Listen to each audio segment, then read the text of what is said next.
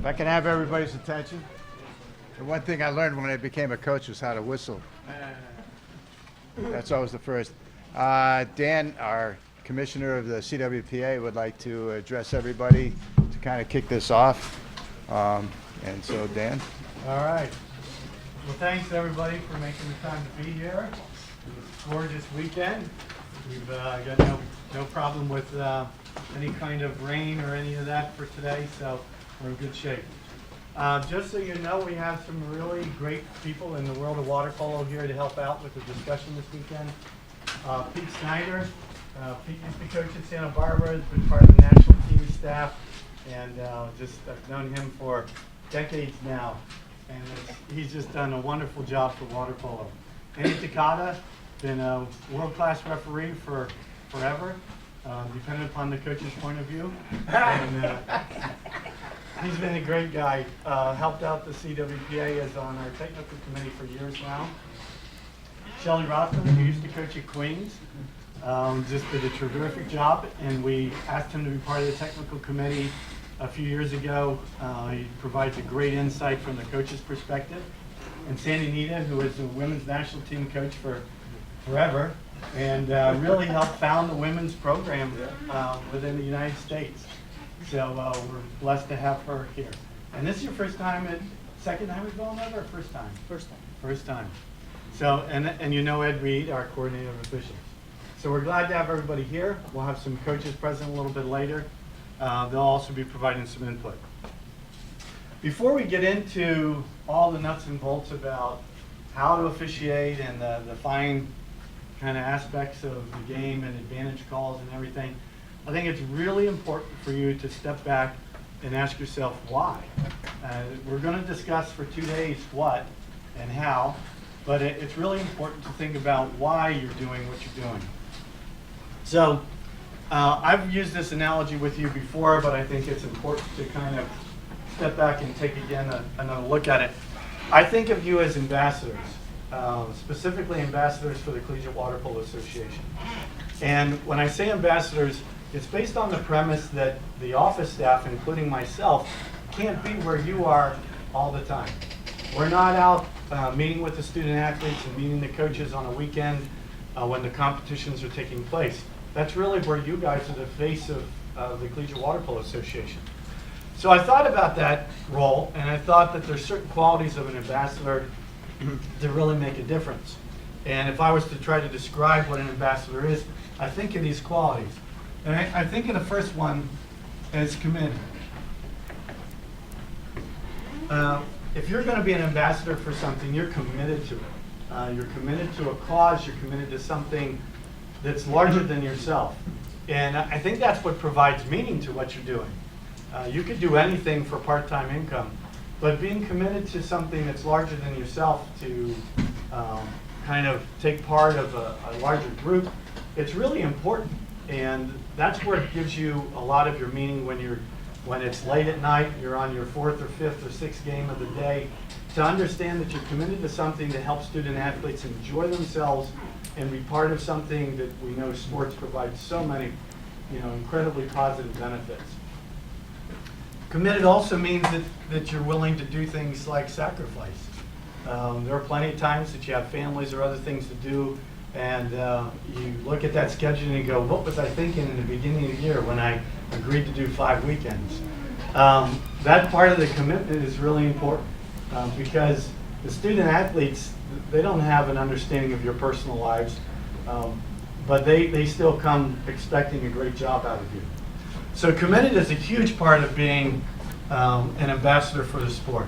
It makes a total difference. If you're not committed into what you're doing, it's going to bleed into everything that you do. Your interaction with your partner as another referee is going to bleed into how you interact with coaches and referees across the board, as well as the student athletes. A second one is responsible.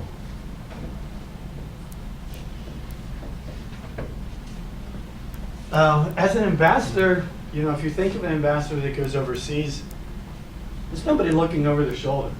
They are basically expected to be responsible and independent, and still able to carry out their mission. There's nobody kind of interacting on a daily basis saying, hey, I saw you did this and this and this, and I'm not really pleased about that. Being responsible and independent is really what a referee is all about in the CWPA. When we send you to, James Madison University or Lubbock, Texas, or wherever you're going to go, those situations, there's nobody, in the stands watching over you. Sometimes there's nobody in the stands. And from your standpoint, you're completely on your own. We're trusting that you're going to be responsible in those situations. And that's a lot of faith that we have in your abilities and in how you're going to comport yourself. So part of being an ambassador is just being responsible for it. In addition to that, that goes hand in hand with being professional. Now, being professional kind of encapsulates a whole number of issues. It's everything from not wearing your alma mater's baseball cap, walking onto a game, and not realizing that the opposing team is, got the same kind of logo as your cap. We've had those situations. Or, just how you discuss things with the administrator that's on staff. Or that aquatics director that might be a grad assistant that's, feeling like you're overstepping your bounds being there in the first place. And so you're walking into kind of an adversarial relationship during the course of the weekend with the aquatic staff. And how you manage those relationships and how you manage those interchanges are real important. We've definitely had issues where officials had trouble managing that relationship, and it blows up pretty quick. The aquatics director says, no, you can't move that guard chair, or the goals have to be here. And the referee says, no, this is my pool, we're going to do it this way. And all of a sudden I'm getting a call at 8 o'clock at night saying this isn't going well and they're going to shut the pool down. So being professional is really important.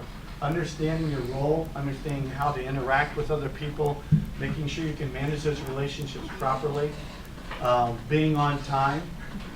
I mean, that kind of should be a no-brainer, but being on time means being early enough to walk the pool area, making sure there's no problems, everybody is on the same page, dressed accordingly, no issues there. So being professional wraps up everything, and we'll probably have some more discussion throughout the weekend on that. But if you're going to be an ambassador, you're not only committed to the cause, you're not only responsible for being able to work independently, but you're going to be professionals. And that includes dealing with your partner as well, whether you like that person or not. And then teachable.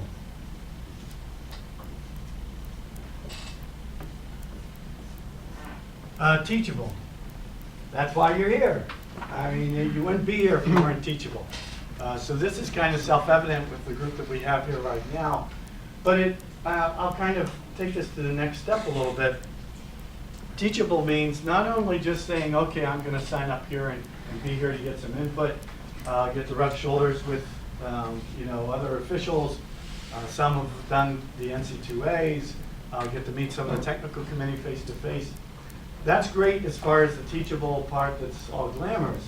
But what about the teachable part when you just finished a game and it might not have been your best game and somebody's using dartfish and they're saying, well, let's take a look at some of the clips. And you become extremely defensive during that process, not wanting to see what's on the video. That's not teachable. I mean, we're here to help you, and the evaluators are there to help you. We're not here to punish you or make you feel bad or humiliate you, but we're here to provide a process where everybody gets better. So teachable means being willing to put your guard down and say, okay, I'm going to listen with, dispassionate. I'm going to pull myself out of the equation, take a look at this and say, okay, yeah, I see what you're talking about. My angle was a little different, but I think maybe I'll think about that the next time I'm in that position of the pool. Or maybe I'll work with my partner a little bit to step back and have him take front court. Whatever it is, being teachable means being able to be evaluated and work with other people and receive input. It's not going to be, you're not going to get defensive in nature. The other thing teachable, I think, means is that when an ambassador goes, usually think of an ambassador on an international level as going into a different culture. And when you go into a different culture, you have to do all sorts of learning about that culture.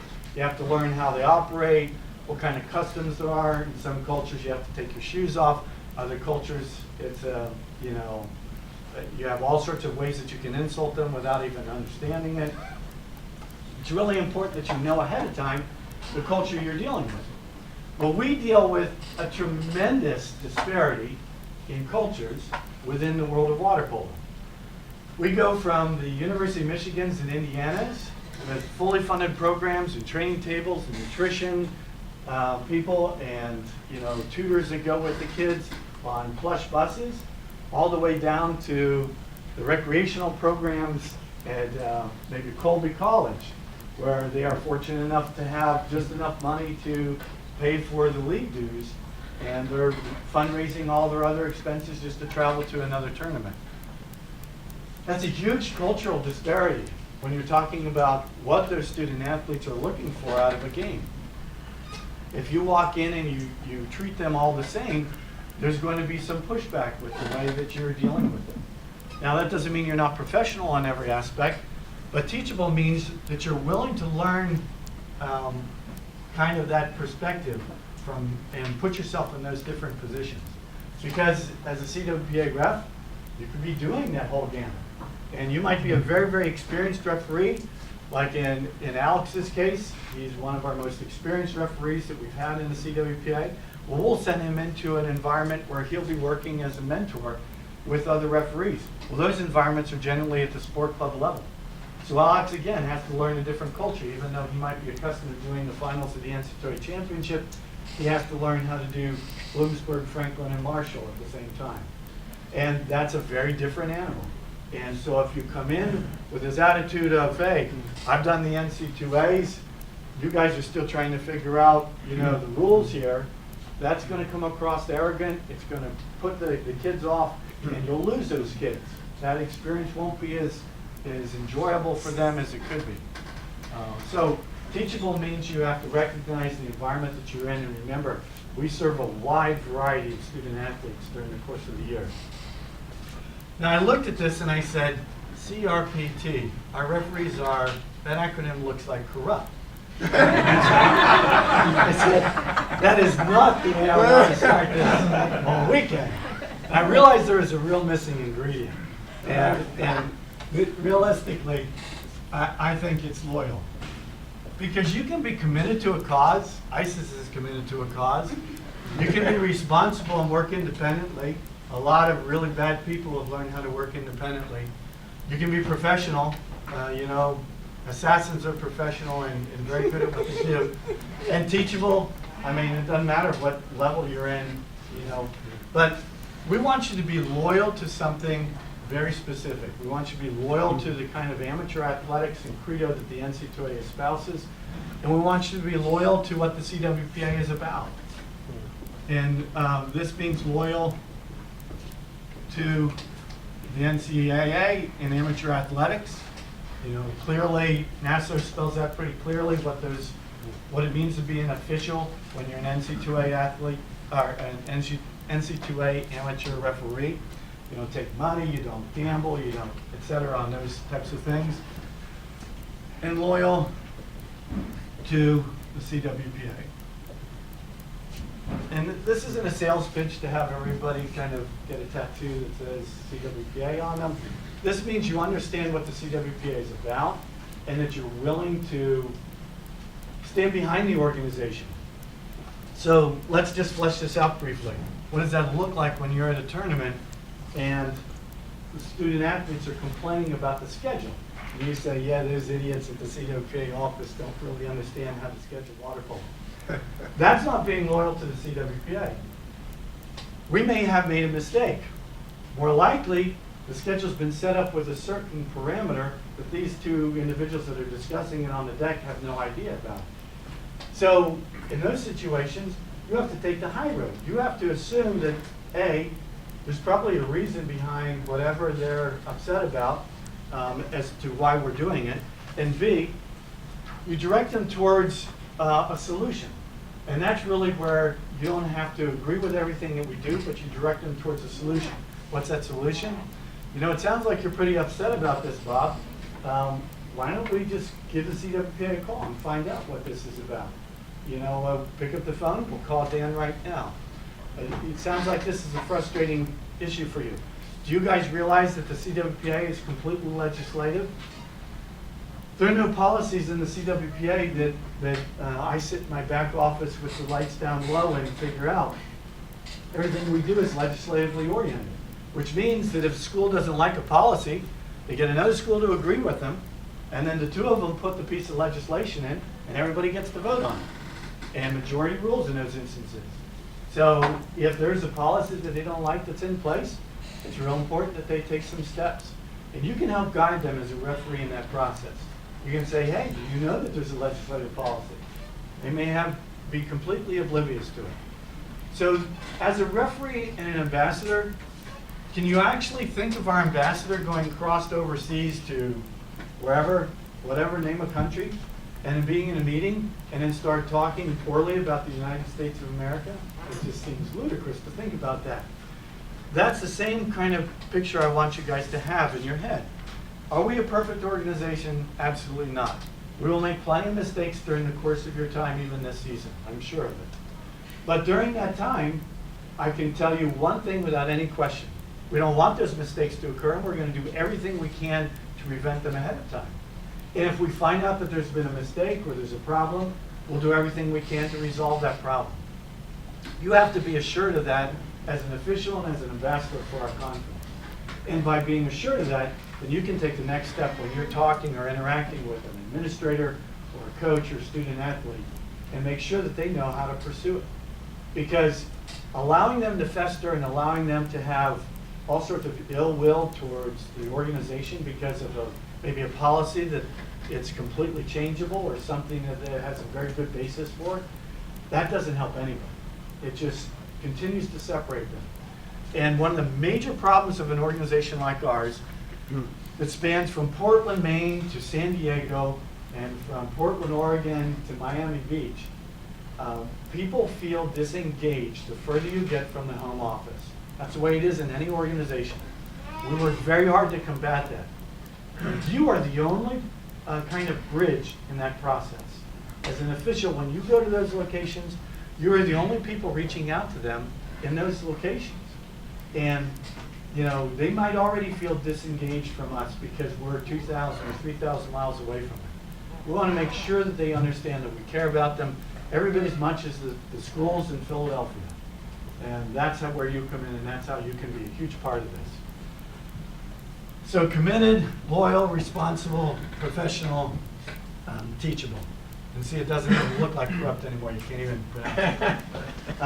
That's really where we want you to be. We want you to think about that as you go into the nuts and bolts of everything that we're working with today. It's very important to think about why you're doing this and what your role is within the CWPA and how that interfaces with the student athletes you serve. Because you do make a powerful difference with the kids. And in that process of making the difference, we want to make your job as easy as possible from our end. So if you have suggestions, you have concerns, bring them our way. We'll be more than happy to help out in any way we can. Thanks again for being here. I'm going to turn it back to Ed now, and we'll go ahead and get started.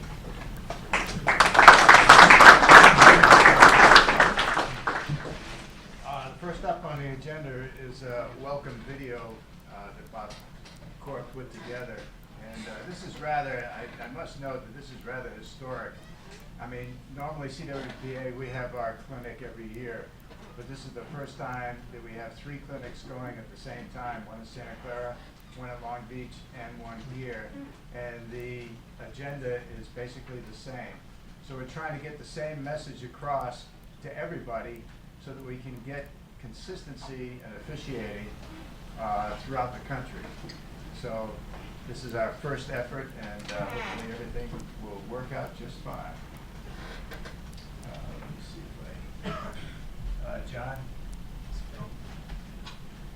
You seem to be, oh, okay, never mind, I got it. Okay, the screen's blanked out. Okay, cool, thank you.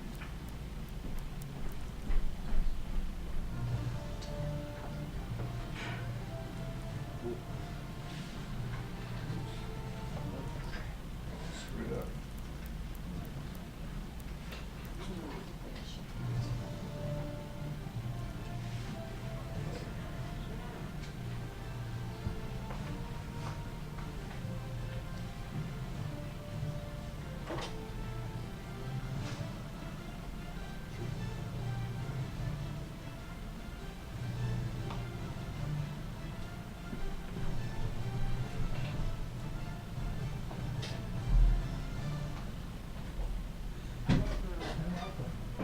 On behalf of the men's and women's championship committees and the Water Polo Rules Subcommittee, I want to welcome you to the inaugural NCAA Water Polo Referee School, hosted by the USA Water Polo Referees Association under the leadership of Jim Cunningham. As the national coordinator of officials for water polo, my job is to improve the overall quality and consistency of officiating across the country.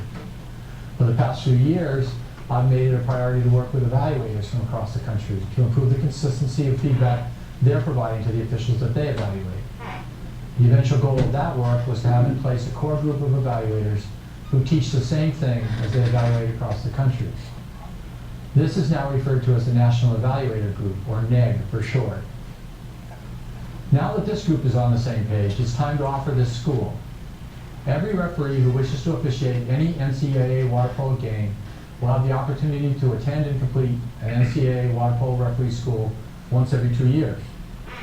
Beginning this year, completion of the school will be a requirement for consideration to officiate either the National Collegiate Men's or Women's Water Polo Championship. And every conference that has an AQ has endorsed this initiative for officials working games in their respective conferences. So I cannot tell you how excited I am that this weekend is finally here. Whether you're watching this at Long Beach State, Santa Clara University, or Villanova, I want to invite you to be part of history. Never before has there been an opportunity to have virtually every referee in the country who works NCAA water polo attend a referee school at the same time and hear the same message, delivered by a group of instructors who have been training together for over 2 years. No more excuses like, that's not the way we were taught, or that's not the way it gets called in, you fill in the blank. Instead, everyone, including the referees, evaluators, and coaches, will all hear the same thing at the same time before the season starts. Not only is there an unprecedented opportunity for increased consistency amongst the referees and the evaluators, but there's also an opportunity to move us closer to our goal of having the referees apply the rules as written. So I hope you'll embrace this opportunity to be part of history. You're here, so that's a good first step. And don't worry, those that missed the school will have to make it up online. Over the next day and a half, we'll have a number of important presentations that I'll introduce shortly, and plenty of time for questions and discussions.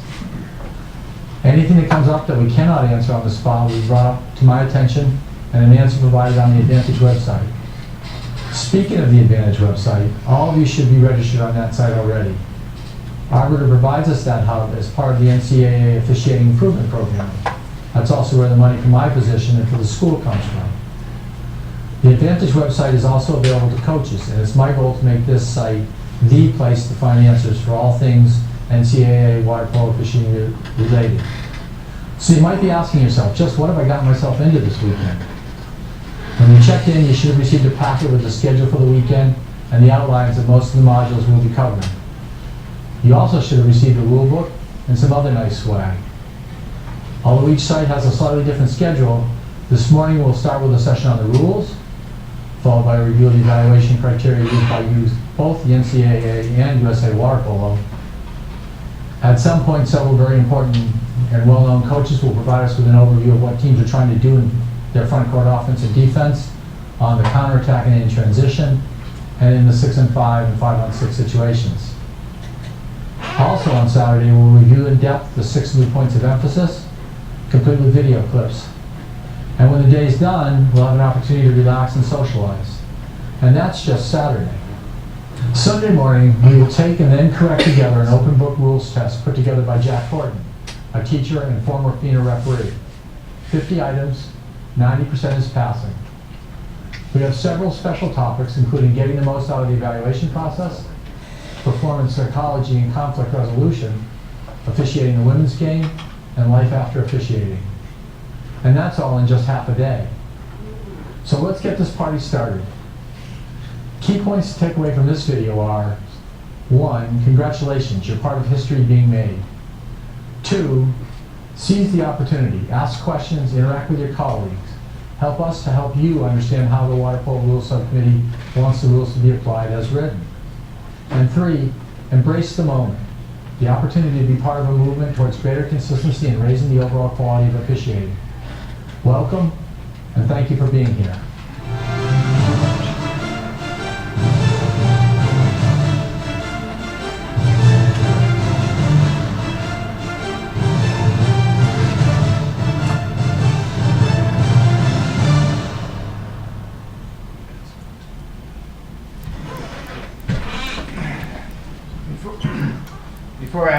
come up here, I just want to see if I can show you how to get onto Arbiter.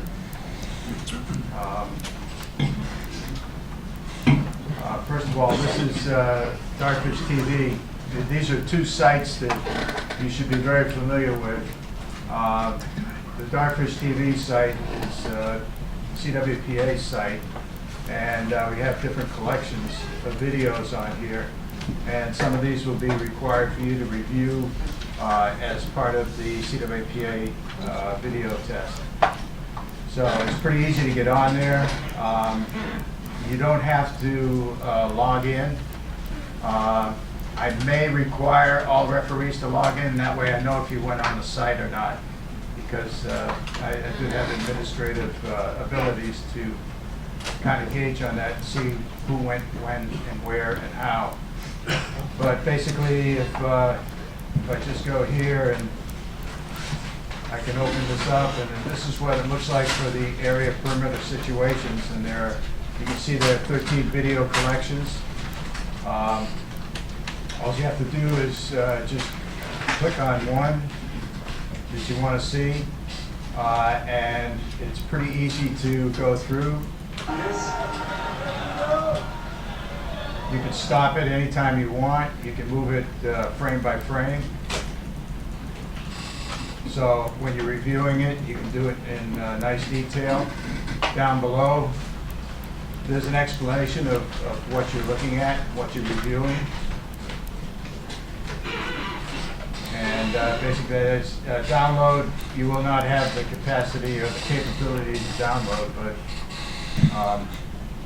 it is there if we ever need it. Let's see.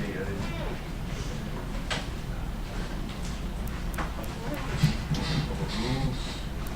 Might be it.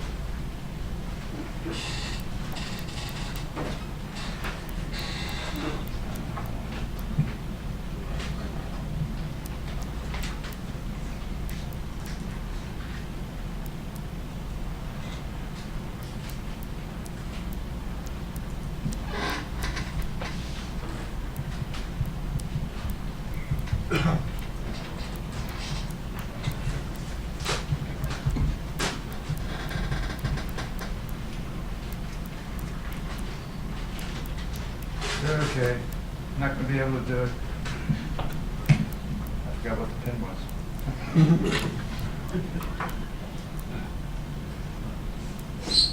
Okay, well, let's we'll go on to the next session, and I'll get back on that, just so you all know how to get onto Arbiter. We're going to go to the rules overview, and Andy Picata is going to make that presentation. Morning, everyone. Is this close enough? Yeah. Can you hear? I don't need to. Okay, great. Somebody drove from, I know from New England, so congratulations on making it this early. But I'll try to stay on time. That's what the iPhone's good for. This is going to be the thing on rules, and we're just going to talk about the changes in the rule book this year.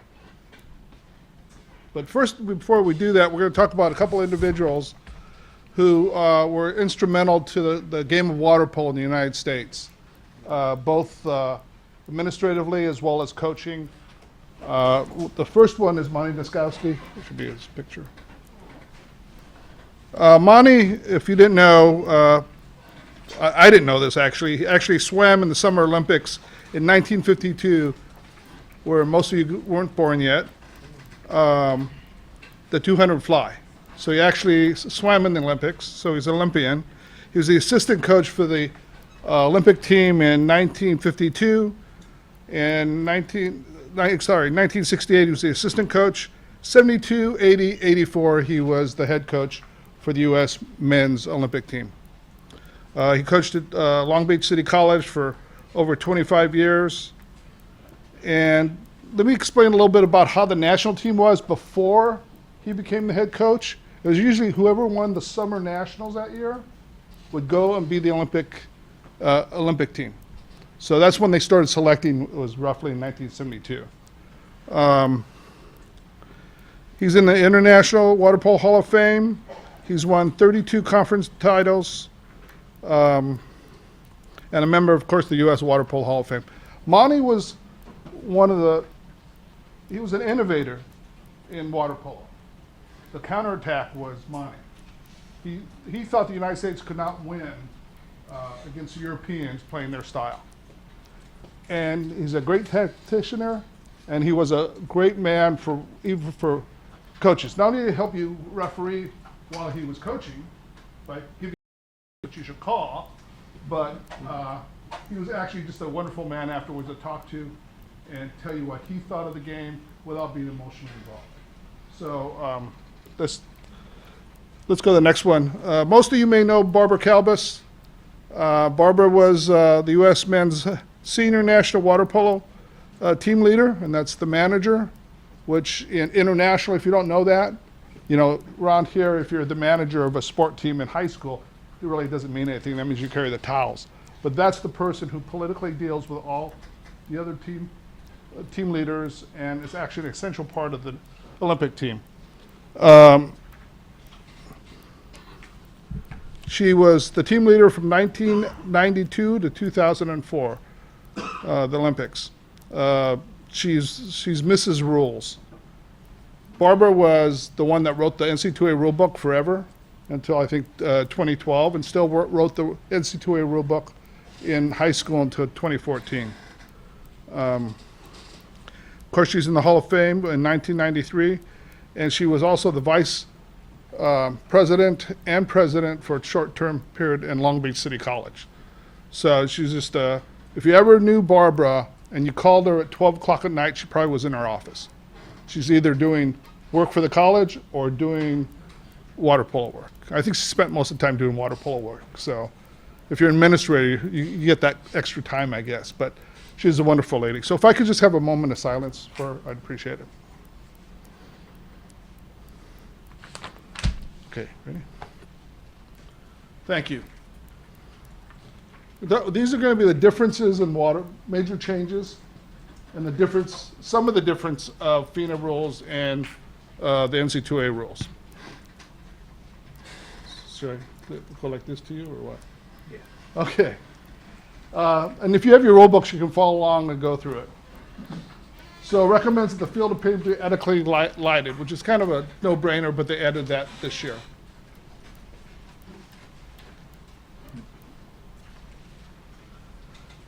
That's all of them. 3 personal faults, not visible, red flag.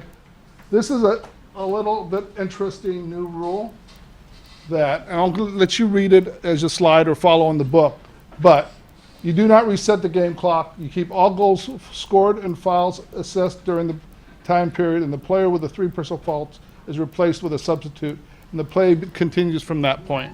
What was the old rule? You go back. There was a rule before that. Do you know what that was? You guys were around doing that time. The rule before that was you would eject the player who offended. All the goals would be taken away from that team, and then you start the game from there. And the reason I know that, because I reffed a game like that. It's horrible. So, was it Martinez that played at UCLA? Well, I look at the older guys. He was the one that was kicked out. Back then, offensive fouls were considered personal faults. So he had done that, and so no one knew that for like a quarter and a half. So it was horrible. So I think this is a certain rule change, which is good. Whether you agree or not, that's the rule. This also applied to be the opposite error. If the desk signals a player that has 3 fouls, actually only 2, and the player is removed from the game at that time. So the errors are all desk, and so hopefully, you can make sure the game. If Barbara was on the desk, this stuff wouldn't happen. If you knew Barbara Kalbus, it was always a perfect desk. Okay. Yes. Even if that player scores, Yeah. Even if he scores. That was a question somebody asked on our conference call, but yes, that's true.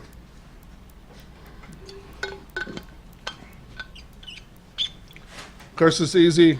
The host thing should have somebody manage these issues as requested by the referees. Yes. Maybe you can help answer this question. What if recurrently you find certain situations, certain venues where it's like pulling teeth to have any help whatsoever administratively putting on it? It depends on the situation. On the varsity level,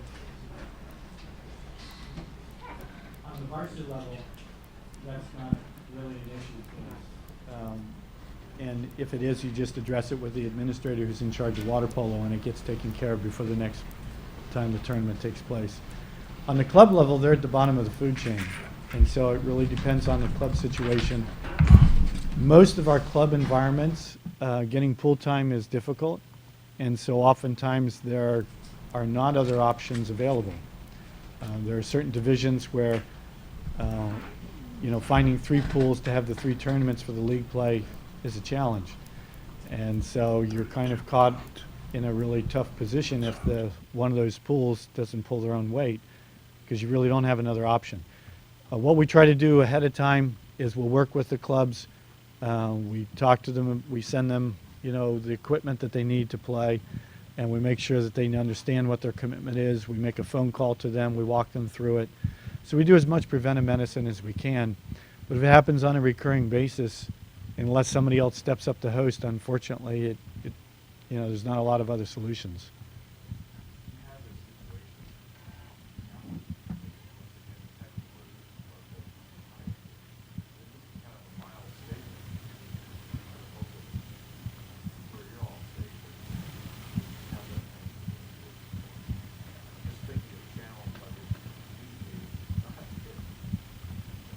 Yeah, if we have a problem after the fact, we'll talk with, in most cases, the club sport supervisor and see if we can address it so that it doesn't recur.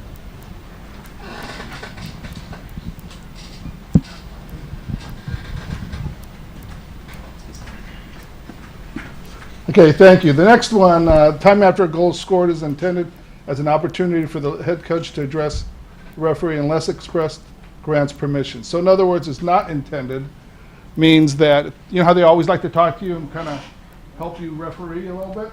Well, that doesn't happen anymore. So, and we'll talk about later on as we go on how that should be handled.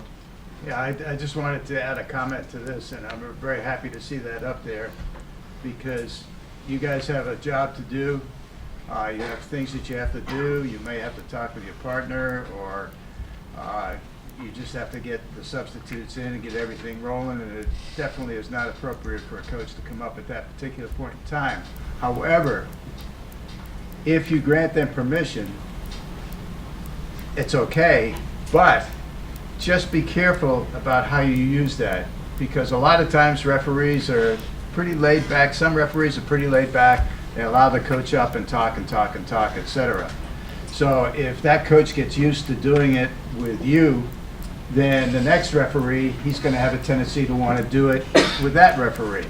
So you can kind of perpetuate a problem if you encourage that after a goal is scored.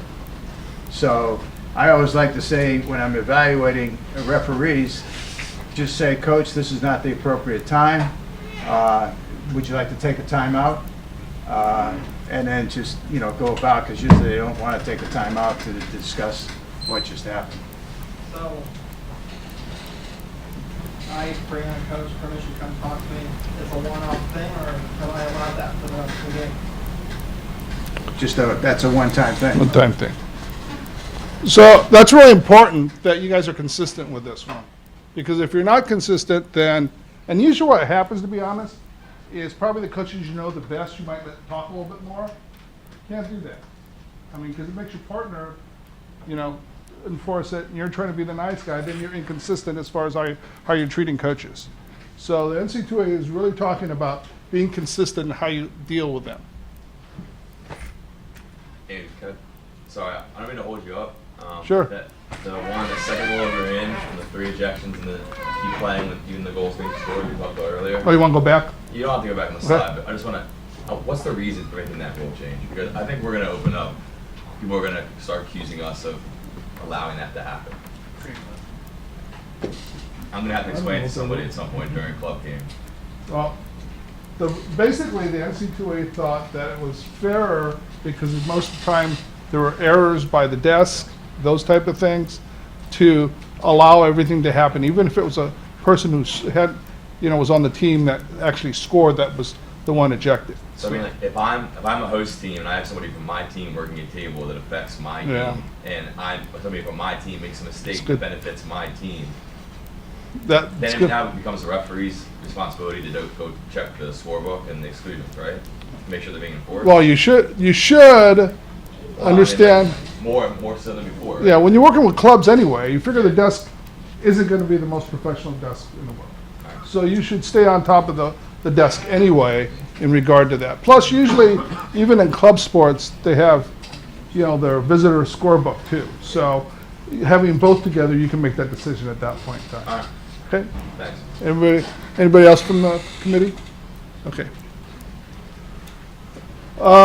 Red card. Red card shall be issued for disruptive behavior to the head coach, assistant coach, and other team officials on the bench. To individuals on the bench, a red card may also be issued directly to a player on the bench or in the water who is disruptive. No warning or yellow card is issued to an individual athlete. Okay? A player may award a red card at the time for 30 minutes before the game and 5 minutes after the conclusion of the game, or until a protest procedure has been completed. This is at any time during the duration of the jurisdiction of the referee. So, Rule 3-32, basically, you can red card anybody out if they're disruptive behavior. Now, you have to take care of those things. And we'll talk about audience a little later if you've ever had the problem with somebody from a fan in the crowd. Questions?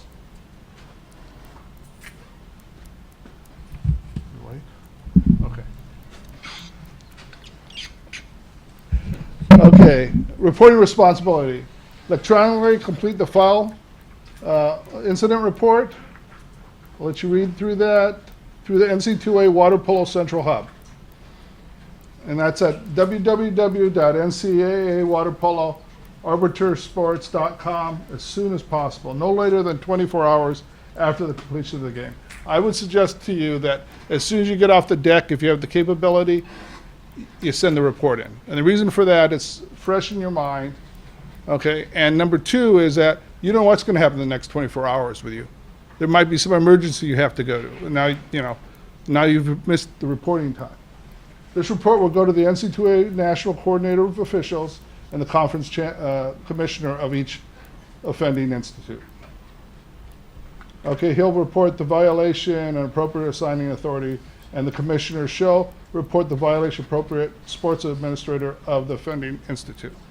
For this, it's a little bit different. CWPA, as far as clubs are concerned, this is varsity.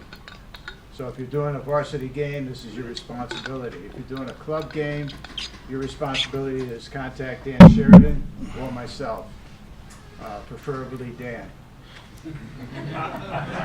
Brad? No, Ed just touched on it. In addition to that, CWPA wants us to Okay. contact the league office. Can you talk about the difference between a red card and what used to be called brutality? Red card and brutality? Are we going to talk about the difference between the two? No, but we can later on, because we got more on the red No, card I- and stuff. I was Okay, saying that you were gonna- right. I don't think it's in the slide, but we can talk about it at the end of the slide if there's any questions about other rules. Okay. Poor referee mechanics are not considered misapplication of rules and therefore are not subject to protest. This is new. In some situations, poor mechanics may be correctable per Rule 3-4. So that's how important your mechanics are. Obviously, which way you point is important, but how your actual mechanics. Because if you roll somebody for a minor misconduct versus a misconduct, then it's the whole total different issue in regard to that. So know your mechanics.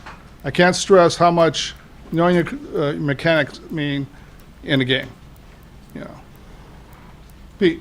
I would say also, it's in the rule book, okay, 76 through 80 pages. Is this yours? But Your ability to sort of communicate with your hands and your arms is really very helpful to coaches.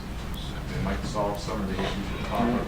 What was that called? And you're actually giving them a manual explanation of what to call it. So it's very beneficial to have that part of your repertoire. With consistency. Andy, which mechanics are correct? What? What situations are poor mechanics? Well, anything, let's say you do a minor versus rolling them for the rest of the game, those are correctable, saying, hold it, I made a mistake, it's for the game, etc. So those are all correctable, as if you can do it before the next restart, or clarify it to the bench. But one thing, if you do make a mistake, and it's one of those, let's say he's really gone for the game, you need to make sure you explain not only to the desk, but also to the coaches, so they know that player's out. Sure? No. Protests. 3-6-2. Captain, head coach discuss the possibility of misapplication of rules or other correctable errors without head coach making a formal protest. Allow a referee to alter a decision provided done before the ball is put back in play. That's what we talked about. Timeout called when neither team has possession. Okay, possession includes physically controlling the ball, holding the ball, or the referee's whistle indicates one team has been awarded the pass. Possession does not include the ball is in the air on a pass or a shot, nor does it include being closest to or merely touching the ball without physically controlling the ball. Next. 30-second timeout. If a team attempts to take a 30-second timeout, the referee shall award a regular timeout. If the team already used all its timeout, regular and 30-second, the ball shall be turned over and the ball put into play as described in Rule 4-9. Okay. Those are simple. Method of restarting after a goal. After a goal, the clock shall start on a water polo related move as described in Rule 5-3. Any questions on that slide? Okay, pretty simple. Impeding. To impede, prevent the free movement of opponent who is not holding the ball, including swimming the opponent's shoulders, holding, lifting, carrying, touching the ball, dribbling the ball. Impeding includes ducking under and gaining advantage. An illegal pick would be a violation of 6-9, and at other times may be offensive. The offensive player use their hands to set a pick. Guidelines for legal picks include. And we have a whole picks situation later on, so we're not going to talk about which is a legal pick right now. Just talk about what's actually in the rule book. That's what these slides are meant for. Picks, whether their offensive players are swimming, once the contact is made with the defense, they must keep swimming. Offensive players, when setting a pick, may not use their arms outside their shoulder width, and the only non-swimming picks allowed are the offensive player is picked with their back to the defender.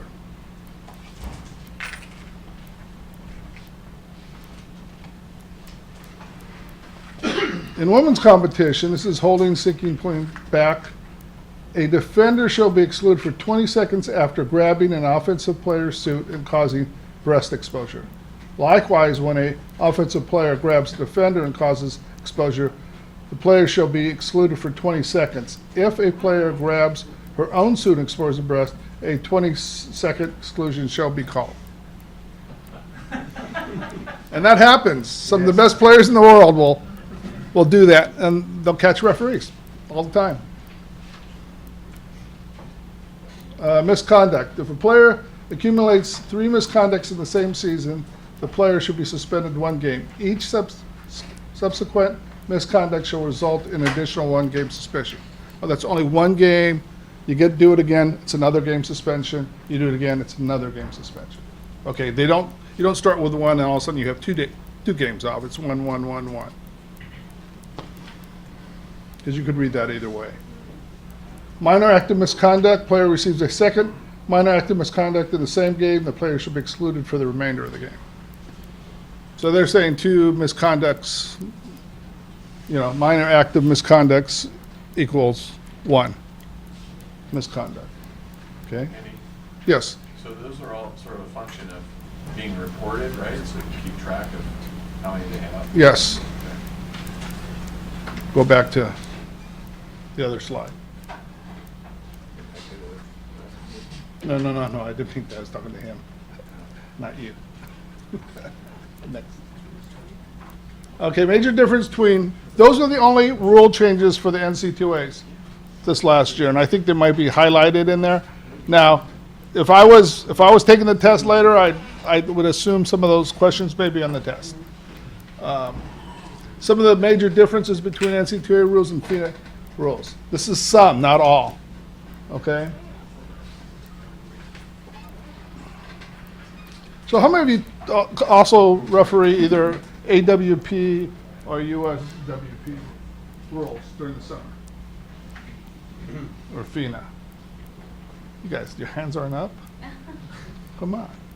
Just because you guys are the studs doesn't mean you can just sit there. So most of you probably have done that, okay? So which means that sometimes that crossover, you forget the differences in the rules. And it's really important during the NC2A season that you know what the NC2A is. And some of you probably referee high school and do NC2A. So you have to know the difference between that. So it's real important that you review the rule book before you do an NC2A game so you're familiar what the differences are. A guy named Terry Sering, some of you heard of him, some of you haven't, he used to have these little cue cards he used. And he would review them during FINA. And he'd review them so that way, that's his way of getting up. And that made him feel comfortable that he was going to apply the right rules. Because sometimes those rules are so like this that you can get confused. And most of the time the coaches don't know it either. Is that right, Pete? Never. Okay. Overtime. Score is tied after full time, 5-minute interval, 3-minute play, 3-minute interval. Teams change ends, 3-minute play. So they clarified what it is in the rule. Overtime. The next one is it's still tied after 3-minute interview with the possibility of a coin toss for the choice of ends. Minimum sudden death. I'd like to call it certain victory because sudden death just sounds too final. 3-minute interval. Repeat as needed until a goal is scored. So that's what you do for overtime. Timeouts.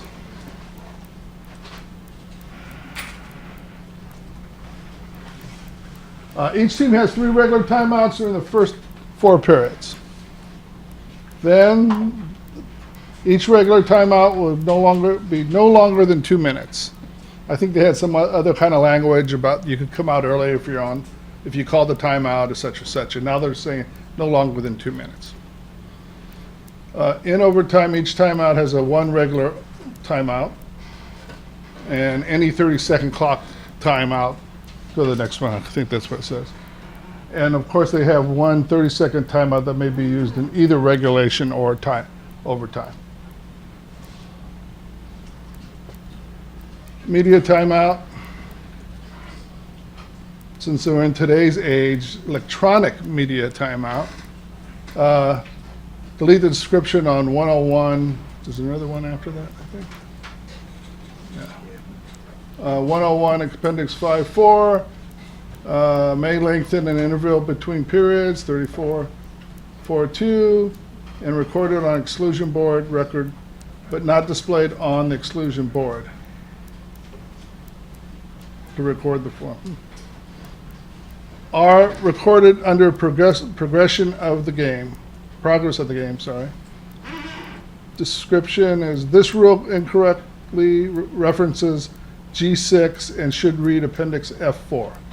So description on page 37, Rule 4-13, it refers to G6, but it should actually refer to F4.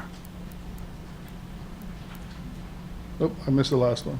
Can you go back one? This is cleanups on the rules.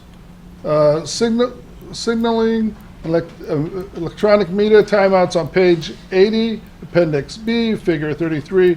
The referee shall blow the whistle and extend each arm straight out on the side, out to the side. So it's the typical. Okay. Concussion.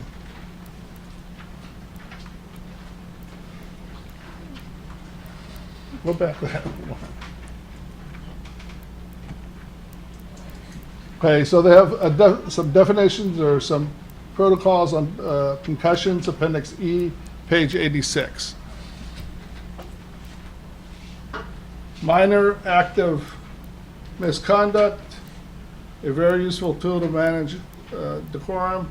How to signal, page 80, Appendix B, EE. So what do you mean by using it as a tool? Josh, what do you mean by using it as a tool? Way to control the game. Yeah.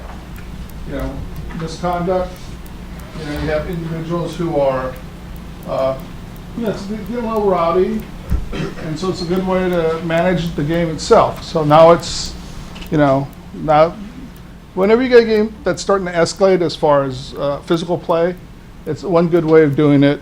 Obviously, there are other good ways of doing it, such as exclusions. You know, those are the things, offensive fouls, maybe call a little bit tighter on the perimeter, those type of things, without trying to be inconsistent, staying within your consistency of refereeing. But there are good ways of preventing things from arising. And don't be afraid to use a man. Sometimes it's more appropriate to use a man because the I think I penalty is broke a little this. bit more than a minor act of misconduct. I think I broke your pointer. Yes. Are those reportable? Minor misconduct? The minor accidents? Are they? That's something Yeah, that's reportable? not for, What is it? Can you give me an example of a minor act of misconduct? Like the player's yapping, so you just eject this. I'm sorry. Say that louder. A player is just, you know, doesn't agree with the call. Oh, you're answering his question? No, I'm Oh. asking you if that's. Minor misconduct, do you have to report to CWPA? Report CWPA, no. No, so they're not reportable at all. But we're talking minor acts of misconduct. What was that? Okay. Yeah, well, minor misconduct, what was that, or, you know, Side to two. when players are helping you do your job, then from the water, that's not necessarily appropriate, so. Just when you need to press it. Well, what happened to it? Get twisted. Why would you use the yellow card instead of a minor act of misconduct? You can't give a player a yellow card. Yeah, you can't give them in the water yellow. That was a rule we talked about before, wasn't it? One of the first ones? Who asked that question? I said, what's the difference between a yellow card and a minor act of misconduct? Yellow card's a warning. Minor misconduct is a player sits out for 30 seconds, or 20 seconds, I'm sorry. The penalty. Clarify on that, because we were just talking about it. Can you give a yellow card to a player in the water for NCAA water polo? Go back, I think it said no. It said you can't. That's talking about that. It did say that, but then also later in the rule book with the simulation, it said you can't issue a yellow card to someone. That's a visible warning for simulation. That's one of the points. It also says there's no such thing as a foul for simulated. Right, that's why I'm just kind of curious where the. What was it? But it was in the changes that you can't. Go back to the changes. Can you go back to that? Just a second. Keep going. It was the 3-6-3C. Keep going.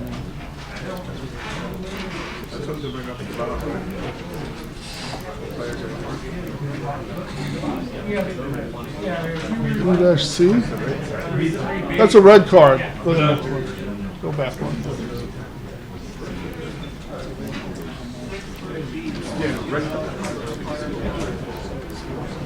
D, there's no D. I thought he had a slide that said you couldn't give a yellow card to a player. Where's the yellow card? Excuse me, I'm sorry. There is no yellow card. There was a slide. There was a slide. Did I miss a, wasn't there a slide with the yellow card? Not a yellow. I think they are two. It's a red card. That 6B was a red card. One more. Last underlined part of that sentence.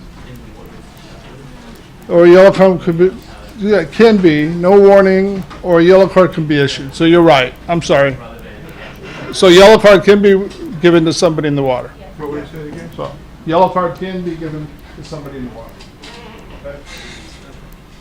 Sorry. Or in the water who is disruptive, no warning, or yellow card can be. It should read, no yellow card is issued for this offense. But that's a reference to And that changes the rule. I'm sorry. Say that again.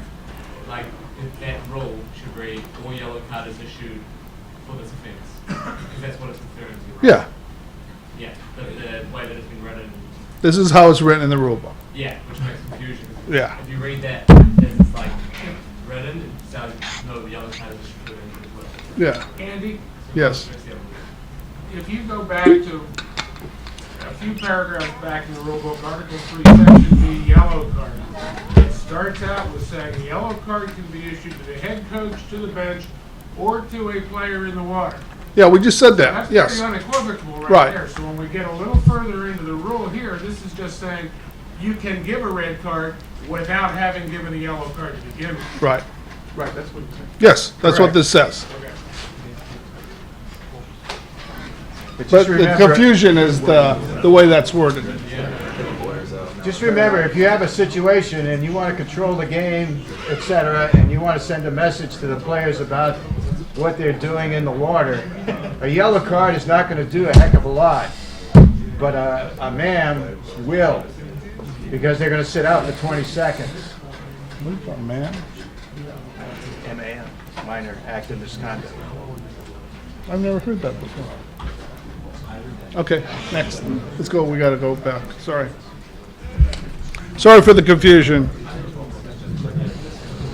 Actually, just real quick, is when you come up with these verbal things, if you see something, point that out to us and we can make sure it's changed the next year so it's a little clearer. I think that's real helpful. So Andy, I'm sorry, just to clarify that everyone's on the same Yeah. page. You A player make- in the water you may make- receive a yellow card. Yes, they may. A player out of the water may not receive a yellow card, they may only receive Do red red. or misconduct. Right. No, but you can yell at that. Or you can do the entire bench, but not an Yeah, individual. I mean, I would do the entire bench, and sometimes you give the entire bench one, you know, without the coach, so. Next one, I think we're on. Misconduct. Oh, put all of them up there. Okay. Misconduct, page 57, player stays on the bench. Okay? Method of leaving the field of play, page 52.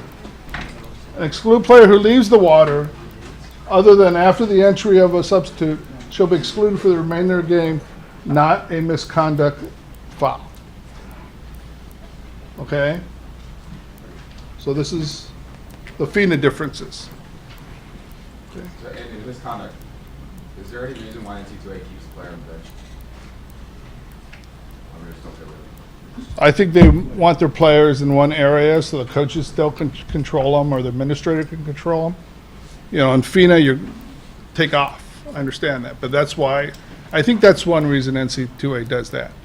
In FINA, they really gear the FINA game towards the top level athlete. So they don't want that person on the deck, you know, just because he could cause more problems. Well, how else are you going to punish him unless you're going to punish him for games?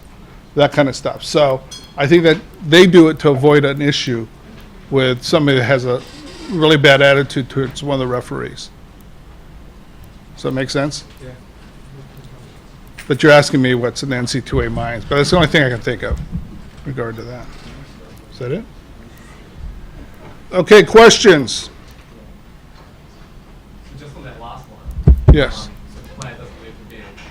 So the only way to remove a player from the bench would be then to follow up with a red card, which would be a suspension. Right. Yeah, okay. Vinny's gone.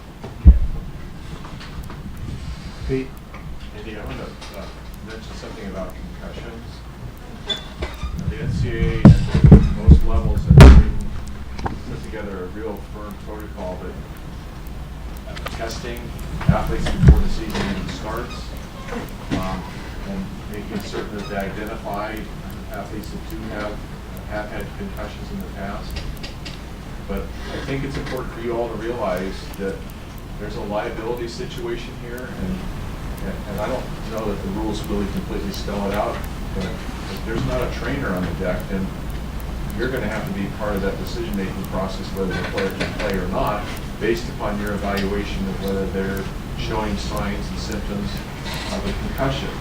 So really try to Especially for identify club as best as sport. you can, and hopefully there are trainers present, because in reality they're the ones that should be making the call about whether they play or not. And this is going to happen more in the club level than probably your NC2A teams. Yeah, this will be extremely important for you in club tournaments, because you probably will be the only one, other than the coach itself or the coaches themselves, who are young and maybe possibly students, but it's going to be up to you to make a very accurate decision as to whether or not that player should go back in or how it should be handled. And we've had that happen several times on the club level. Any more questions, comments? Sorry, I do. No problem. With the red card player in the water for being disruptive, I just wanted to know what the difference between that issue with the disruptive and misconduct would be. So, yeah, like, Well, basically, you're doing the same punishment to them. yeah, but the consequences are different, right? If you give a red card. Yeah, they're usually Yes. out the next one. So if it's severe enough, if you feel it's severe enough that they have spoke to you in a certain manner, or, was very physical in the water.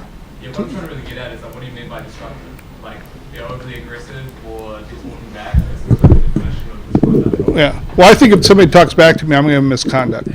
I'm not going to give them a red card. Unless they use the F-bomb. Yeah. So it's just like it's just giving us like more power. Power to do that, right. Let's say you, right.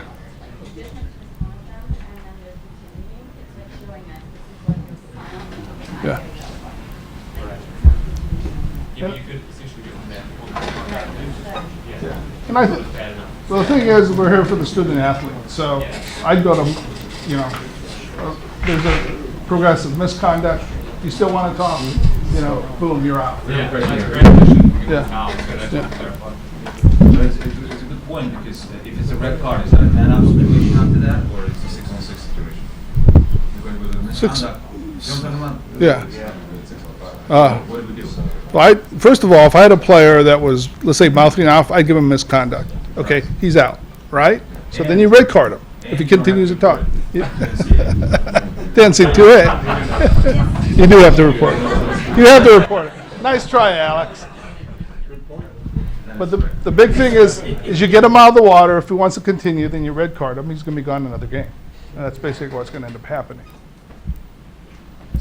Okay, But because you misconduct him first, right? You rolled him. Yeah, but the Automatically comment somebody is out. You don't have to give them misconduct, right? According Bad to enough. warning, it's not. Right.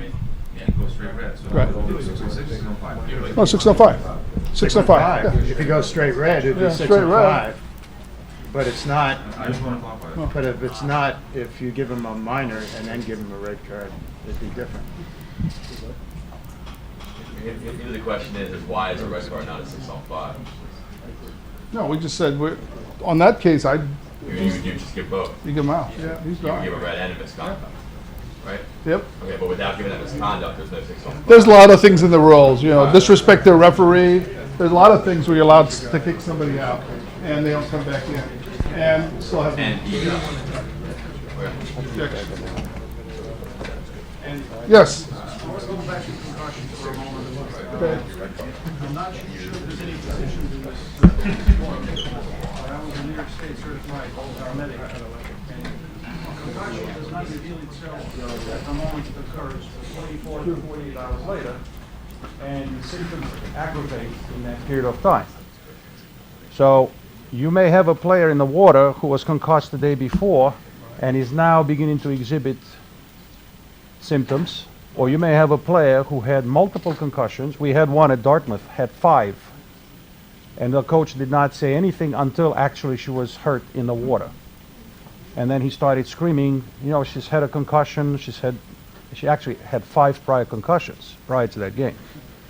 So it's almost impossible for the layperson to identify concussion unless basically the player passes out. And there's a number of other things that happen in that period of time that are not recognized or cannot be recognized by people who are not trained.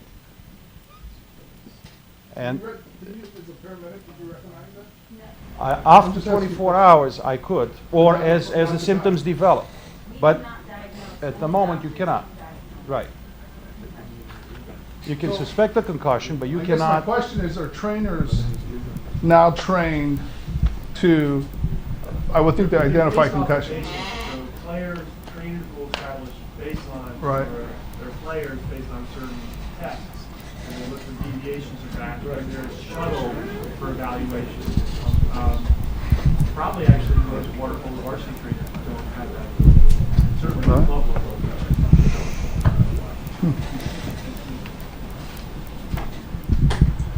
Better to err on the side of Yeah. conservatives. So how do we approach this? I mean, do we ask the coach before every game, any of your players have a concussion? They're going to say no if it's one of their star players. Right. I wouldn't. I wouldn't either. There are some coaches that would, there are some coaches that won't. Well, I'm talking about the club. I'm talking about A the club games level. Where, Well, they don't really know either. right. You know? I think you're responsible, everybody's trying to feel around what the responsibilities are. You're responsible to act on information that you know. Okay, so when you're refereeing a game and a kid takes a shot to the head and it looks like that could have been a concussion situation and he, you know, is foggy and doesn't know where he is immediately, I mean, that's pretty clear evidence.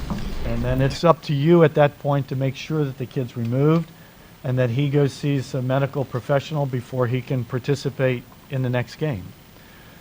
If you look at a situation and you don't see any evidence that there's been any kind of trauma, then you act accordingly. You're responsible for, just like calling the rules, for judging a situation based on the information that you have. You're not responsible to mind read each of the players or the coaches to decide who has a previous medical history. You're only responsible to deal with what you can. Having said that, somebody said it's always better to err on the side of caution. That's easy to say from our age. You know, when you're 19 years old and you win that game, you get to go to the championship, you lose that game, you stay home, that athlete's not going to be excited about your decision to say he can't play in the championship game tomorrow until he sees a medical professional. And by the way, there's no place available for him to see that before tomorrow's game. So you're going to be placed in some awkward positions. You have to just make your best judgment. If you want to call me and discuss it, we can kind of talk about it. I'm not going to be there, but I might help you work through kind of the steps to talk it through. But ultimately, it's going to be your call. And I think whether that 18-year-old boy decides that he wants to play or not, you have to make the decision of whether this is going to cause long-term problems for him, you know, medically. And that might not be a pleasant decision at that point. Not that some of your other calls ever create unpleasant actions on the coaches or athletes' parts, but that's going to be a tough one. So there's not really going to be an easy answer here. But I just want to stress to you, you're not required to be the great and powerful Oz figuring everything out. You just decide, this is the information I have in front of me. Here's the decision I'm going to make. I'm going to err slightly on the side of caution and, you know, let the medical professionals make the final call. So on page 86.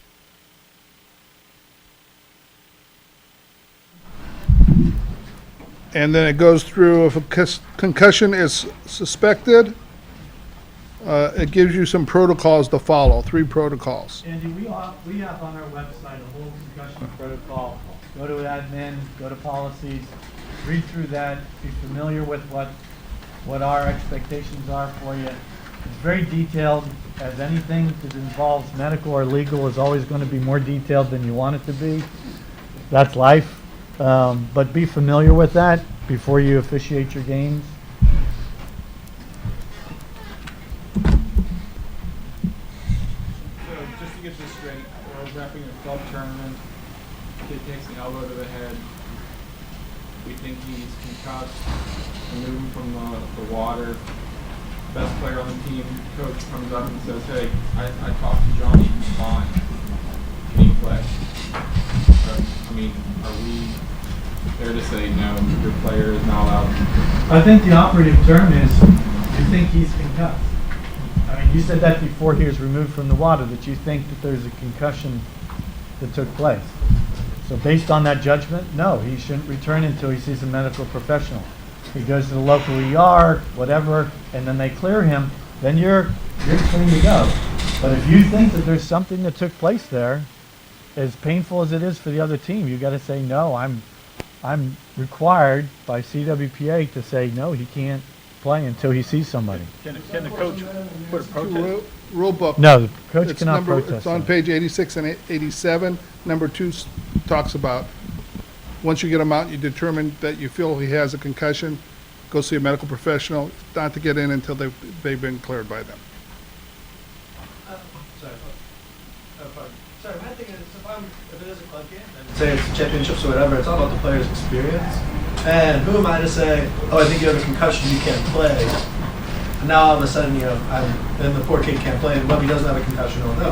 I don't understand how that can be our judgment call on something that we're not anywhere near qualified to. But that's why you're wearing white. You're going to make judgments during the games. That's what you're paid for. So it doesn't make you a medical professional, but it makes you an observant person on deck to say, hey, this kid took a significant shot. He does not look like he's performing perfectly at this moment. I'm going to make a call on it. You do the best you can. We're not saying that every little bump on a counterattack, you're dragging kids out of the water. But you have to make a decision. And is there going to be a hard and fast way to do that? No. It's going to be your judgment. Just like, was that an ejection? Was that nothing? Was that an offensive? You make those judgments all the time. You have to do the same thing with concussions. So in other words, on page 86, there are 6 things they identify that the person may have a concussion. Appears dazed or stunned, appears confused and incoherent, shakes head. Of course, it's Felix player. They'd be shaking their head all the time because Felix is telling them how to do something. They think he's crazy.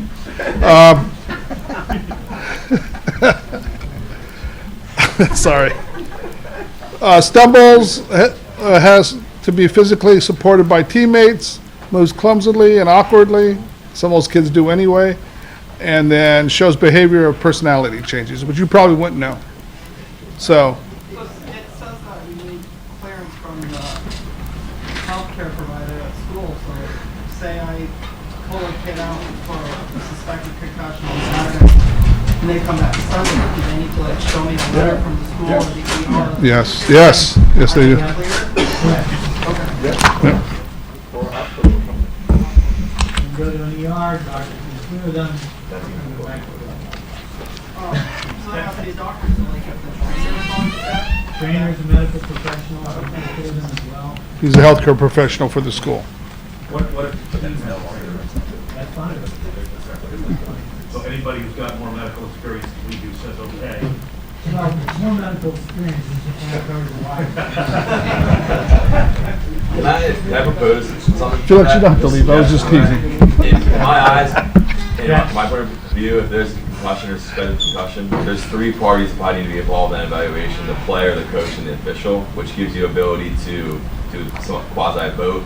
So, and also the ability for the team to take more control than we would have. No, it's not a vote. Well, I'm just saying, I'm proposing that. It's not a vote. This is your call. Okay. That would take It's your your call. responsibility Now, off of us. they can pull the kid out and you're fine with that. If they want to do that, you can't say, no, he's still got to play. They want to pull him out. But if you feel there's a concussion. Not have to be qualified medical professionals if we could allow them to have input in that decision and be responsible for their players. That would not be a good situation. Because in many situations, they will put a kid in a position that would be dangerous.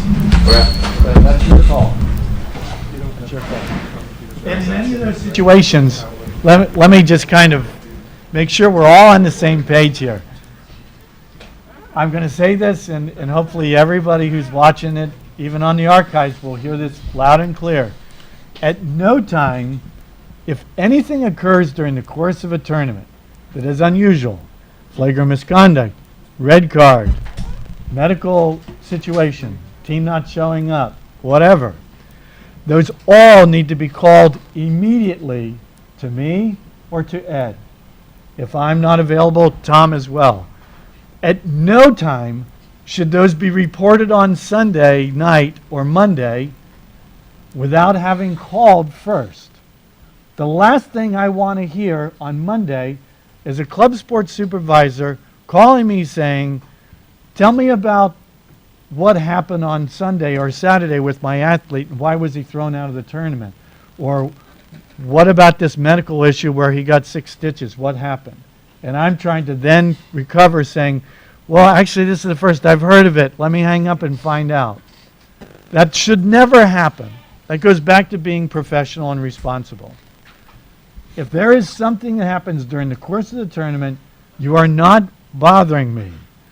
Call me. Then my number, everybody has it. If you lose it, you can call the office. It's on the recording. You call my cell phone. If you can't reach me for some reason, call Ed Reed. But one of us should be alerted for any situation like this immediately. That means right after the game. And you let us know. Some of you guys are great about it. We have had instances where I'll find out Tuesday when I'm reading a head referee report that's submitted that somebody, had a flagrant misconduct. That is ugly. And it puts us in a very, very bad position. So anything like this, concussion, you can call me immediately. If the game stops, pick up the phone and call me. There are definitely times where I'll say, well, hold on, I'll put you on hold. I got another call coming in. Hold on, I'll put you on hold. That happens. That's okay. That's what my weekends are supposed to be for. I'm on call, and Ed Reed's on call. What I don't want to have happen is to have to call you on Monday and say, tell me about this head referee report. What happened here? That is not a good situation. So I'm belaboring the point for a purpose. It's important that you do this. It is critical that you do this.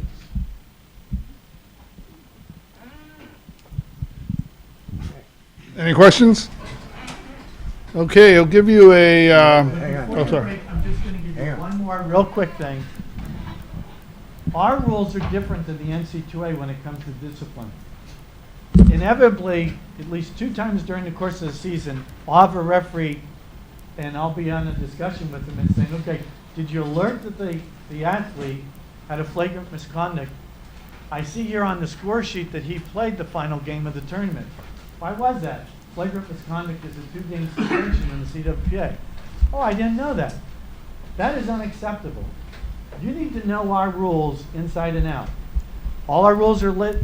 It's less than a page. Go to the website, disciplinary issues. But a flagrant misconduct for us is a 2-game suspension.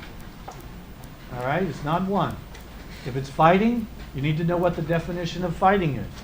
Fighting is multiple contact. It's not just one punch that missed or swung or whatever. It's multiple contact. Fighting, anybody want to take a guess what it is? Anybody remember? It's a 5-game suspension. 5 games.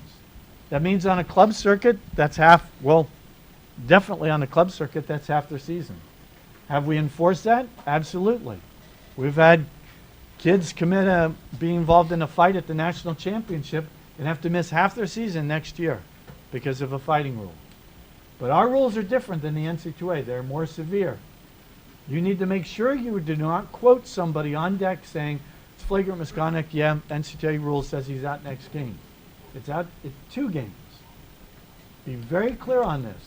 You don't want to do that because it makes you look stupid, it makes us look stupid, and then we have to go back and suspend that player for a game into the future. It's a messy situation. Dan, would you clarify, like if somebody gets injured and has stitches? Okay, that's the third part of the fighting rule. Or it could be just even in a flagrant misconduct.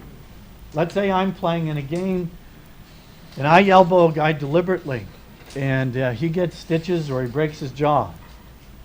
My penalty doesn't begin until he is ready to return to action. So if he's out for stitches and he's out the rest of the tournament, this happens the first game of the tournament, I sit on the bench for the rest of that tournament.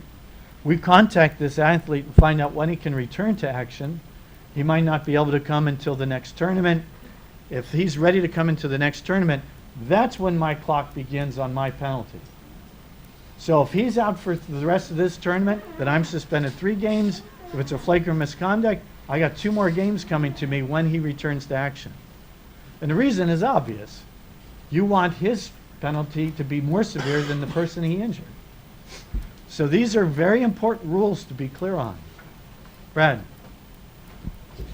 Can I ask the CWPA, is there anything in place that will alert the head referee heading into a weekend tournament of whom needs to sit out? Yes, we send a note to the head referees before the tournament saying this guy has a flagrant misconduct that carries over. At the last tournament of the year, we copy down everybody who's been, outside the disciplinary ranks. I have a thing on my website that on September, John Doe's got to sit the first game at USC, whatever. We go through that. We make sure we alert the referees. These guys are going to be out this coming game or the next 2 games. In addition, Plus the teams are coach, assistant, or head coach must sit out heading into a weekend. Right, meeting red cards, and all we do that. the same thing. Cool. Right, And again, the teams are also contacted. right. Yeah, Dan, could you talk to the situation, concussion? If somebody caused a concussion through major flagrant misconduct by an elbow to the head, that person's going to be out. Depending upon when he gets a medical return, does the same apply in that situation? Yeah, absolutely. Anytime somebody is not acting appropriately and it causes an injury to have another athlete miss time, it's inexcusable that that athlete should be able to return to action before the one that they've injured. It's just common sense. And so if they've caused a flagrant misconduct, it's intent to harm. We're not talking about incidental injury that's an accident. This is not an accident. You in your judgment as a referee have said, this individual had intent to harm another individual. Well, in those situations, it's clear. They shouldn't be back to action before the other person, and they should serve an additional penalty.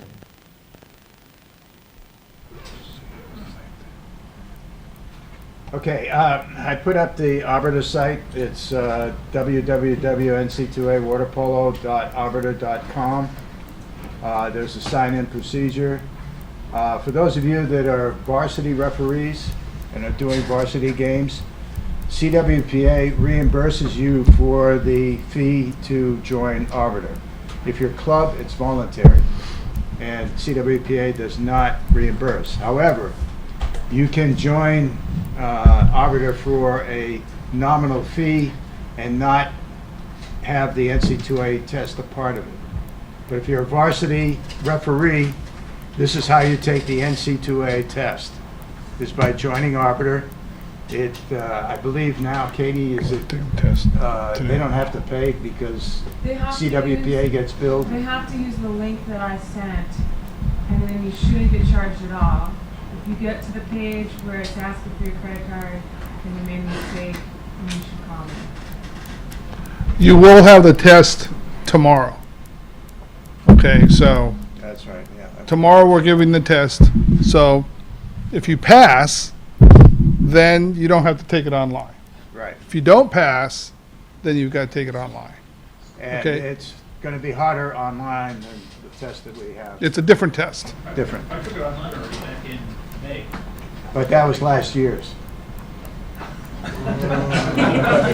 Last season. That was last season. Last season.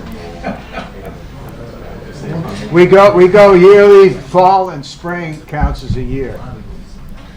So we have a new one coming up. 16, 17. I Let's see. just follow the link, just send it, and then, you know, let me go through. I had to pay the $65 to the other website because when I tried to log in, they asked me to pay the $65 no matter what, in order to follow the next step. So I had to pay the $65. You're on To that the- link. In that instance, you're on the wrong link. You should have gotten a refund link from me, and then you I have to just wanted to make re-register. sure because they said if I just email Bob and he told me just according to whatever he got already registered. If I ask him for the refund, I don't want to be out of the register for free. So I just want to make sure to get registered before we get Right, you are registered as an official, you probably not registered under CWPA. For what? So you're registered, but if you paid the $65 and you're refereeing for us in a varsity assignment, you're not gonna get refunded unless you contact Arbiter directly for the refund and then re-register using the link that I sent to you. I tried that because of Yeah. I did it actually yesterday, and it worked for me, the two links, because I had signed up like 2 months ago for the NC2A one. And so then I re-registered at CWPA, it was completely free, and then did the reimbursement link, and they just got back to me and everything's already returned back. So Yeah, when you click on the link, you have to scroll down and hit next, and then it takes you to a registration page, rather than trying to log in on the top right corner. And let me speak real quickly to the issue of because we want to treat all our referees the same. Why would varsity referees get theirs paid for and why not the club? That's really the question that kind of hangs out there. It's strictly a matter of budget and scale. With the varsity referees, the NC2A made a requirement that they have to be part of our league. This isn't a suggestion, this is a requirement. And so there was no way around it wasn't optional, there was no way around for the varsity referees. So we felt like it was important that we covered that cost for the varsity referees since it wasn't optional. For the club referees, it was optional. And so there was an ability for a club referee to do it without being part of our league. Now, having said that, we think there's some advantages and value to having our club referees be involved with our league. But we have 100 club referees in the country. And had we paid as you said, the $65 rate, that's $6,500 that we have to come up with in our budget. That wasn't something that we had available. So what we did was we tried to work out an agreement with Arbiter, we tried to figure out how we can make this best work. Since the club referees are optional, they can choose not to be part of it, they'll still get content on our website through Darkfish. But if they choose to, we were able to get a discounted rate of $30. So we would still recommend if the club referees want to take advantage of the value that's on there, that they do so. And maybe there'll be a point in time that we can say we're paying for everybody. But right now in our budget, we just didn't have the amount. We have far fewer varsity referees than we do have club. So it was the scale, the cost of the budget. It's certainly not that we want to look at our club referees as second-class citizens. That's not the way we want to Did you approach it. read done with It's this? just a matter of planning. Yeah. So anyway, so you can take a look here. You've probably already had a chance to look at it and the information that's involved. So this will be ongoing. There will be videos posted on here, educational videos, etc. This is something that started just a couple of years ago, and Bob is slowly trying to evolve it and provide more content. Okay, time for a break. Yeah, take a 10-minute break. I know it says 15 minutes on your program, but it's only going to be 10 minutes. Well, what happens? They come back 20 minutes later, that's why.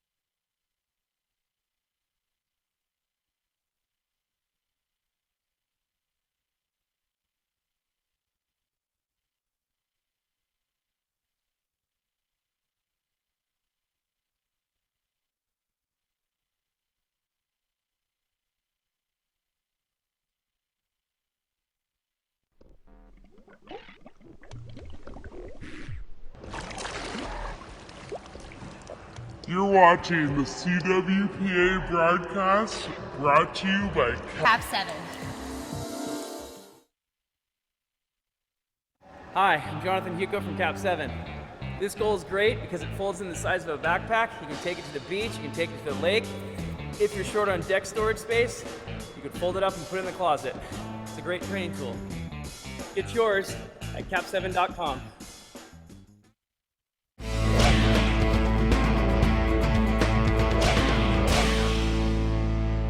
Hi, I'm Wolf Lego, and I'd like to introduce the 1 kilogram heavy training ball. Think of this ball as a weight belt for your arms. This is really going to strengthen your wrist, okay, your forearms, your shoulder, and really make you a lot stronger in your shooting. You can use this ball on dry land against a wall, or in your passing drills, or against a rebounder. Keep the ball up in front and really focus on your shoulder, your wrist, and your forearm in your passing. Maybe pass for 5 or 10 minutes with the ball, and then go back to a regular water polo ball, and you really feel the difference in the power that you're producing out of all those muscle groups.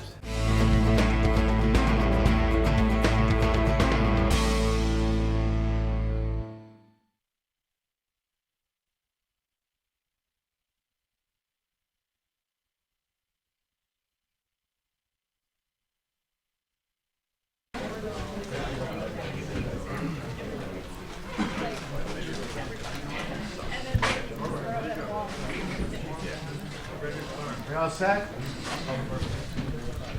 All right, this is on the evaluation criteria. This is the form and the things that we, as evaluators, mark for referees' performances. So this is an old form. This is the way they used to do it. And then the new form. All right, so it's got all these points. It's got, in the second page to this, it's got like what it means for the perimeter, for the center, things that we need to look for.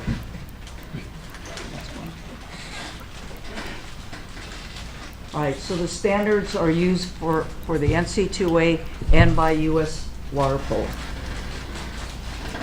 It's 6 weighted criteria plus difficulty of games, which is a maximum of 100 points. Scores from 70 are acceptable, 80s or 90s are considered good or above average. The purpose of this presentation is to clarify the objective criteria that the evaluators see through the game. Okay, so basically for the purpose, I think most of the evaluators were almost all on exactly the same page. The range of rack. All right, this is a clause that's in there because everybody from maybe a viewpoint. So if I'm standing here, I can see this. But if I'm standing over here, I can't see that, right? So rack is not kind of a bailout clause, all right? A rack is because referees see things differently from maybe where the evaluator is sitting. Like at the last women's NCAA, Ed was up on the 10-meter tower, and he had just a fantastic view. So when we were reviewing the films at the women's NC2A, you know. A lot of the referees came in and we showed them the review on that, and then they go, boy, that sure didn't look like that from where I was calling.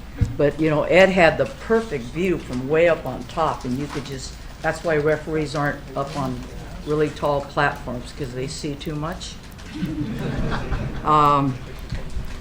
So the rack is not a bailout clause. It's not something where we say, oh, maybe, you know, it's a range of acceptable calls. Go ahead, minor. So minor deduction is from 1 to 2 points. All right, major is 4 to 5. That would be making a errors in judgment, poor referee mechanics, or collaboration that doesn't, or it ends in an advantage or disadvantage. All right, game deciding, misapplication, that's a 25-point deduction. All right, you know, something on here that you've got to understand is, so a deciding call could be something as easy as, say the perimeter has the ball like this, and they go and they do this, all right? And the defender has their arms up like that, and you call that quick foul, all right? They're outside of the 5. They pick it up, they shoot, they score. There's 25 points. There's 25 points. So it doesn't have to be something within the rules where you just totally, like it's a 5-meter call, the last 2 seconds of the game, and the ball hasn't even been released. You know, it's not even close to the player's hand.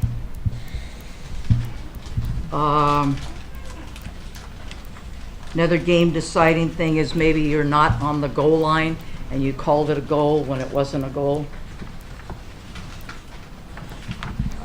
Professionalism.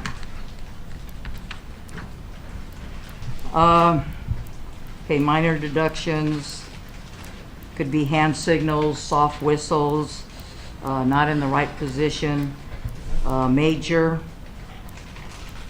deduction could be you're late in the game, you're late to arrive, unprepared to start. So, Sandy, just real quick, some examples also of, I've been to games and watched a referee lean against the ladder so they could, because they had a lot of games that day. That's not professional. So every game you do, you've got to remain professional. And you know, just being lazy is not being professional. You may do 10 games that day because there's so many games, but you still have to, it's those person's game, it's their first game they played that day maybe, or, you know, to make a difference. But we've had referees who've had the discipline because they would basically sit back on or not move from the ladder because they were too lazy to go up and down the full deck. So just remember those things. Sorry. All right, another example is, and we've had to talk to referees on this in the past, is they take their cell phone out and they are looking at their cell phone doing texting during a timeout or during the quarters, etc. That's not professional. Evaluator's perspective on professional. All right, so this is something that Terry Saring came up with, is the best have it, the rest seek it, hard to define it, but when you see it, you know it, all right? So officiating should be a joy. It's not just walking onto the deck, finish the game, and walk off, right? It's about you're being prepared. You're, that you've read books. I mean, how many of you guys have read a book on how to handle a heckler? You know, how to react to somebody, a outrageous coach. You know, it's sports psychology that you might have to use. It's not just, again, walking onto the deck, you know, knowing what referees or not referees, what coaches or players had red cards before. It's like Terry's little flip cards, knowing the difference between each of the high school, college, and USWP and NCWPA.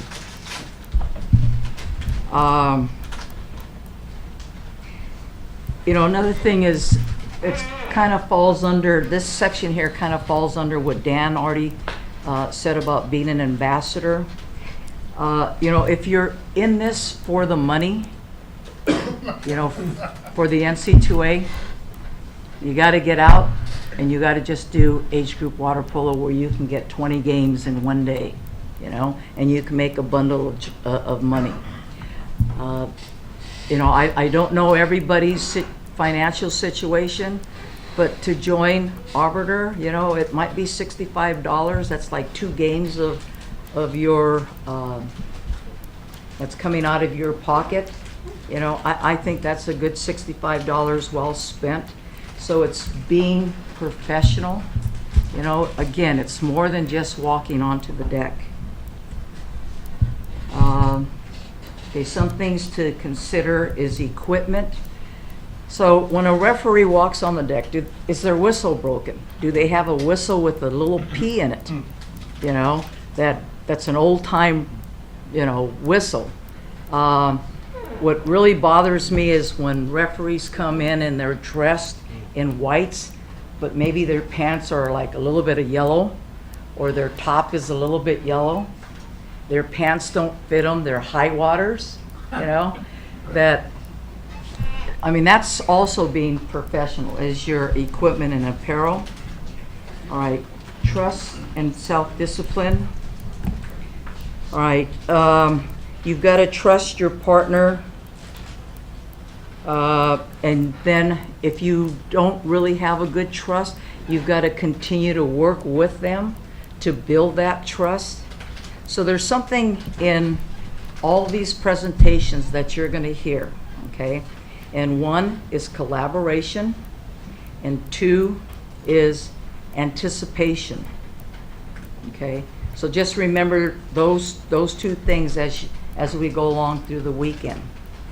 Sandy, just real quick. Sure. Go back to the passion. You know, I used to love refereeing. I loved being on the deck. When I quit loving it or not enjoying it as much, I decided to retire. Fortunately, I retired at the top of my game. So, but... You had a top of the game? Yeah. You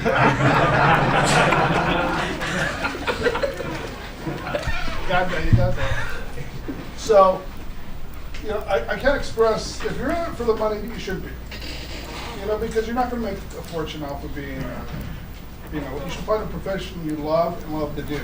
You know, this is my avocation, as I tell people. And, you know, when I walked on the deck, and whether it was the Olympics or it was a high school game or whatever, I enjoyed being there. And I was always a half an hour early, you know, because I left so early. Lots of times it was more than that, because being in Southern California at the time, traffic is horrible, so you never know what's going to happen.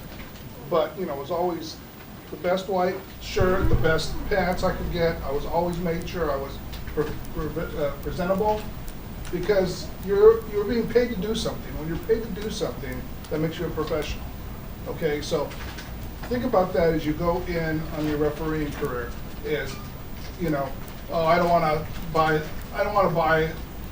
the new tennis shoes because mine are scuffed up and messed up. Tough. You know, you're a professional. Act like a professional. And that's the expectation, I think, of CWPA, you know, and the NC2A, because, you know, you're here because you have a passion for the game. All right? And if you're not, then I don't know why you're here, to be honest. But you need to take that passion and put it into what you do on the deck. And that includes the way you referee, the way you blow your whistle. All of those things are so important. In the Olympics and FINA Cup and World Championships or any international tournament, you know what I worried about more besides how I looked? Was how my mechanics were. Because, to be honest, those people in the TWPC, they're not a good judge of good referees. So they judge mechanics. So you try to make sure your mechanics are good. And that's what you should be doing, you know, when you're refereeing games, whether it's high school, age group, or whatever, all the way up to if you do Olympic games. So, sorry. Got on my bandwagon and down. And I'm only kidding about Andy did have a top of the game. You also need to trust your table, and you need the self-discipline as a referee, because you may hear a coach bitching about a call or something. You need that self-discipline so you don't walk over there and just punch the coach out. Okay, you got to know your rules and arrive before the game. All right, communication and body language. You know, body language, like Andy said, mechanics, but body language. So this past year, there was this referee who was assigned this game that was supposed to be a blowaway, right? And he would, I may use names if it's somebody that did something good, right? But if it's somebody that did something not so good, I'm not going to use names. So this referee, he comes up and he's like this. He barely has enough energy to stand on two legs, and he's pointing like this. It's a really casual game. And then towards the end of the fourth quarter, there was like 2 goals. They were like 4 goals ahead. Then it was 2 goals, then 1 goal. Then the next thing you know, it's a tied situation. And then, okay, when it was a tied situation, then this referee got up and the body mechanics were good. Like this, you know, giving the hand saying, where before it would be like this. Like this. I mean, so your body language is very important, all right? You need to have a presence on the deck. When I was coaching, I coached 2 years of club, and then boom, after 2 years, I went into the international scene. And coaching internationally, there's nothing you can do about a referee's call, all right? So I would always teach my players how to play the game, as to, even if the referee was totally wrong, all right? You need to play the referees. So in this body language, you know, you can go up to a coach and just barely strum over there, or like Andy said, you be sitting on the wall like this, and your presence on the deck is so important.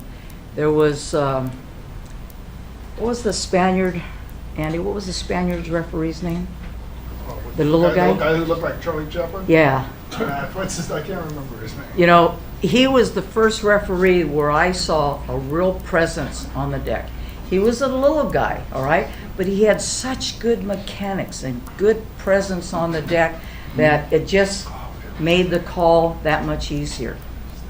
You know, another one is Terry Sarin. When he refereed, he had a little more casual refereeing style, but he was good at it. You know, he had a great presence. Gary Robinette, he had a great presence. Brett Bernard, Andy Takata. It's all about the presence.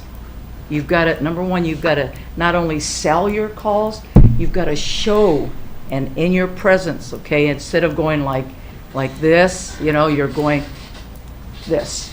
It's all in your presence.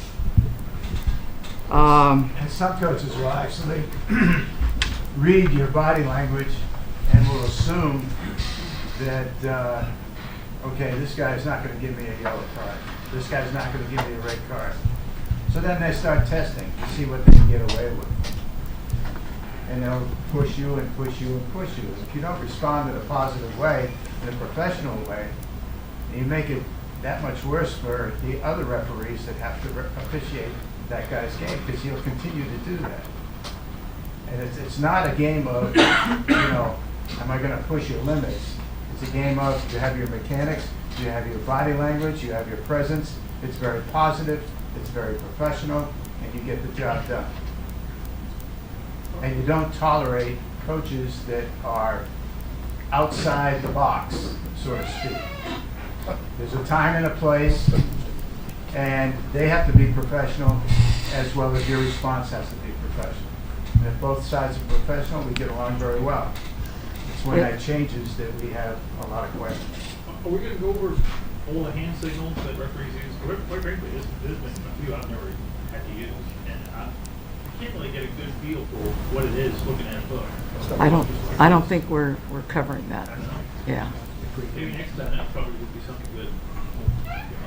Yeah, the last time we had a clinic, Jack Gordon went through that, and it worked out well. Is there a video that has that?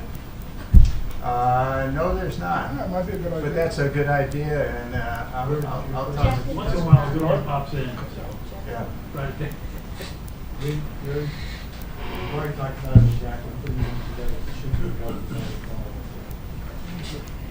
All right, the next point is tolerance. Okay, you've got to have tolerance for your table. You know, the table can make you look really good or it can make you look very bad. All right, so if they're not a really good table, you've got to be tolerant and help them along, groom them so they become a better table for you. Honesty.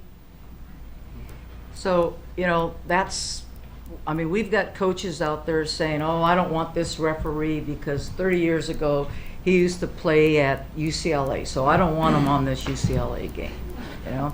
So it's the honesty of the referees to call the game the way it's supposed to be, even to the fact that, you know, when I was coaching in Brazil at the World Championships, the Brazilian referee, they're not very smart. I mean, he's doing a Canadian game, and he came to that game in his whites, and he has a Canadian logo on his T-shirt, on his polo shirt. Like, oh my God, how honest can this referee be? I mean, already, probably everybody in this room is connected somehow with one or two teams, okay? So just think if the coaches had their way. Well, I don't think this guy's honest because he used to play at UCLA. He used to play at Villanova. He used to, you know, do this, or he used to date somebody who was a player on here, okay? So this goes through, and we would run out of referees. So the honesty is a big part of how you're going to call the game. All right, good judgment. Okay, almost everything out there is a foul. So if you looked at the game, almost everything is out there that is a foul. But do you call everything? No, you've got to use good judgment. All right, self-discipline and practice. You have to, okay, we probably went over this a little bit already, is you read books on refereeing. You know, coaches read books, players have their playbooks. Referees should also be reading and keeping up with the sport. Sandy, just a real quick point on that. Sure. When I was living in Washington State, which is not a hotbed of water polo, I lived up there for 7 years. At that time, I was competing for the 2000 Olympics Games. And I used to watch film, and I used to visualize games. Because, to be honest, doing an age group game in Washington State isn't going to do anything for me if I'm refereeing Serbia and Croatia. It's just not going to do anything for me. So I used to visualize, and I used to watch film. And that's the only way, and travel almost every weekend, but that's beside the point, you know. But those are things you can do if you're in an area that you do not have the opportunity to referee all the time. So just some of those things are actually very good for you to think about. And, you know, you may say, well, I want to make that call. You know, we'll go back to the rack real quick. Is, yeah, you may not have made that call, but was that in the area? You know, was it your angles? Your angle you're watching from, as Sandy mentioned, head up on the, 10-meter platform. Okay, that angle is a lot different than being on the deck looking at it. But what you can learn from that is body positions, I always say, and you can also learn that not every call is 100%. You know, there's very few calls that are, there are some that are just blatant, no problem. But you're going to have a lot of 50-40 calls, 50-50 calls, a lot of 40-60 calls. That's the kind of things that's going to happen when you make the call. The 60% will be the better call, but the 40% is within the range. So, sorry.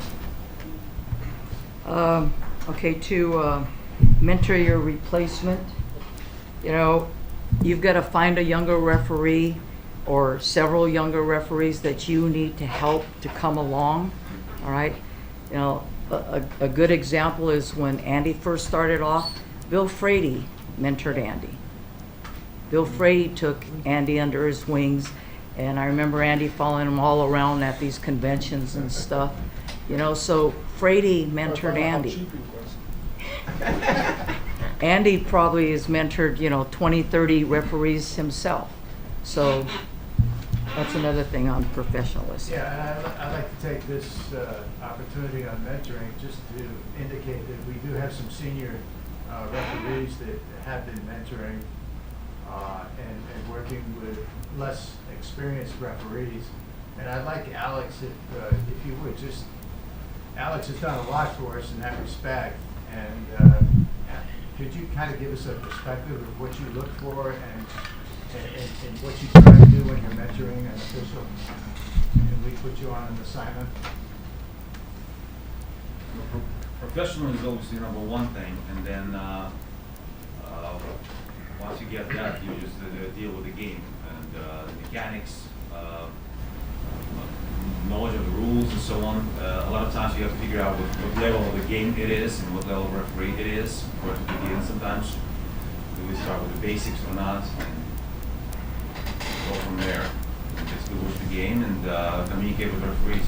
What I found extremely helpful was actually using the walkie-talkie during the game, and the headsets. We do have that immediate feedback to the ear of the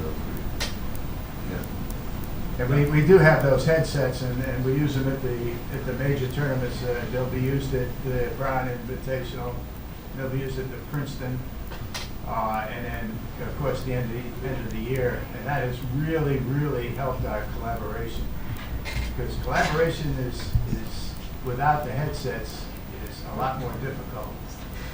But with the headsets, you have good communication with the referees. Without them, it depends upon how experienced those two referees are working with each other. When we get to the club situations, a lot of times we don't have that advantage. Referees sometimes have not seen each other, so it's really good that you talk to each other before the game starts and try to get yourselves collaborated so that you can do a good job with the teamwork. Okay, so under collaboration, okay, it's only 10% of the total score, but in this 10%, right, if the two referees are not collaborating, right, so maybe the exclusions are totally different. So this could only be 10% that you're taken off or graded on. But this collaboration can fall into so many other areas: the perimeter, the center, you know, with the center defender, the counterattack. So if you have the two referees on two different pages, it not only affects this 10%, but it can affect the other whole part of your game of getting lower scores. All right, so collaboration is maybe, these are just simple ones like a double whistle, that you don't communicate like between quarters, like what did you see here, what are you calling there, why did you call this, that you guys are actually trying to get on the same page. So by the end of the game, or at least by half, that you guys are on that same page. Major deductions, 5 points.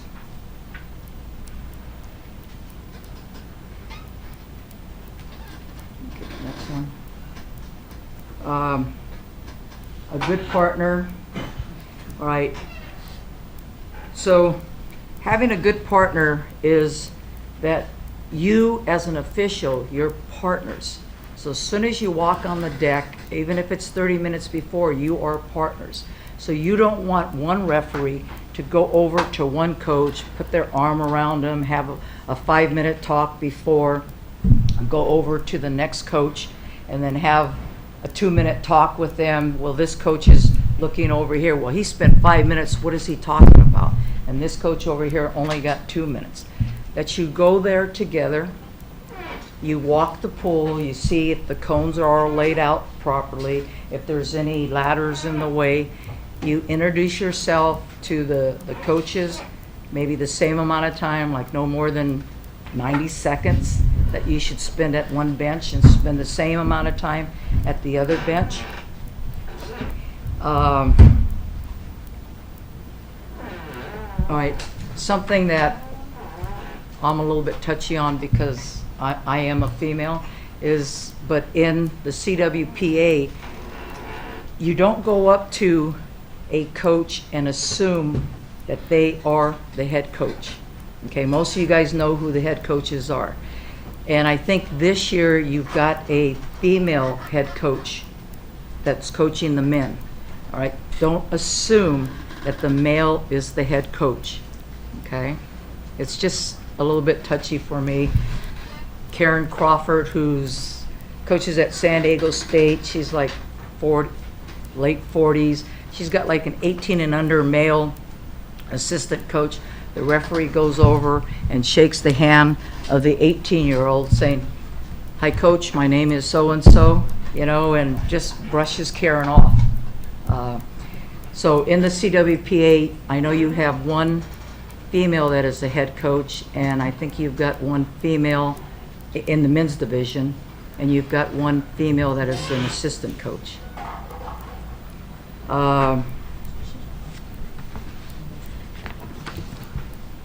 So, you know, working with the table is also part of the collaboration.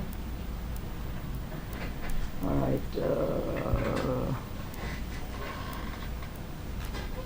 All right, good referees take advantage of the skills, strengths, and talent of people around you. You're as good as your partner is. All right, so that's why you need to make your partner much better. Headsets help in this, like what Alex was talking about, and Ed, the headsets. There was one referee who calls way too much in the other referee's area, okay? But with the headsets, you got that? You got the 4 or 5 side? Yeah, I got the 4 or 5 side. So now that attack referee doesn't have to go over there and look for the 4 or 5 side, calling backcourt fouls when he's the attack referee. Okay, here's a spot where I'm going to use a name for collaboration. There was at the women's NCAA, and it was with Scott and Tiffany yeah, okay. Tiffany, they were working a game together, and with the headsets, okay, not once but twice, they switched. So Tiffany's the attack and Scott was the perimeter. They switched. Tiffany went back, Scott became the attack, okay? Then they switched again because of where the center defender or the center was. So they did that twice, and it was like with the headsets, it was perfect. It was absolutely perfect. You know, the coaches didn't know, no one knew, but you know, me listening on the headset with Scott and Tiff, you know, I saw that transition, and that's what you call great collaboration. All right, they did a great job on that.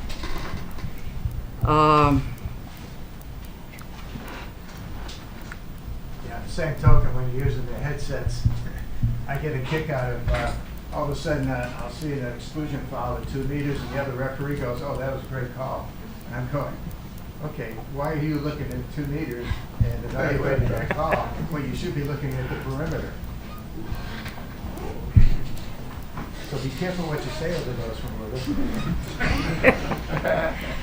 Oh, and okay, this is not so good, but I'm going to use Scott's name. He sings, and that's terrible. And he does not have the great. Terrible or sing? A little bit of both. All right, okay, we can all learn from our mistakes and others. You know, as a coach, I always said that the day that I think that I know it all is the day that I need to walk away from the game. Okay? And the same thing with you referees. The day that you think you know it all, that you have all the answers, is the day that you need to walk away. Because I mean, from the days that I was playing water polo and the rules that I grew up with playing, geez, if I try to apply that now, it would be like, I mean, really, really bad. So the day that you think you know it all is the day that you should hang up your whistle. The same goes for evaluators too. I mean, I've learned so much in the last 6 years doing the Dartford video that I've completely changed the way I've done an evaluation with a referee, and it's continually evolving because you really do learn from your mistakes. I make mistakes, referees make mistakes, and we have some very good discussions sometimes. And sometimes we have to say, well, let's agree to disagree. And that's the way it goes. Right, next one.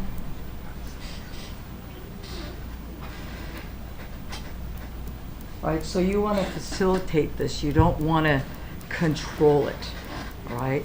So you've got to help this process along. Yes. So I'm sorry, I missed a little bit, but the collaboration, I think, is something that's going to make you and your partner better. So you don't have a lot of time typically, unless you have the headsets, but even with the headsets, you don't have a lot of time to get things sort of squared away and find commonalities and any discrepancies like double whistles, looking at the same spot and so on and so forth. So you got to maximize that, and if you have something on your mind, you can't just say, oh, I'll get to it later, because later is going to be gone. So really use your time as efficiently as you possibly can at those moments that you have a chance to collaborate. So here's a situation that I saw recently, is that we have 2 officials on the game. It came out to be, it was with a B team, and usually B teams are very, very physical, more than talented. So it was a very physical game. Within the first quarter, 3 minutes to go, or 3 minutes into the first quarter, a girl gets punched or something in the neck where she's got to be pulled out and this and that, and taken care of. They do a sub so she can come back in. And then at that point, one referee decides to tighten up on the game. Okay, the other referee says, okay, I'm just going to call it straight up. So this happened in the first, second, third, and fourth quarter, right? But the funny thing is, both referees were right on their calls. Okay, the one referee was basically any little hand check, any little grab was an exclusion. Okay? All right, within rack, that's good. All right? And the other referee had to be a little bit tougher. Didn't call a little hand check, didn't call a little grab, didn't call a little hold, just a little hold. All right? And they went on, and the funny part of it is both referees would have gotten high scores off this criteria, all right, on the calls they made. But on that game, they would have failed in so many of the other areas because they were not consistent. There was not a flow. So like in the first quarter, the parents in the stands were going, oh my God, that's an exclusion? What for? All right, then the second and third, you had parents on both sides going, that's an exclusion? Well, how come that's not an exclusion if this was an exclusion? Because this other referee let it get away a little bit more. So this is where collaboration is so important, all right? Again, I said it only is 10%, all right? But that 10% here affected the perimeter, the center, and the counterattack. So they would have been deducted points in each of those areas also.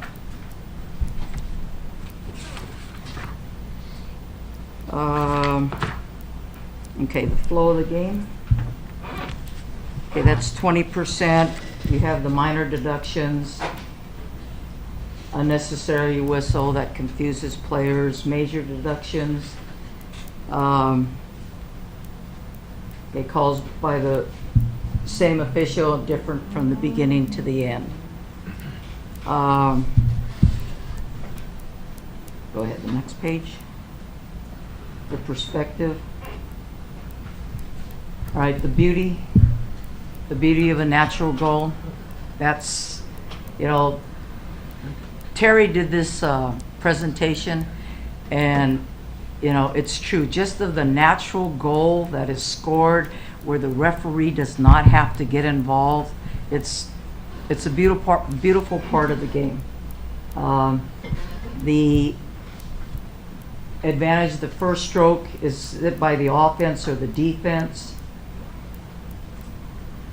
Okay, don't overcall. You don't have to call every foul. Okay, on that, you just kind of let it happen. So here, and you don't call everything, okay?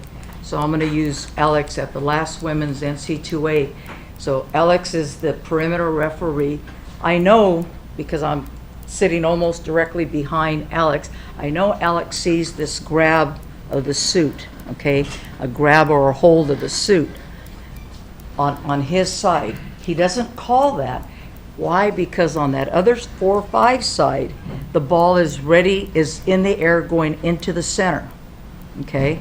So the center is the main part of the attention right there. So why should he call this, you know, maybe little tic-tac grab that happened on a drive? No advantage, no disadvantage. But he could have called that.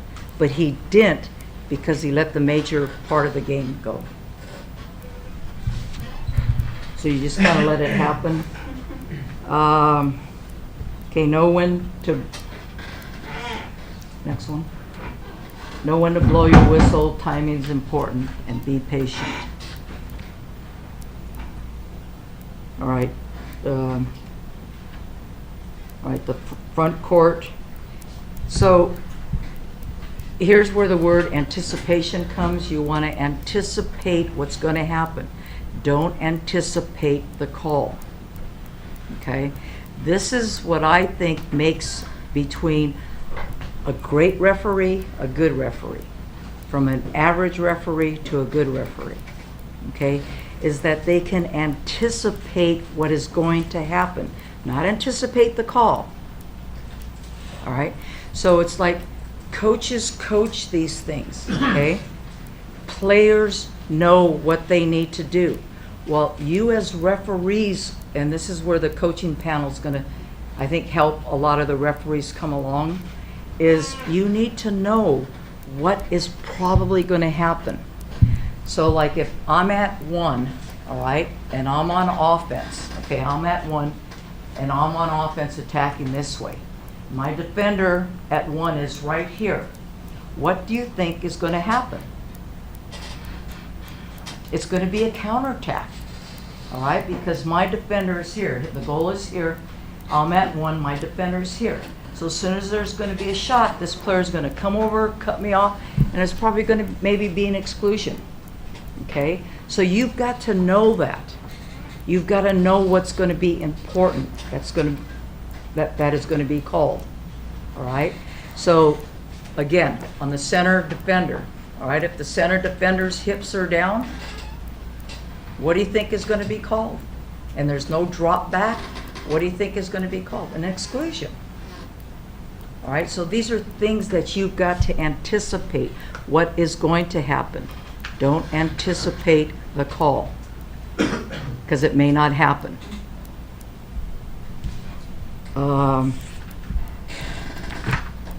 Okay, the center play.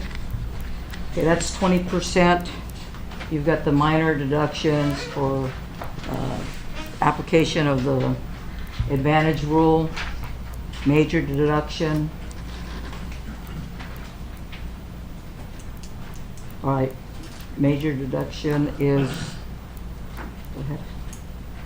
All right, missed a contrafall, that creates an advantage. All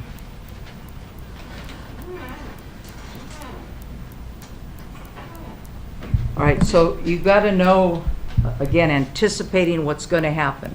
So at the center, all right, if this is the center here, and say Pete has the ball there, and my man does not, okay? So I'm like this, and I'm this close to the center. he's probably gonna throw that ball into the center. Like, what do you think I'm gonna do? Am I close enough that I can come back and steal that ball? Okay? Or am I way too far out to get back there when the ball comes in?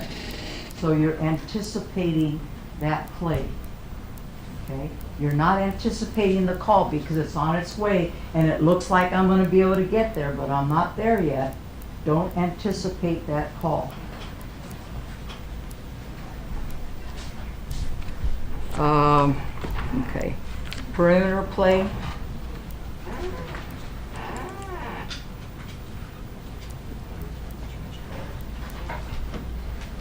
All right, center forwards must be allowed to swim and reposition, all right? Center defenders must show he or she is not holding, sinking, pulling back, or using of two hands. All right, referee must be in position. Positioning is very, very important on this. So if you're the attack referee, you don't want to just stay here on that same line. Sometimes you might want to walk back this way so you get a better view. You know, maybe walk this way. It looks like they're going to get a shot. You're taking a step, so you're looking at the goal line.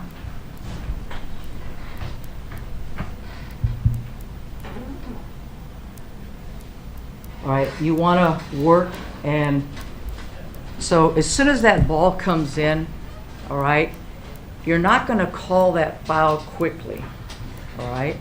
So if they've got their hand on the ball, they have their hand on the ball, all right, and there's maybe no crash, all right, and this guy is pushing them down like this. It's not an automatic, so maybe the center defender is on my right shoulder, okay, and I'm right-handed, and I'm reaching for the ball. They're on this right shoulder, and they're pushing me down. Don't call that foul right away, okay? Why? Because then you're not going to allow for that turn to happen. All right, so there's another anticipation. What side of the shoulder is the defender? All right, so are you going to call that foul or not call that foul? And the big thing is, if the hand's on the ball, there's no foul unless it's a player safety issue or unless it's overly aggressive type thing. So you've got to be able to distinguish whether the hand is on the ball or not on the ball. All right, on the, go ahead, next one. All right, contra, okay, this is something that I don't think referees call enough, is a lot of times the center goes underneath the center defender and they come up right here on the center defender, all right? So when that center comes up, then the center defender's already draping over them. And they've already created that advantage. I just don't think that the ducking under is called enough. I mean, it's a huge advantage. If I go underwater and my center defender is here and they come up right here on me, I mean, my body's already over his head. But how did he get that position? Who got to that water first? Right, know when to call an ordinary or a defensive crash, okay? Just because the ball gets in the center, it's not always an automatic exclusion. It can be an ordinary, all right? I don't think we call that enough also. All right, perimeter play, all right, minor deductions for all right, missed exclusions away from the ball. All right, missed the contra for player safety at the ball.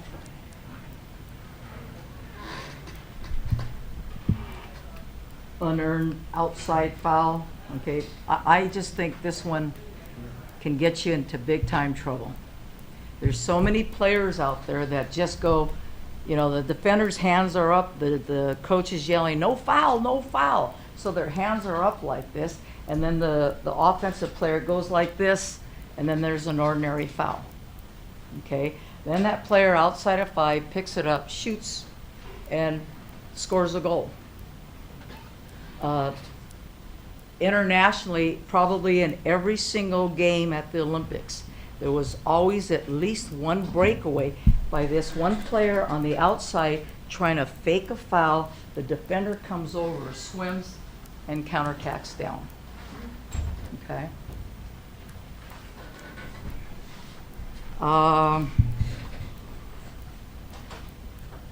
The perspective, major deductions, missed a contra or foul outside within rack, all right, which results in an unearned advantage. Next.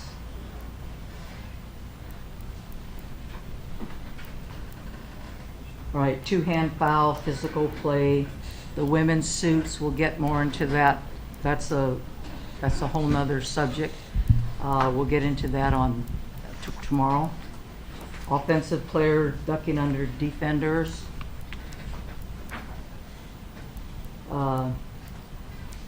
Check straight arm fouls. You know, that I think we cleaned up really good last year. I think in the beginning of the year when we did at NorCal's, there was a lot of push off, and then when we went to SoCal's like a month later, there was hardly any push offs.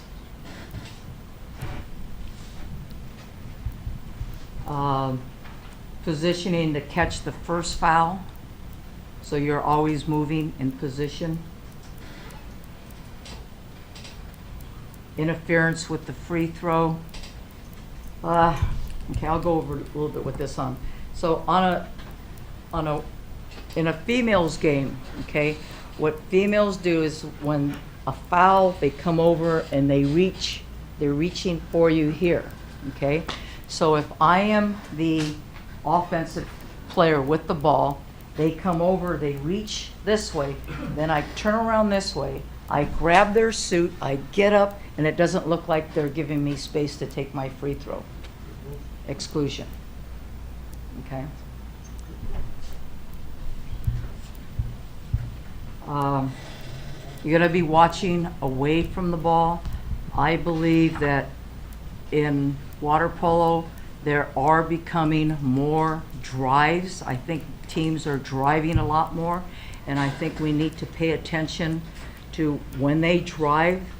I mean, I don't know if Felix is going to have this in his coaching presentation, but you know, they're setting a play, and if somebody is hand checked or throat checked, you know, and they can't continue to drive, well, there goes their whole game plan of running that one play that they've been working on all month or all week or whatever.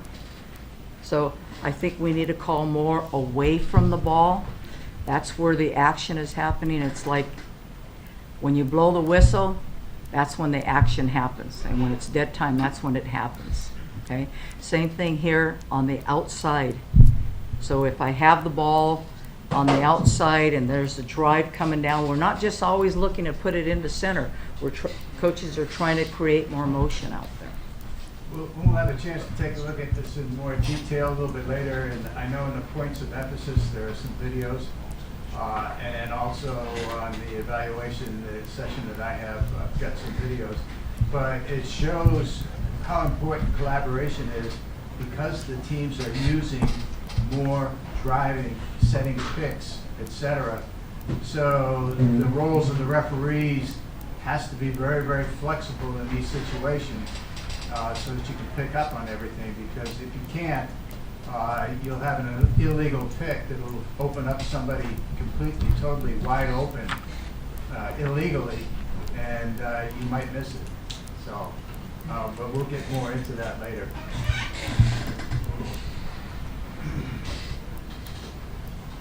All right, position yourself to step forward or backwards to see, to get a better view.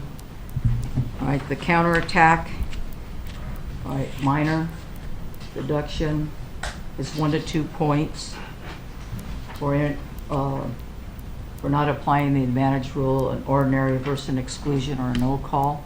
Keith.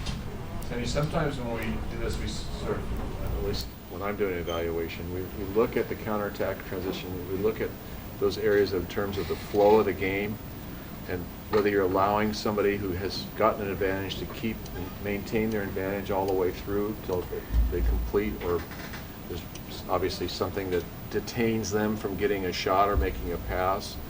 So, you know, this isn't really highlighted. I personally would like to see more value in that area, but I think that's sort of part and parcel of how we try to evaluate an official's strengths or weaknesses, shall we say, in this game. Is it helping with the flow? Are you allowing things? Are you making lots of calls that disrupt things, and you go back the other way, and there's another foul, and you're going back the other way, instead of, you know, allowing a little bit more of the game to keep playing on?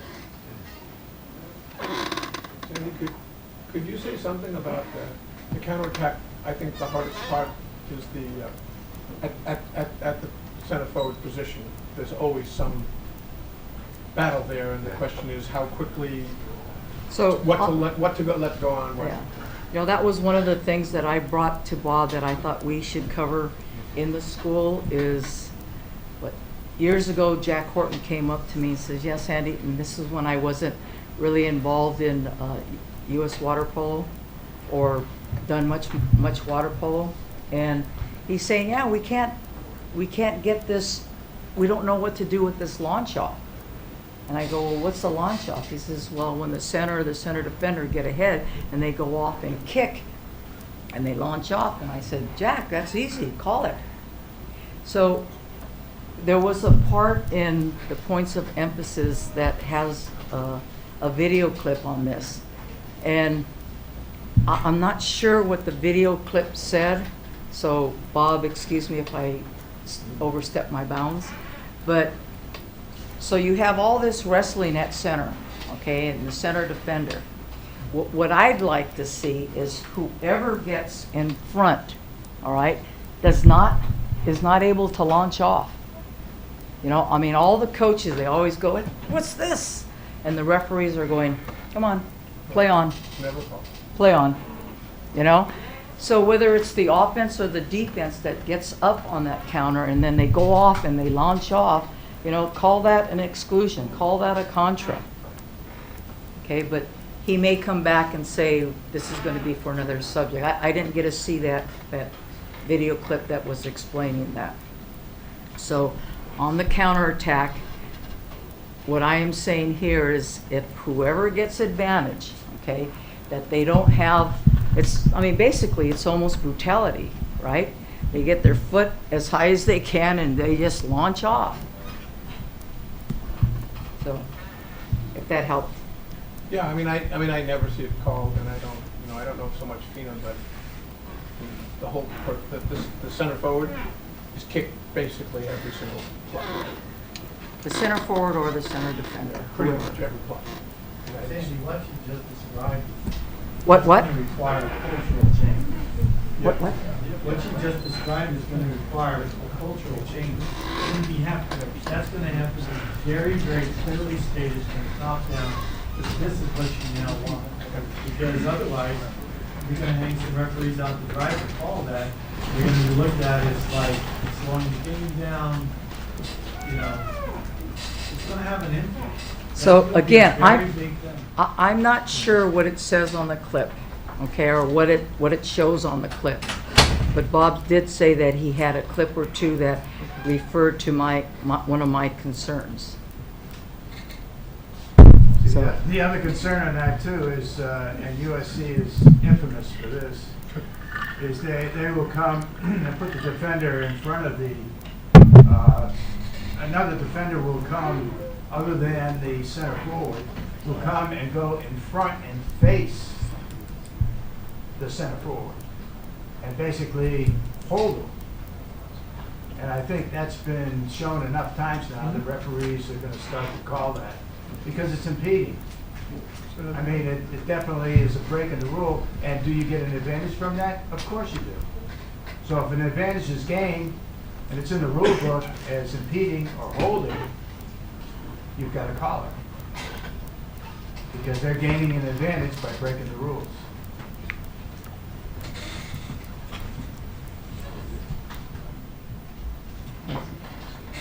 Major deductions, 5 points. Missed a contra or any outside foul with rack as a result of an unearned advantage. You know, being too physical.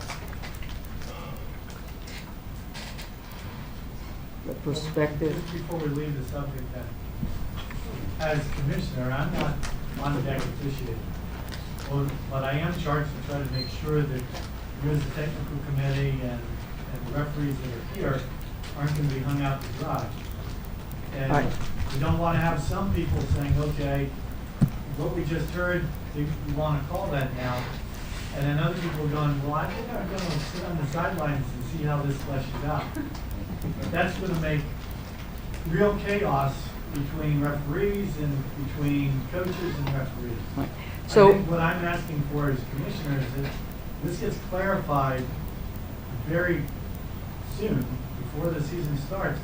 Is this going to be a point of emphasis that we want to make sure it gets addressed? Because the people in this room are going to be asked to carry that instruction out. And that, as I said before, that's very different than what is allowed today and what is seen as kind of standard operating procedure. I mean, Val, Josh, Alex, you're right in front of me. Am I correct in this? Right, so you know what? I'm asking them to change the way we're going to call this. On this, Bob said that we would have questions or we need clarification. So right now, just use this in the back of your mind. We will clarify it on the advantage. Okay, he'll write something out probably before the season starts, before this weekend on the launch offs. Okay, so right now, just call it the way we've been calling it until you see what's on the advantage. To me, and I'll go on record from my viewpoint, you're refereeing in the moment. And that's what you're focusing on. You are in the moment. If you see somebody that's getting an advantage by breaking the rule, by impeding, holding, pushing off, it has to be called if they're gaining an advantage. And if it's within the flow of the game. So you have an opportunity to make a decision right then and there. And I think this is where Bob is trying to get an interpretation so that it's going to be consistent, whether it be here on the East Coast or whether it be out there on the West Coast. And this is what we talk about when we have our conference calls with Nick. We try to develop the consistency. We discuss it. Bob comes up and he'll put it on the arbiter, etc. But I think this might be addressed a little bit in the points of emphasis. So we'll come back to it and we have some clips. But for now, kind of in the back of your mind, and we'll wait for clarification when it comes on an advantage. Next.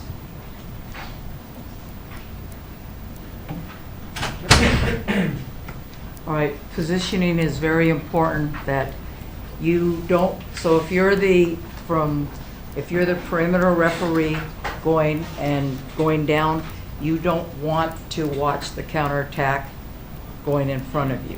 Okay, you've got to be ahead of the counterattack, possibly walking backwards, or if you're far enough and you can see just with the turn of your shoulders and your head, that's good too. Some evaluators like everybody to walk backwards, all right? So if the counterattack is here, you know, then I'd probably want to walk backwards. But if I'm up, maybe the counterattack is right at that table and I'm up like this, I can turn around and I can see everything just by the turn of the shoulders. So that's being in position.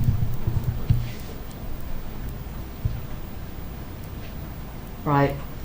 On the counterattack, okay, it's the first foul, okay? It could be an exclusion, all right?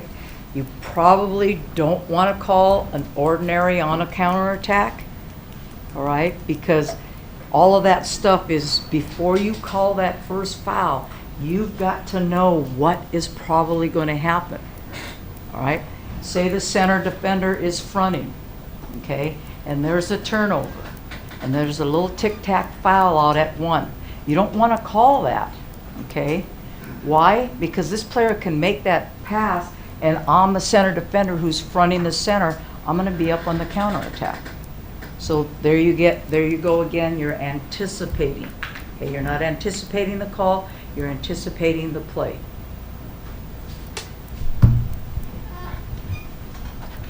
All right, again, this is like the advantage. Who's got the advantage? You've got to know before. Okay, before the counterattack actually is happening, you've got to know who is probably, so the defenders at 1 and 5 are up high in the lane, they're probably going to be up on a counterattack. If the center defender's fronting, they're probably going to be up on a counterattack. All right? All right, you've got to be patient on that. I think in the points of emphasis, there's a couple clips where it shows there was a definite foul, all right, on the perimeter. They didn't call it, which was a good no call because they were up on the weak side. So you got to be patient on that. All right, final thoughts. Evaluations serve as several purposes. All right, one, it's from a neutral observer, okay? These observers, they have nothing to gain. I mean, we don't make more money if we give you high scores or if we give you low scores, all right? Andy probably does if you get higher scores. We're here, okay, I'm a coach, all right? And I feel, I mean, I love this part of the game now, all right? I feel that I am coaching referees, so referees become better. I don't really feel like I'm an evaluator, that I'm evaluating your game. The things that I say, and maybe with Pete and Shelley, because they're also coaches, that we're coaching the referees. And Ed? All right, yeah. And I might just add to that, you're right on in terms of my philosophy, is that you all are teachers also, okay? I mean, you are basically, in some way, shape, or form, calling the game to where the coaches can benefit by the calls that you're making and learn by that. I was talking to Felix earlier in terms of, you know, especially, I guess, in certain areas of the country where there aren't that many coaches, you know, that are out there with the necessary credentials to be at some of these schools. Well, how are they going to learn about these subtleties and all these sort of areas of the game that you're covering right now? You're going to be the ones that are going to help them learn those facets of the game. I know, I can tell you right now, I mean, I have mentors that were coaches, but I also have mentors that were referees. Present company, so no. But again, you can learn each time something new, something valuable, and I think you should realize that in point of fact, when it gets right down to it, especially with some coaches, you are basically teaching them fundamental aspects of the game. So. Can I ask a question about that? You know, a lot of times, a lot of the guys here that I've roughed with, we find ourselves in positions in club games where there aren't coaches, or it's a student coach who doesn't know anything about water polo, or there's just a guy with a clipboard taking stats. And I think there's a fine line between being an ambassador, like Dan talked about, but also being an unbiased official. So in some cases, I know I find myself volunteering information to players after the game or during a break. And it's always kind of like a different rule of thumb. You know, you talk to some guys, they'll say, I'd never go over and talk to a team and tell them why I ejected or gave them a 5-meter or explain a call. And sometimes when it's like, be the example of Bloomberg playing for Marshall, there might be guys that never played water polo never a day in their life, and they want to understand what an ordinary foul is. So I would kind of appreciate, I think, some guidance on where that line is and what you want as a league. I think there's two things. If you're a pro, then you know, open-ended. So if they're asking you for information, or you know, why was I ejected, or how can I prevent myself from being ejected, and that's open season. You can answer whatever you want. You have to use your discretion with it, and I'll give you two instances. There was one instance where a referee was asked by a team if they could kind of give some ideas on how a defense should be run. So the referee was you know, out of his good nature, said, sure, I'll do that. So we had the team aside in an area next to the pool, and he was giving this little discussion between games.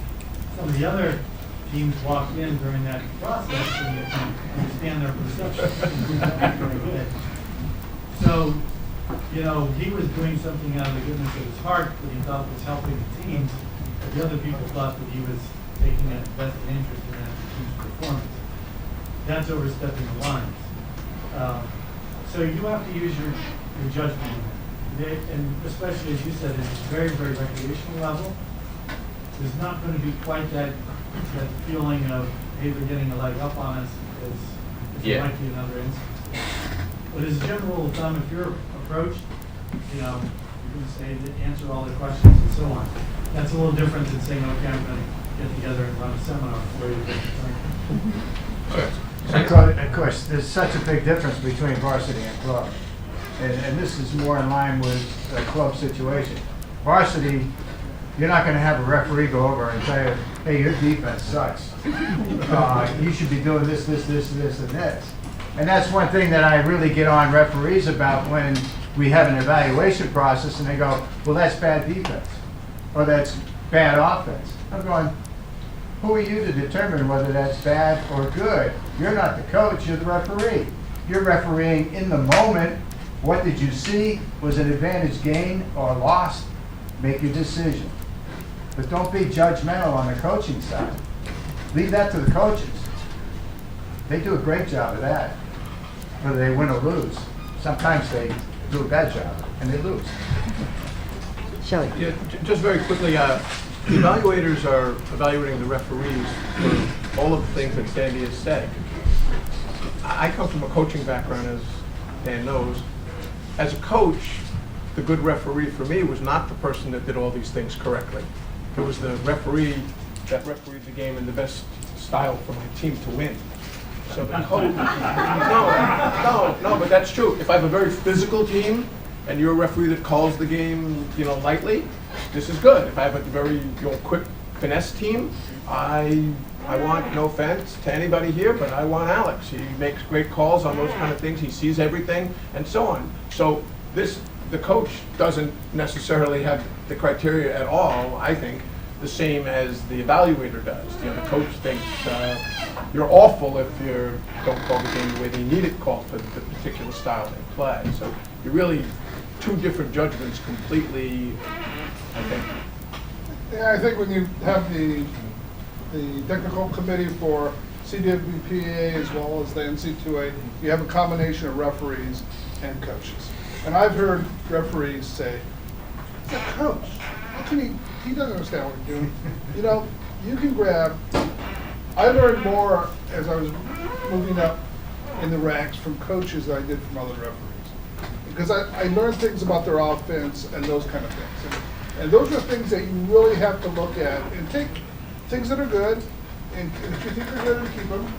And that's what you're going to do with evaluators anyway. You're going to say, well, they don't know what they're talking about, and not take their advice, or you may take their advice. But I would say that during my refereeing career, I listened to coaches as far as not on the deck, you know, just other times, you know, going to seminars, things like that. So I learned things from what they're trying to do. And if you know what they're trying to do offensively, as we segue into the next segment soon, you know, it'll help you referee a great game. You know, as an evaluator, I think the easiest evaluations that I do is when I can sit there and enjoy the game. Just watch the game, because there's nothing that I need to write down like, what was that? Why was this? Why was this? Why did you do this? Is the best evaluation is I am able to watch the game. I don't see any flaws in the referees, and I've had one game like that where both referees were just right on. I think I maybe wrote like 2 sentences in the whole evaluation. So, you know, these evaluations are linked to your performance and your future assignments, okay? I would not worry that much about the scores, but worry because to go to the NCAA to be selected, Bob goes through each of the the assigners or the supervisors of officials, and he asks, who's the best in your league? Who's the best in your league? You know, and maybe Gary doesn't see all the evaluations for all the referees. So a lot of it is by word of mouth. So maybe you had, in the beginning of the season, you had a couple 70s, all right? Maybe 3 or 4 70s, and then you went up to a 90 on your last one. Well, that doesn't average out to like 78 or whatever it would average out to. All right, so it shows that you've done an improvement. But on the evaluations, if you're hearing the same things once or twice over, you really need to begin to look at making improvements in that area. Okay. All right, any questions? I think that's the next one. Yeah. Questions? None? Great.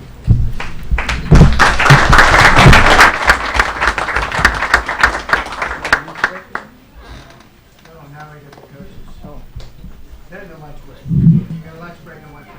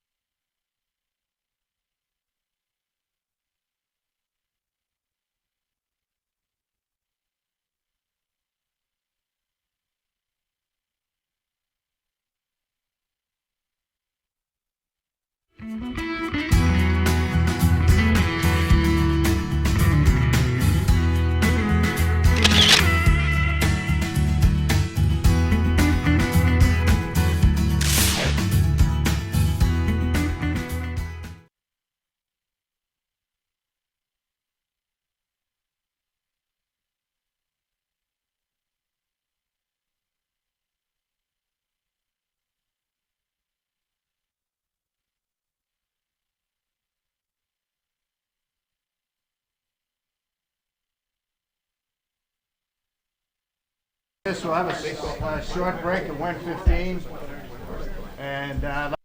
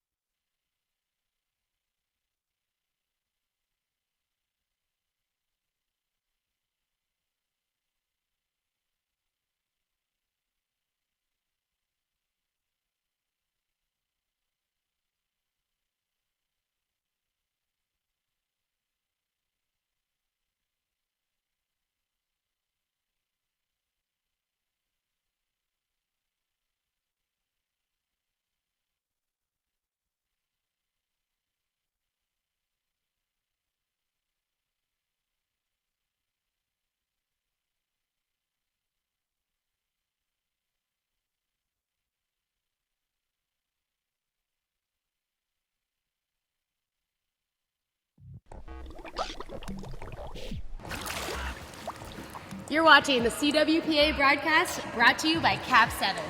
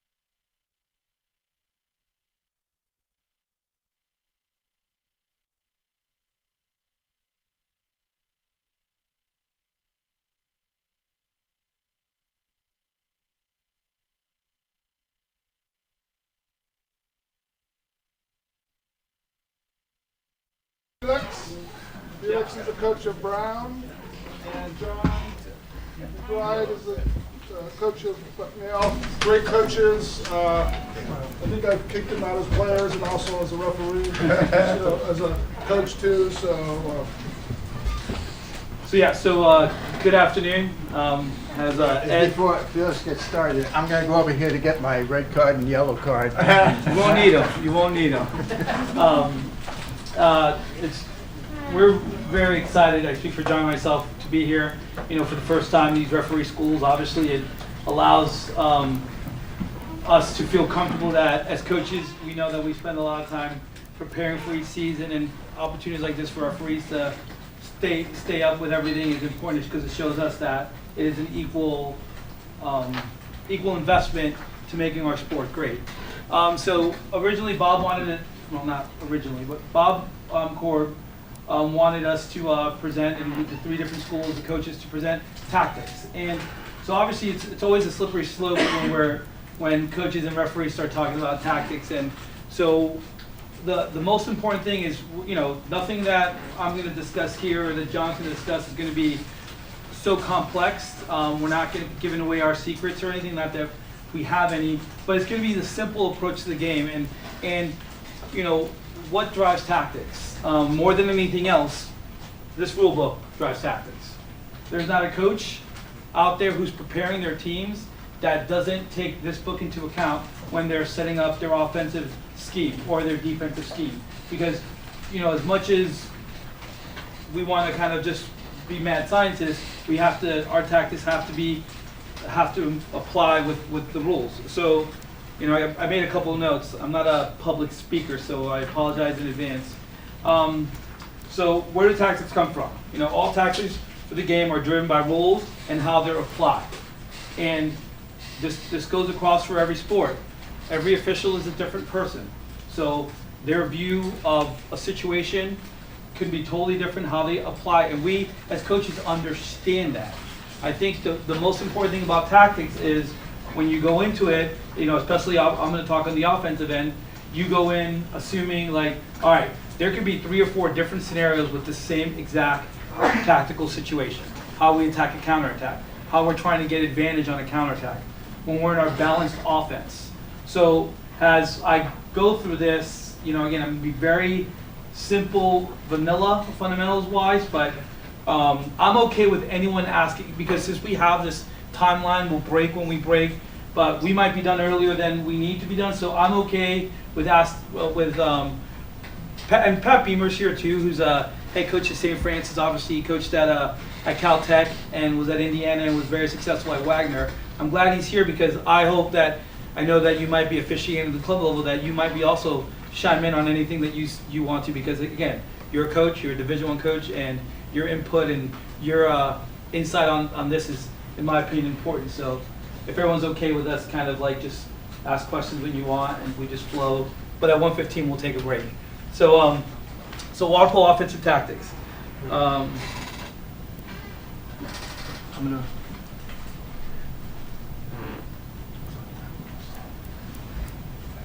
Oh, yeah, if you don't mind, yeah, I'll let you. Yeah, thank you.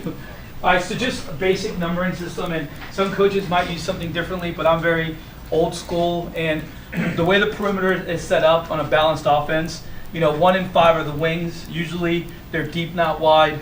2 and 4 are the flats, primary attackers. They're about the 5-meter line, a little bit outside the post.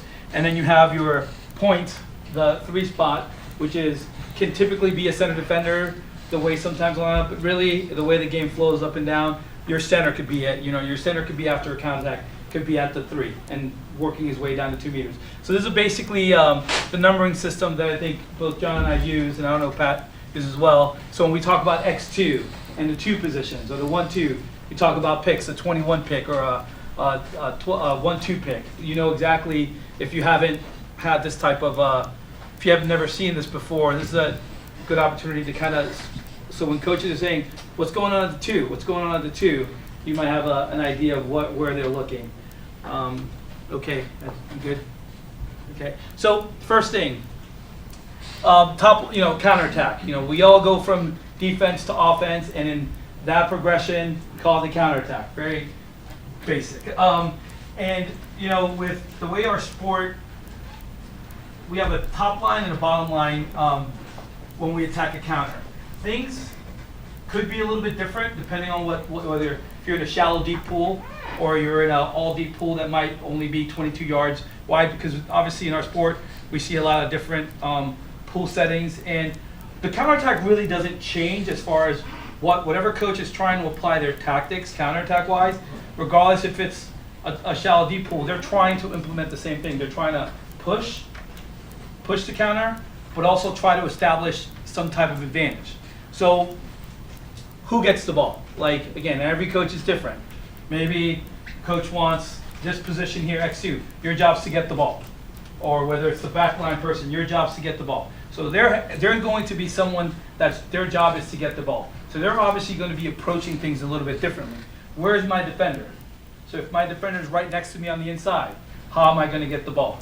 Right? I'm going to bear in, push him center, so I can create this open space where the goalie can give me a pass. Whether it's wet or dry, it all depends on the goalie making that decision. If the defender's behind me, I'm going to cut him off, make the defender stop so I can maintain whatever advantage I have and hopefully get far enough ahead where I can turn on my back and receive a pass from the goalie, wet or dry, depending on the pool and the situation. But there's always somebody on a counterattack trying to get the ball. So for me, and for every counterattack, it's going to be a different play. Like, we push the top 3 line. Who's going to go ball side? It's almost same thing as far as going ball side. If my job is to get the ball, if I'm not, my responsibility is to get the ball the first pass. How am I going to receive the second pass? Do I need to establish ball side position? And that basically means your defender is on the other side of the ball, so that he's not in the way of you receiving the ball. I mean, I'm very basic. And that about right, Pat and John? Right? So you're establishing ball side, what type of advantage you're showing. But you're always on a counterattack. There's 6 players out there trying to get an advantage. Backline, the possible pick opportunities. And this is where the referees have a little bit more influence on how, if a counterattack is going to be effective or not. It's, you know, everyone's always going to try to attack a certain thing and implement a certain type of tactics and hope that the referee rewards them for their efforts.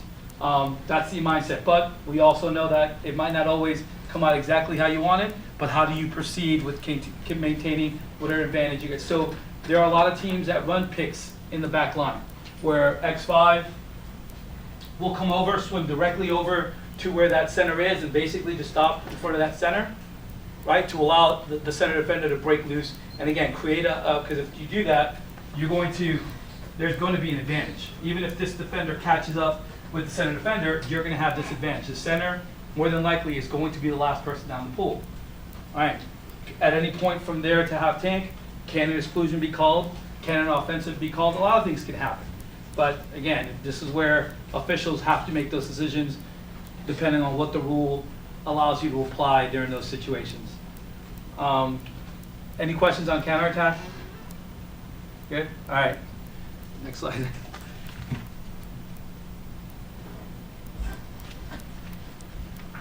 All right, so when you're done with the basic counterattack, we talk about a 6-man counter, and a lot of the times it's a 6-on-5 advantage. When coaches are implementing this counterattack, they're going to ultimately want to fill the bottom line, right, with 4 players. Typically, the first 4 players down the pool end up on the bottom line on the 2-meter line, and almost like a 6-on-5 operation. It ends up like a 4-2 formation with possibly a defender trailing behind. So in a lot of different ways, this is the advantage a lot of teams want to attack. If they're pushing a 6-person counterattack, this is what they're looking for. Now, when a team is doing this, they also are understanding that if this person misses a shot, it's a 1-on-nobody the other way. So they will as they push this, if there's an advantage on the back line, you're going to see good teams start bringing someone to start coming over. You're going to see the person who's up on the counter attack, hold the ball a little longer, so that they can make sure that they're covered up if they miss a shot, because there is a goalie, and a goalie is not just going to allow you to score just because you're up. They're going to try to do everything they can to stop the ball. So a good offensive team attacking a counterattack will have a defender or one of the offensive players coming back in case that shot is missed. After the counterattack is over, where's your center? We would love for the center to always be one of the first 2 people down, and they could just go and establish their position in front of the cage. But that's not always the case. Like, you can literally have, with so much movement, now on some teams, your center could end up being the first person releasing for the ball if within your counterattack, that's who gets the ball. And what do they do from this position to get? But if a team is running their offense through their center, after their counterattack is over, you will see the center making every effort to get into the position, whether that's by just ball side driving down or just rolling up and posting up and having their own balance out around them. But like I said, coaches do different things, and depending on your personnel, that also determines on if your center is going. If anybody can, sometimes some offenses, anyone can just roll up and post up for that offensive attack, or they really want to have patience and get their proper personnel, people in the right places before they start attacking. We talked about the balanced offense, deep, not wide, the 1 and 5, and the top is somewhat of a triangle. I mean, this is very basic. Some teams might not have a center at all and just drive people in, but in this country with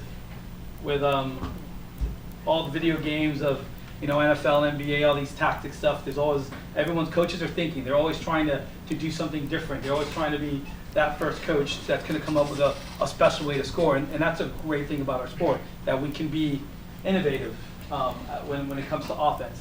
And as an official, you might have a game against a team that's methodical, slow, we're not forcing anything. Then you might have a team that just wants to run up, wants to swim up and down all day. And it's going to and you're going to have to adjust, because while the rule books are the same, the tactics are going to be applied differently. And as an official, adjusting to that type of environment where you're officiating different games, to be able to know that you might not be able to officiate the same way depending on how quickly things are moving and how busy you need to be. Okay. Felix, are you ever watching the positioning of the officials on the side of the pool to make a determination on what tactic you would try to employ? I wish we had enough time to kind of say, all right, the officials at this point, we could do that. No, I think, just speaking for myself, and John and Pat can jump in, when we, 'cause as much as we scout the other team, we have a tendency to watch officials and get their tendencies. Are they, how are they under certain situations? Because again, if you're not doing you're not doing your job as a coach, you need to prepare your team for. There's certain officials that they love offense, so they love the quick whistle, and again, there's nothing right or wrong. Just the consistency is important. So as far as like where they're positioning, you don't have time to worry about that. If you're gonna do anything tactically for a certain referee, it's going to be movement related or defensively doing something that you probably get rewarded for because that official has a tendency to call it a certain way. And again, that as a coach, we understand it and we adjust to that. I'm thinking specifically in my mind that your back line, looking up at the official to see if they're following the ball down the pool, which is something like I know I did a lot of the first couple of years reffing, because you're just thinking you're in the moment of the game, you're not watching the back line, that transition, and like the kickoff countering out of the whole set. So like, if you ever teach your players to look up and see if the official's watching them before they make a decision? No, there's just too many of these words. Now, every player has an individual responsibility to get an advantage. Yeah. They're always going to, and I don't think coaches go out there saying, kick this guy in the face to get this advantage. It's going to be, but it's going to be more, this is how we get the advantage until a referee tells you that. This referee might not be aware that you're doing the same move every single time because you feel that's the advantage. That's how that move is going to give you this advantage. You might do it until he catches you, or and then you might adjust. But I think that as coaches and athletes, I would probably say, speak for our athletes, is you're going to adjust to an official, and we're going to, not that we're going to push the envelope, but we're going to set a tone, doing something a certain way, and it's the official's job to kind of let us know what we can and cannot do. Yeah, I just add to that, it's very difficult to do that now because of collaboration. And because of the way the officials are interchanging between attack and perimeter, depending upon how the team presents their offensive set. That can actually be the disadvantage of us as officials. If we pulled that switch, like you talked about earlier. Well, not a disadvantage. Tiffany, well, if I'm typically the attacking official and now I'm back at half pool because I pulled that switch, the counter goes the other way, and I'm eventually going to become the defending official on the other side of the pool. The person who's down to 2 meters has to go the full length, and they might be late getting there to be in a good position to make the right call. I think they all replicate. That's something I need to work on first. Yeah, you just switch around, that's all. The I mean, switch too, it wasn't that the referee was at half, or like maybe at 7 meters. Gotcha. That's something that I think probably, as I've seen it happen, definitely with me and other refs. I think that practice that switch. Going to the tactical approach to like the counter, like that person there's a possibility that if there's a shot taken, that shooter is probably going to get beat. Yeah. And you think about anyone, whether it's 2 meters, whether it's a perimeter shooter, if the defenders are attacking, if the defenders are mobile, if there's a shot taken, more than likely that shooter is going to be at a disadvantage to make up just because of how you're moving forward and the defender's moving towards the cage. So I think that, you hear this term gross and go a lot as far as like the term on the perimeter, but as much as it might seem like it's like the defender, you're allowed to gross the person, the way it's taught for the most part isn't to physically grab somebody and put them down. It's to get that extra stroke advantage, maybe stop, and then proceed with whatever your job is to do, whether it's to get the ball or ball side. But that literally, I would probably say, and again, I can only speak for my style, we will adjust the back. My individual athletes will do what they need to do to get their advantage within the rules, and the officials will let us know as the game progresses.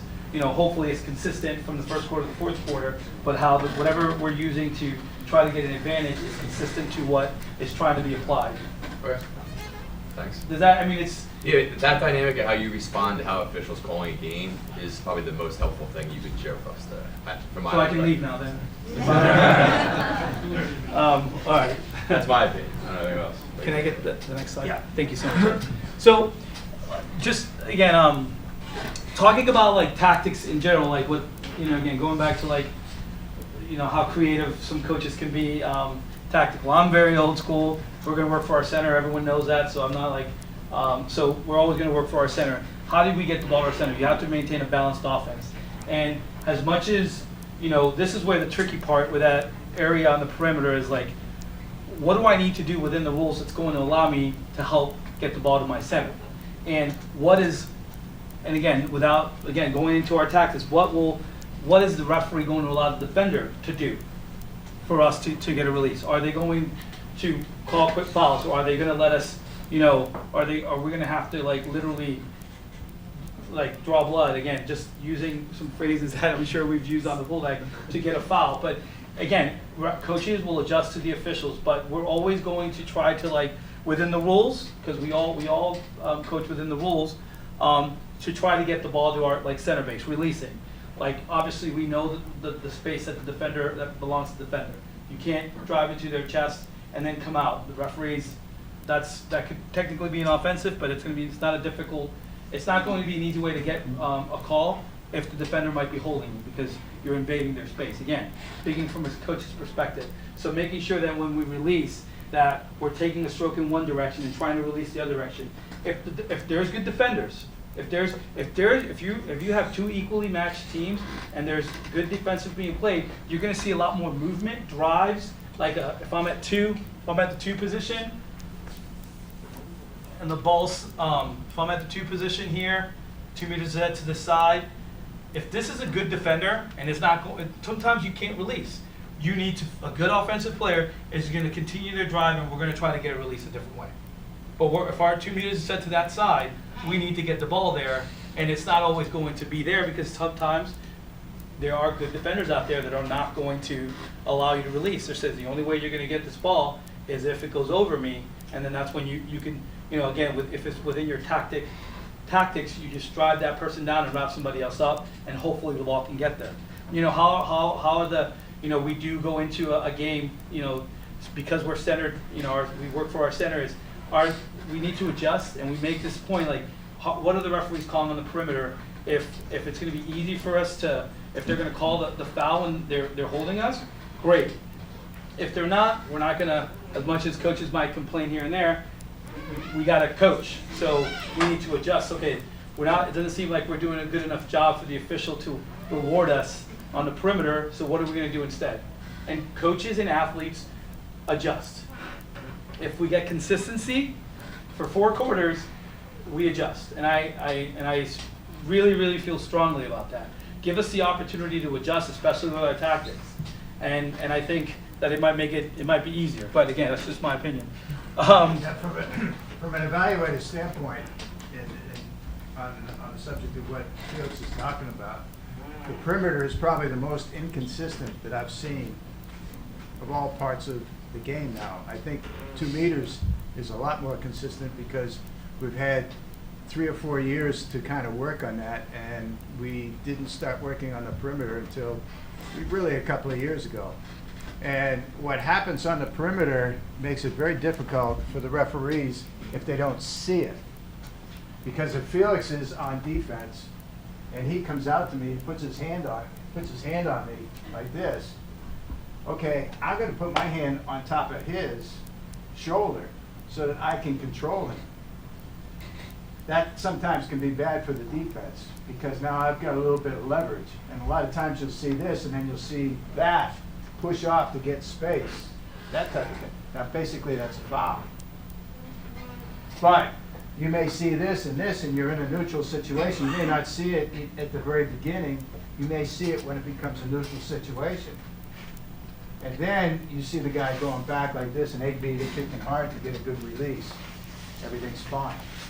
But if you don't see who the instigator is at the beginning, it can be a little bit of a problem for you as an official to determine whether or not I gained an advantage or whether or not he, by reaching out to me, is hand checking me and controlling me so that I can't drive this way or I can't drive that way. Yeah, and I think going to that point, a very important mentor in my life would tell me, you have a defender that has 2 arms available, you have an offensive player that's only has 1 arm available. Most of the time they have a ball in their hand, right? So there has to be a way to, you know, especially to you're not bailing an offensive player out, but you can only allow so much of a hands down to allow a defender to do when they're going after the ball without, you know, telling that defender to back off with your ordinary foul.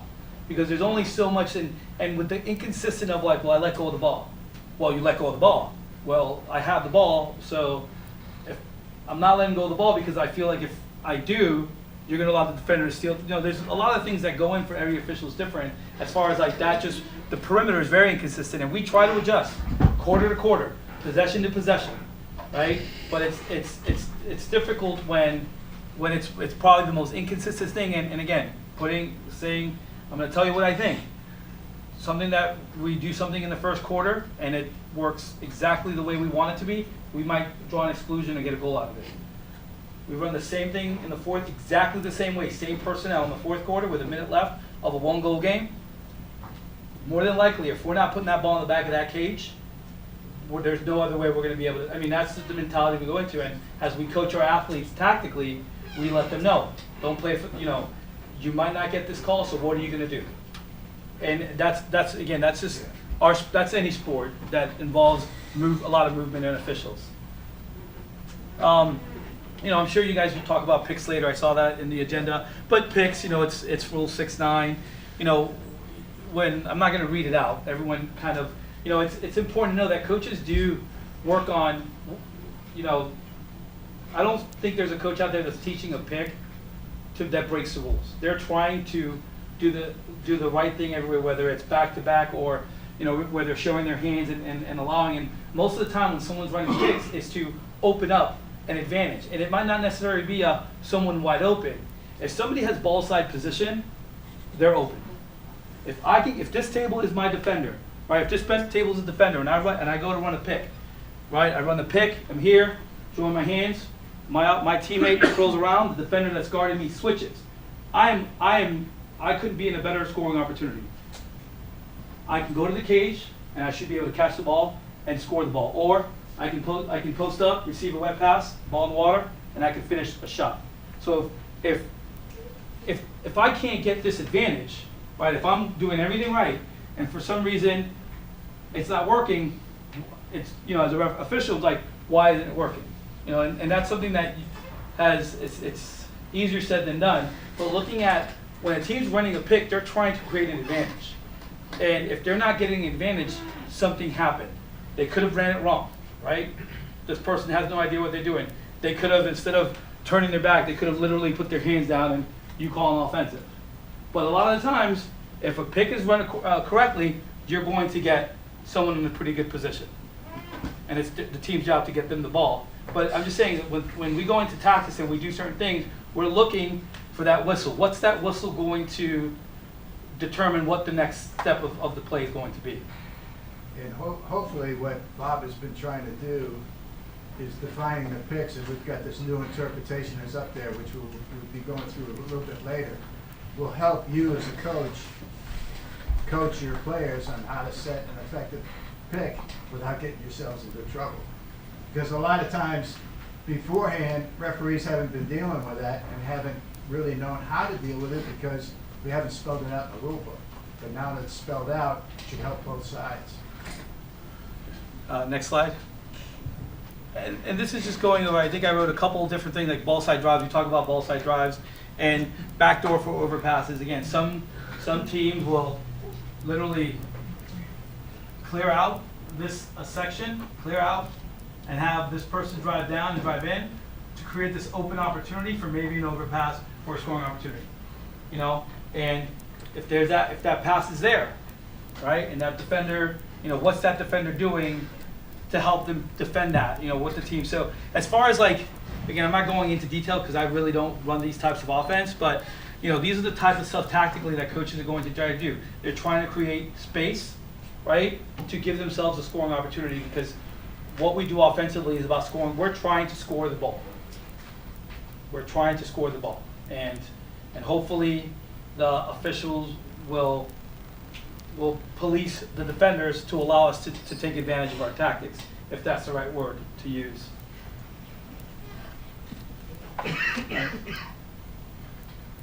Oh, this is for my 6-on-5 thing.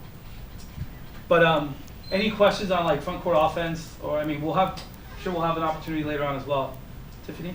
No, thank you for speaking. I think it was great. I personally, I'm not focusing on any one offense or any one defense, but as long as like everybody knows, clearly defense has the opportunity to adjust to your play as well. So like throughout the game, if you might run a certain pick, like the defender learns as well after they get it, or the coach, and so like they adjust. So if the same particular play happens and the same particular, tactic occurred, but now the defense adjusts, like it's definitely not on the referees for not making that same call in the fourth quarter if it happens. No, I agree. Obviously, we respect each other as colleagues. That you hope it is a chess match, right? We do something, they do something. But when I used that example, I said everything happens exactly the same. That's why. Because if I have a different player in there, it might not work the same. But I'm talking the personnel's the same. Everything, defender did the same exact thing. First quarter, possible kick out, maybe. Fourth quarter, you better score that ball. Perception of a coach, preparing his team that could be the outcome. I'm not saying that it's right or wrong. It's an obviously an area that we're hopefully moving towards, improving the consistency. But going back to just talk about tactics, right? How does the rule book and how is the application of the rule book go into a coach preparing their tactics? And as much as we scout the other team and their tendencies, we're going to do the same thing to the officials. And we want consistency, because again, we're not doing our job if we're not looking at both parts, because that's what drives our tactics. So with that, I'm going to hand it over to Coach John McBride of Bucknell University. Oh wait, Peter? I have one other question. We're going to look at picks later on today, I guess. Yes. But you said that you had back-to-back and Rib. Yeah. Is that legal? Well, according to the rule book, Back-to-back is legal. yeah. Back-to-back, yeah. but I mean, rib. If I'm horizontal and I just come in and I just stop, how are you gonna? If I literally. I don't know. Like I say, it's a work in progress. But if I'm horizontal, if I come to pick, if Ed's not aware, again, this comes with the awareness of the defender. Good defender will hopefully back away from it. So turn towards Pat Emer. So he's not watching me, and I'm coming over. I'm horizontal. I'm here. I'm laid out. Why do you have to be laid out? Because I might be moving to attack the cage. I'm not going to. Laid out is good because it No, I didn't say it's not prevents good, me but it doesn't from. have to. Yeah. So now the only way he gets around me, he has to swim over. No, I agree. Right. So that's why I meant lift to rib. And Pat, you I always teach kids back to back. back to back. It's easier for everybody to see it. Yeah. Yeah, I would say definitely. Again, I don't do picks, so. John McBride. Hey, can we get rid of this screen so I can write in the middle? Oh yeah. Yes. We can leave the lights on, or Val can come stand next to me, whatever's brighter.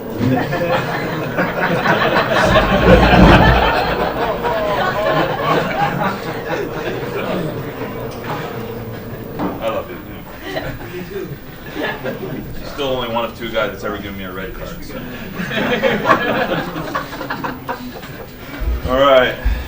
So I think I know most of you, and I want to say thanks for inviting me out here to come talk to you guys. I think it's important that you get to hear both sides of the table.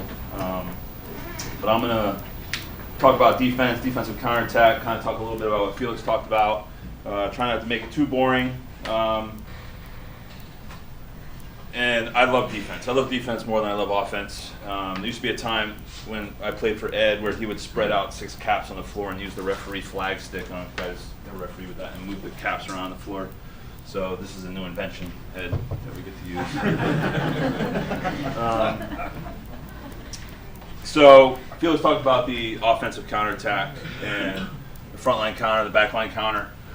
There are two basic types of defensive counterattack. The first one would be a zone defensive counterattack, and the second one would be a press defensive counterattack. And each season, your counterattack philosophy may change. It may change game to game. And there are a few reasons why defenses change. One could be, obviously, your personnel changes each year. Each year we recruit new players, we lose players. So one year we might be really good at doing one thing. Then next year I get in, I have a large freshman class. Maybe they're not fundamentally skilled yet or good enough to do what we did the previous year. So we have to change there. The second one is rule interpretations or whatever is being emphasized that year. So if you guys are told to, we're emphasizing that gross and go out of the center position on the counterattack, then we need to be more careful about our backline counter defensively. And then, of course, new coaches coming in and changing their philosophies. But most of the time, it's personnel change from year to year. So the zone counterattack, it's very simple. It's exactly what it says. I'm a big fan of the zone counterattack, zone defensive counterattack. The reason why we run the zone counterattack defense, there's a couple reasons. The first one is we don't want any backcourt exclusions on our defensive counterattack. All right, so we don't want to take a shot in the offensive front court, do something stupid that's going to create a situation where we're going to get ejected. So as we're coming out, if we're on offense down here, as we're coming out of our offensive set into the zone, into our zone defensive counterattack, we're looking for the 7-meter line as our trigger point. All right. And essentially, what we're trying to do is we're trying to get all our offensive players inside 7 meters, as close to the post as possible. Okay. They're all kind of swimming down at an angle here. And once we hit the 7-meter line or inside 7 meters, we're going to attack from the inside out. So what that's going to do is we're going to create. Now we're in our offensive front court, or now the other team's in their offensive front court, and we're zoned. And then from that zone, we can decide what we're going to do. The other reason why we want to possibly run a zone defense is because, or zone counterattack, is because maybe they have a strong center, right? And this will put us in a position early to take away that center presence, okay? Another reason why we might run a zone counterattack is maybe we're playing a team that's super fast, right? They're really, really fast, and they really push the counters hard. They're coming out of their defensive set, maybe a split, maybe a hard press, some kind of intelligent zone, right? And they're going to push that counterattack hard, and maybe we're not a fast team, right? Maybe I don't have a bunch of 47, 100 freestylers on my team, like Navy, right?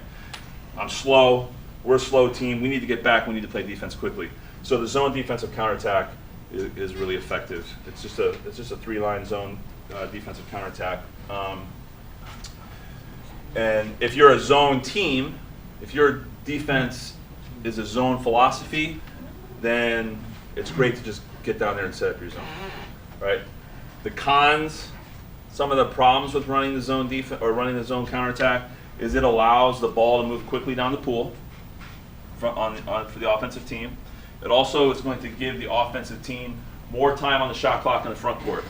So that brings us to that press zone, where if you're running a press zone, which is essentially what it sounds like. Felix touched on the offensive counterattack a little bit. If the offensive counterattack has two releases, maybe this is their primary release, this is their secondary release. They're looking to get the ball. The goalie's looking to outlet the ball here, and then they want to get it down line for that center that's coming out of X3, right? So they can make the early entry pass and take advantage of an early opportunity. So you're going to have a lot of teams will run a primary, secondary release. Some teams will run a primary, secondary, and a third release if the center is on the bottom line. Let's say the center got driven to 5, and this is an offensive player, and they'll run a third release so the center can come in this way, and they're keeping the ball going down the pool ball side.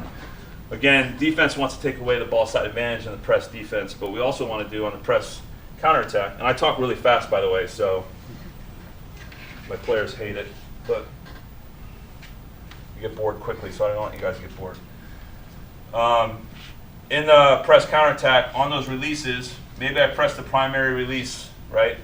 Press the primary release so the goalie can't throw the ball there, or if the goalie throws the ball to the primary release and the secondary release stops at half tank, I can foul and I can come down, stair step down while this person's being pressed without them knowing and steal the ball, right? This also allows, maybe if I come down, this allows this defender to come back into the zone, and we've done a good job of controlling the offensive team. So pressing is what it is. We're pressing releases. We're pressing everywhere in the zone, in the offensive counterattack. Why do we press? Well, I've scouted Team A, and Team A is really bad with their passing fundamentals, and they can't pass under pressure. So I'm telling my team, hey, listen, these guys can't pass. We're going to go out there on the counterattack. We're going to press them really, really hard. We're going to find out what the referees are going to allow us to get away with. If they're going to allow the two-hand pull up and the steal, are they going to, what are we going to do? We're going to try everything we can to be aggressive initially in the game to find out where we fall with you guys on the deck. All right. So initially in the game, we're running a hard press counterattack. We're also going to set the tone. So I tell the team, hey, we're going to go out there and we're going to press these guys, and we're going to find out what they're made of. Right. We're going to find out if they're tough. We're going to find out if they can handle it. If they can handle it really well, then guess what? We're not running the press anymore. If the referees are kicking us out every time we try and make a steal, we're not pressing on the counterattack anymore. All right. So those are some of the things. Also, Felix talked about coming out of 2 meters and the center is going from offense to defense, and he gets grossed and they take off, and now he's behind. Another reason why we might press is we press and we want to foul early, foul the release early, so the center has time to catch up. All right. So the idea is, if you see the center beat coming out of 2 meters, you might see a player immediately go and press that release, trying to get a foul, so then he can come back and take that person coming out of the advantage. So if the ball outlet's here, this guy is coming up on offense, this is your center. We immediately foul here, and then we're going to come back, pick this guy up, and then this offensive player can just go to this guy with the ball, who now has to enter the offense. Right? So we've helped ourselves by fouling on that perimeter, on that press. Everybody understand that? So that's the basics. Those are the 2 types of counterattacks. Within those counterattacks, Felix talked about the 4-2 counter, which works great in a 30-meter pool, but we don't play in 30-meter pools anymore, so most of the counterattacks you're going to see are 3-3 counters offensively. People aren't really doing the 4-2 counter anymore. But I could talk about press and zone counter for 6 hours if I was given time. It just, again, this is going to be dictated by what's called here. All right? So when that counterattack goes, if this center gets grossed, okay, then the counterattack is going to be dictated by what happens at this moment here. If the center does a good job of protecting his water and coming down the pool ahead of in the defensive transition, then maybe we go right into our zone counterattack, right? If the center doesn't do a good job and allows himself or herself to be grossed, then maybe we need to go into the press. So team mentality-wise, I am telling my team we need to see what's happening with our centers. Are they up? Are they even? Are we in a good spot? If not, coaches are going to yell press foul at certain locations so we can help back. All right. Any questions? Anything to add? All right. The only problem the referees have in that scenario is the intentional foul. Yeah. How it's done. Well, that's the problem, right? So, and I've had this conversation with a lot of you guys on the pool deck. Defensively, I'm the guy that gets to use 2 hands against the guy that can only use 1 hand, right? So the offensive player gets to use 1 hand. The defensive player gets to use 2 hands. There's a distinct advantage defensively there. At some point, you have to recognize, I'm not telling you what to do, but at some point it needs to be recognized that the guy with 2 hands gets to defend the guy that can only use one. Because the offensive player is not allowed to push off, right? The defensive player can quickly grab and do things, and if you're not seeing those, or they're making contact with the head, then the defense is going to get away with things that they shouldn't get away with. And if it's happening where defensively, and we saw this last year in a few games, if you're not calling those fouls, by the third quarter, it's going to start to get ugly. People are going to start getting angry. Things are going to happen.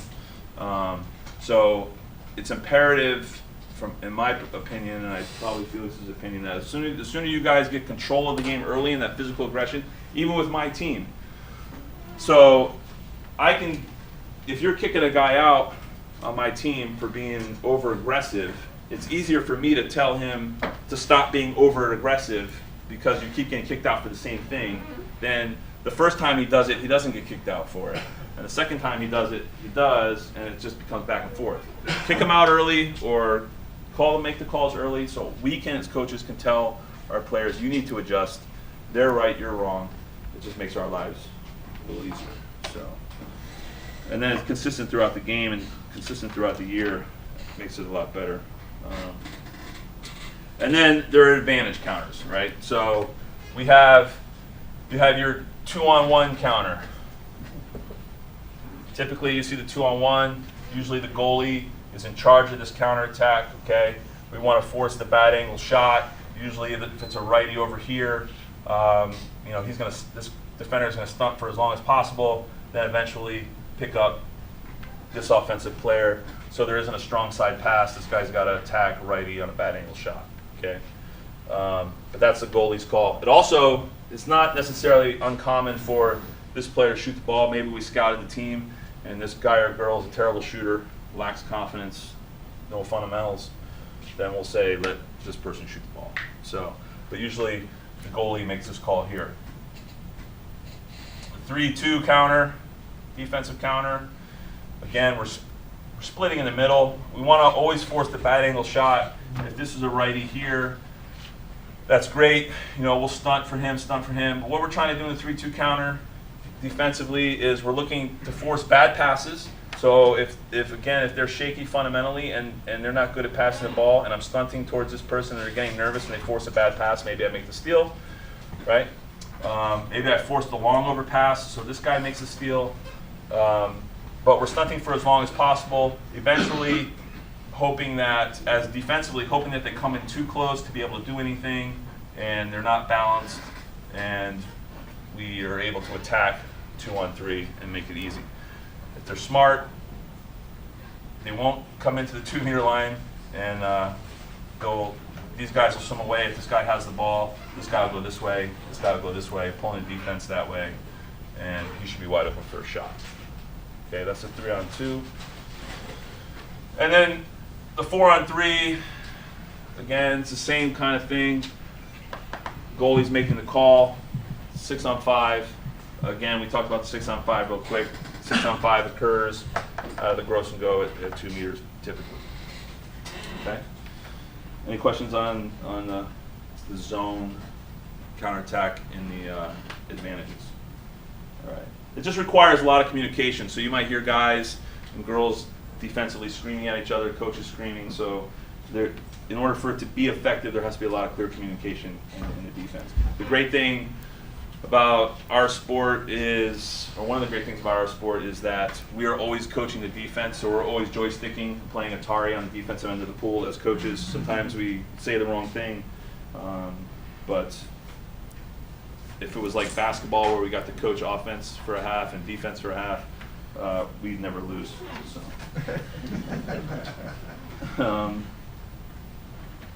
So moving on. So zone defense. There's no questions on counterattack.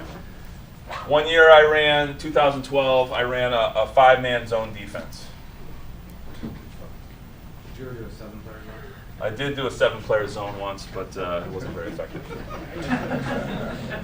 Got 5 meter against me. So zone defense is exactly what it sounds like, right? We're all in a zone. Shot blockers are taking their part of the cage. Goalie is most likely just staying in the middle of the cage, playing it almost like a 6-on-5, 5-man defense.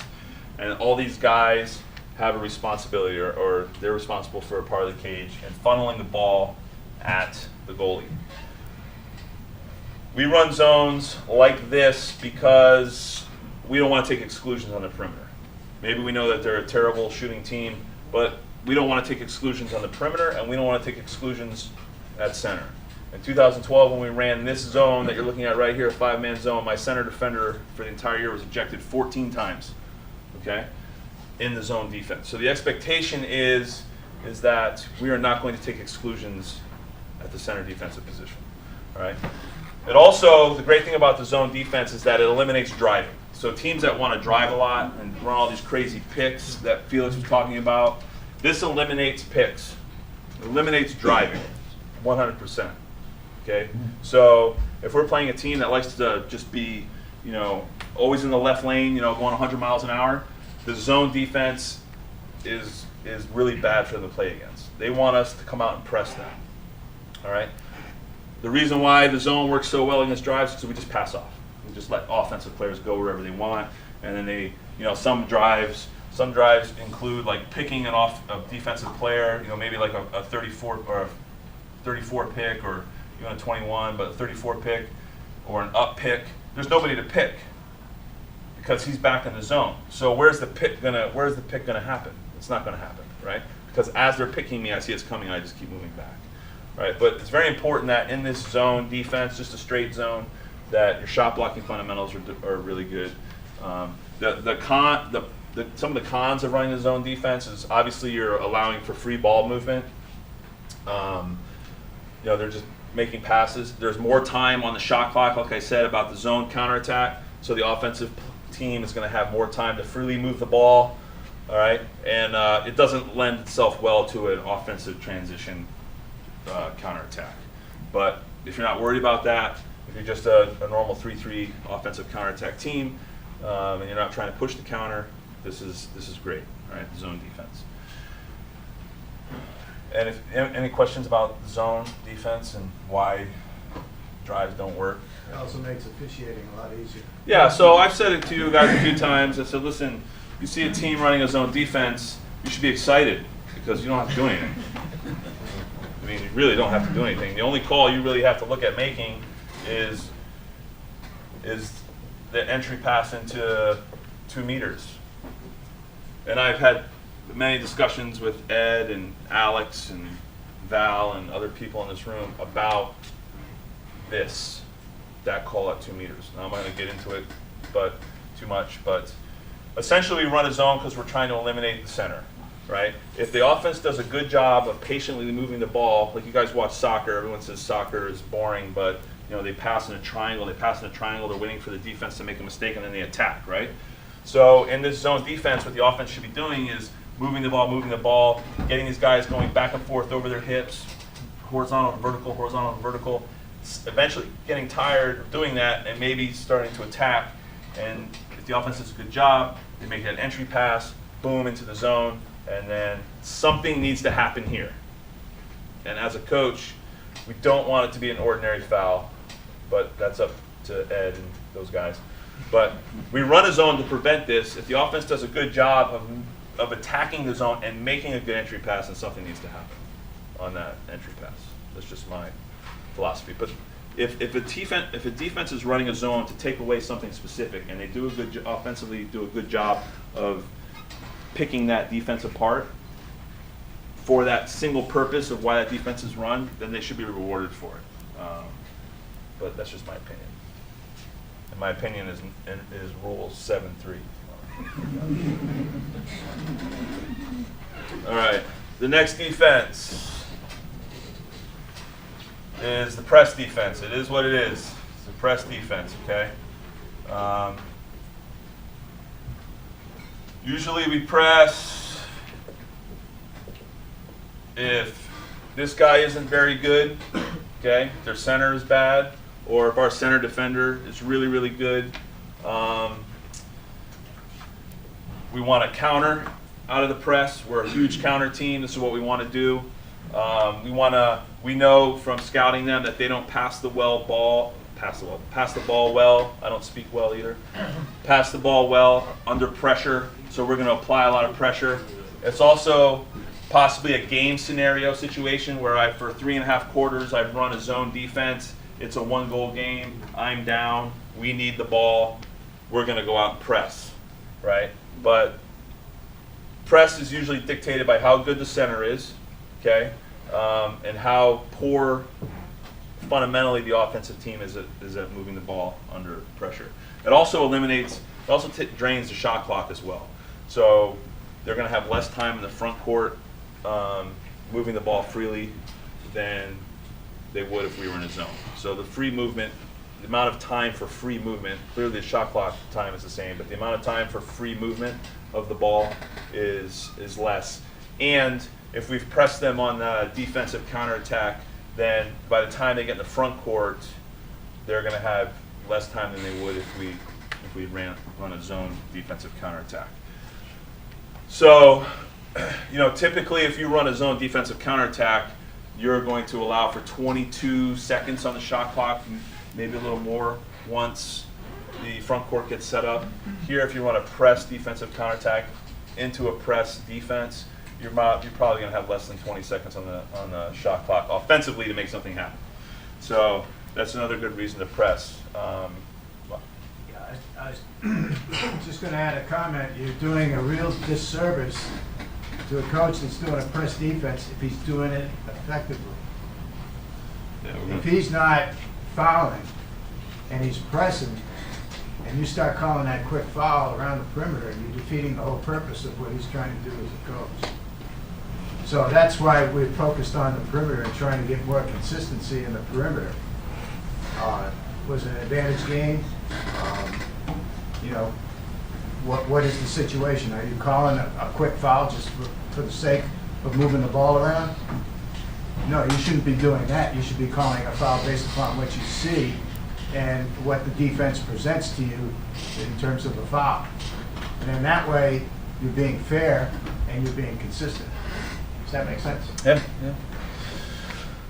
Yeah, so we run, you run a press defense. Let's say the ball's at the 1 and center's facing 4-5. So all the defenders are taught that they want the head closest to the ball. So in this situation, it would be left hand, left shoulder, head closest to the ball in the passing lane. Hopefully we don't have to get into a press situation here because I'm in the lane. If he or she tries to make a pass, I'm just jumping up and stealing the ball.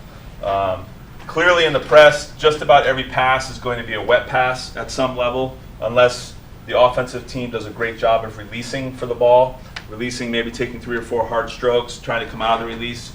Defense possibly grabs, an exclusion, whatever. But once they receive the ball, offensively as coaches, the coaches should be teaching players how to run away and not take a foul on the press defense. The reason why I don't want to take a foul offensively if somebody's pressing me is because I want to move the ball very quickly around the perimeter and try and get it into the center with cross passes. So for example, if this guy's being pressed, and I know this is more of an offensive talk, but and this guy's facing 5, then this guy needs to know that he needs the ball. Maybe he releases and we make this pass over here for the quick entry because they're in a press because they can't help. So the press, the cons of the press are you are opening yourself up to these kind of passes if you don't do it, if your press isn't solid. You're also opening yourself up to a lot of exclusions. Okay, it's a kind of a risk-reward thing, and again, it's who's calling the game, what are they looking at? A lot of refs are going to miss the first opportunity. The old phrase where don't be the guy that throws the first punch. Be the guy that throws the first punch. Don't be the guy that throws the second punch. So, a lot of times you guys are watching different areas of the pool, and it happens a lot at 2 and 3. Maybe that offensive player makes a quick grab on the defender because the defender's really up on them pressing hard. You guys don't see it. All you see is now is the defender's on their back, and it's an exclusion. So there is a risk reward here in the press. If it's run effectively, it's very frustrating. It's very dangerous because now, again, we start the ball at 1. Everyone's in the lane. Everyone's in a passing lane here.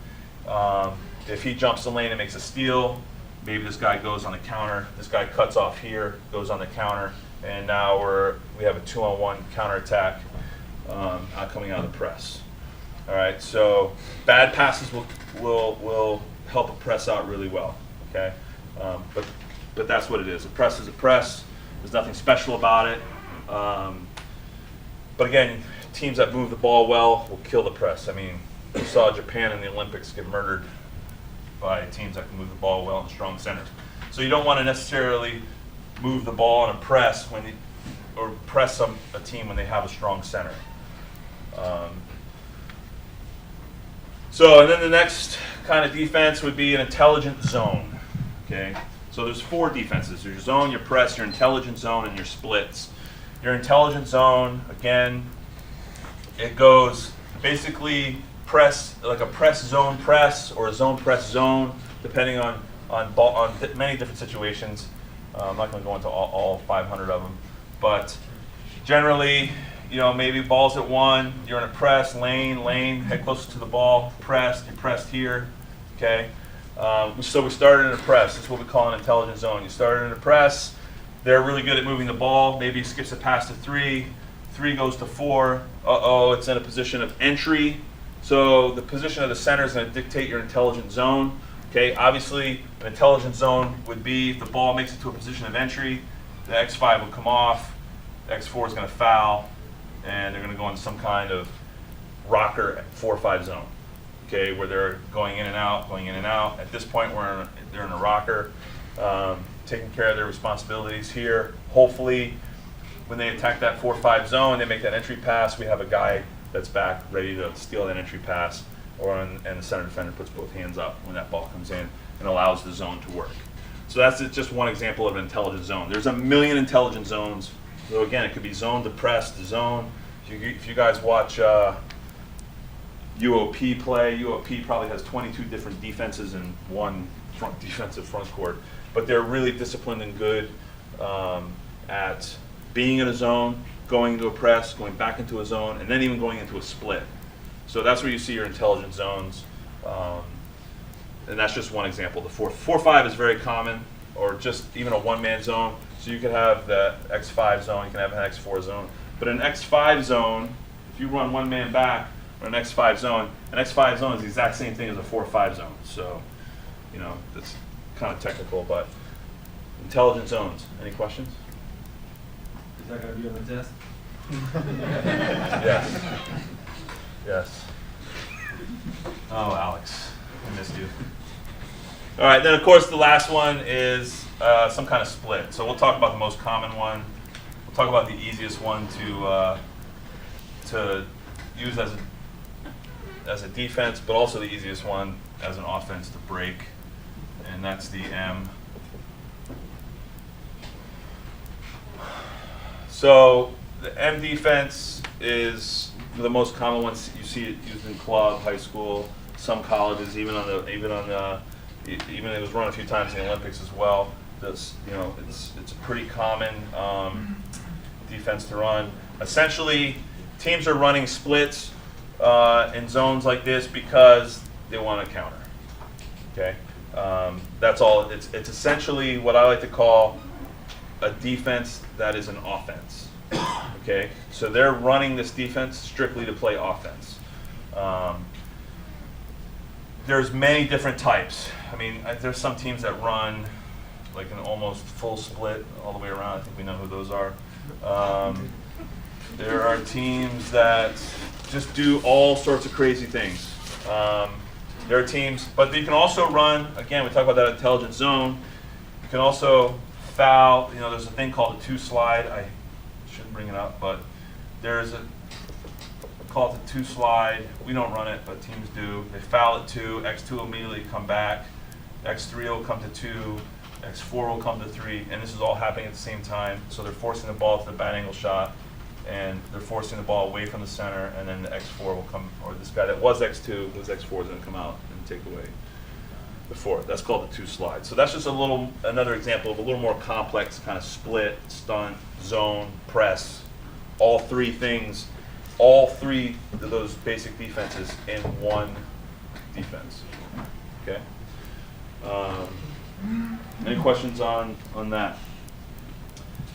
The cons of running splits is if you have a really good shooting team who's very disciplined on their legs, good vertically. Talk a lot about good vertical fundamentals. If you're good vertically and you can pass and attack defenders, attack these defenders and get them to bite, you're going to probably score a goal. So it's again risk versus reward. The 5-man, every defense has a risk and has a reward. Okay, you just got to determine. Coaches need to determine based on their personnel what works better. The intelligent zones are pretty easy for referees to call. I'm sure you guys see them. The 5-man zone is very easy for you guys to call. The press is probably the hardest. And the press is where you're probably going to get the most flack from us if we feel that our rights have been violated in the water, but either offensively. Most of my cards have come because of something, either because of the press defense. I have a question. If you had to tell the official what a good defender pressing would look like, what would you say? What are the key points that they should look for if a defender's doing a good job pressing? What are the key points that an official should look for that would say, you know what, that's a good job? So a good press is driven by the legs. So if it's a one-on-one press, it's all about my legs, right? I really shouldn't need to use my arms at any level other than maybe tip the ball away. But if I have control of the offensive player with both hands out of the water, without not necessarily leaning on the person, but my power is coming from my legs, and I'm balanced, and I'm doing everything I can to go around the offensive player to attempt to take the ball, then I will. Ed, can you stand up for a second? I don't know if you guys watched or saw this in the Olympics or even at European Championships. When players are defending, one of the things they're doing now is they're going out and they're doing it's not new, but it's coming back. They're coming out and they're making this turn here to the front of the body. So what they're doing is they're coming out and they're putting their backhand up and their left bicep, tricep on the chest of the offensive player. What that's doing is I'm showing the referees I'm not doing anything. I'm driving with my legs in this position here. If he decides to go this way with the ball, put a ball in your hand, I can just hit his arm there, right? If he goes to counterspin, I can counterspin this way and he hands me the ball this way. So, but that all comes from the legs, right? It all comes from driving from the legs. So you're going to see a lot of players approach and come out of the water with their back to the offensive player, which might seem a little counterintuitive, but it's actually really effective. One of the things that you might not see, which is not good, if Ed has the ball and he's turned to me, you're going to see a lot of, if he's got his hand up, a lot of quick this here and coming up. You got to be looking for that. So what we talk about with our players is the big breaststroke kick over the hand and then to a flat position where I'm just pressing. Using either a quick egg beater or a quick whip kick just to put pressure on them. Because I want their hips to come to me. So if I can get their hips to me as a defender, if I can apply pressure where their hips come in my direction, then I'm going to be able to do things like steal the ball. And if he has the ball here, maybe if I want to go steal the ball, I need to go around this way and make sure my backhand is up. So I'm showing the referee I'm not doing this. Come up, it's all leg driven, push the ball, and then I'm going to come through here, stick my elbow in his rib cage, explode away into a breaststroke kick. And grab it. And I can do the same thing. Yeah. I can do the same thing going around the back, right? So here it would be left hand to the ball. So if he turns a little bit this way, I've been pressing him, he's trying to get away. Breaststroke kick up here, steal the ball, flip the ball, elbow. So, thank you. You're welcome. And one of the things that, as an official, if the hand is on the ball, there is no foul. So just remember, and the fact that if the defense takes and knocks the hand out of the ball, or knocks the ball out of the hand, that's not a foul. That's good defense. But if he knocks it out and then follows through, that's a different story. but you just have to focus on, is the hand on the ball or not? And is there a player safety issue involved? Because sometimes they do get emotional and. Really trying to focus on showing referees, showing you guys that my backhand is not involved in anything yet. John, when I see an inconsistency in the perimeter is, guy has the ball, defender puts him down, knocks the ball out when he gets off him. Sometimes the foul's called really quickly, even though he had the ball, you know? And so you know that game, he's got the ball, he hit it out of his hand, hit it out, you know, but basically that's very inconsistent about how long can you be on this guy? I mean, he has the ball, you push him down, you gotta get off of him. And that call is sometimes made instantaneously. Ed gets crazy when we're evaluating about those kind of things. So I don't know. The rule of thumb usually is that you wait a second to see if they get off. If they stay on top, then you make the But I'm call. trying to say it's a good rule of thumb, but I don't see it consistently at all. If the defense is taught properly, they're taught to go around the body, never Yeah, over but when the they body. have the ball in their hand, most people at some point make contact with the other hand, try to put them lower so the shot, if they are going to shoot, sure. they're lower. So they're on them. It's not a foul. Now they let go of the ball, and they don't give them any time to get off, and they call the foul. Yeah, the other thing you gotta be careful of is sometimes the defender will go out. If I'm on offense and I've got the ball and I have my hand out in front here, the defense will go and just, as John showed, quickly grab and pull in and then duck in like this. And then I've seen that on tape many a times where, you know, you get the wrong foul called. Or you get a foul called and it shouldn't even be called. Because basically, the offense has their hand on the ball. So I can go and grab the arm until he lets go of the ball. And if I pull him into me and then I take my hands off and the guy drops the ball, well, it shouldn't be a call. You're saying it shouldn't be a call? There shouldn't be a call. So, and I think this is, But what happens is the referee, and I actually have this on tape, where the defense does this, the guy has his hand on the ball, and then after the defender puts his hands up, he drops the ball, and she calls an ordinary on the, and the offense retains the ball. By pulling in like that, this guy goes in and looks like he's headbutting the defender. Okay? So he shouldn't get a foul in that situation. you mean the defender shouldn't be, The defender, if my hand is on the ball, the defender can grab, can hold. When I let go of the ball, I have to let go of the ball. The hands. I have to show the hands. I don't want to get off topic. I'm reading rules 6 through 7, and I'm looking for those exact opportunities where what is an ordinary foul on the perimeter? Holding is an exclusion.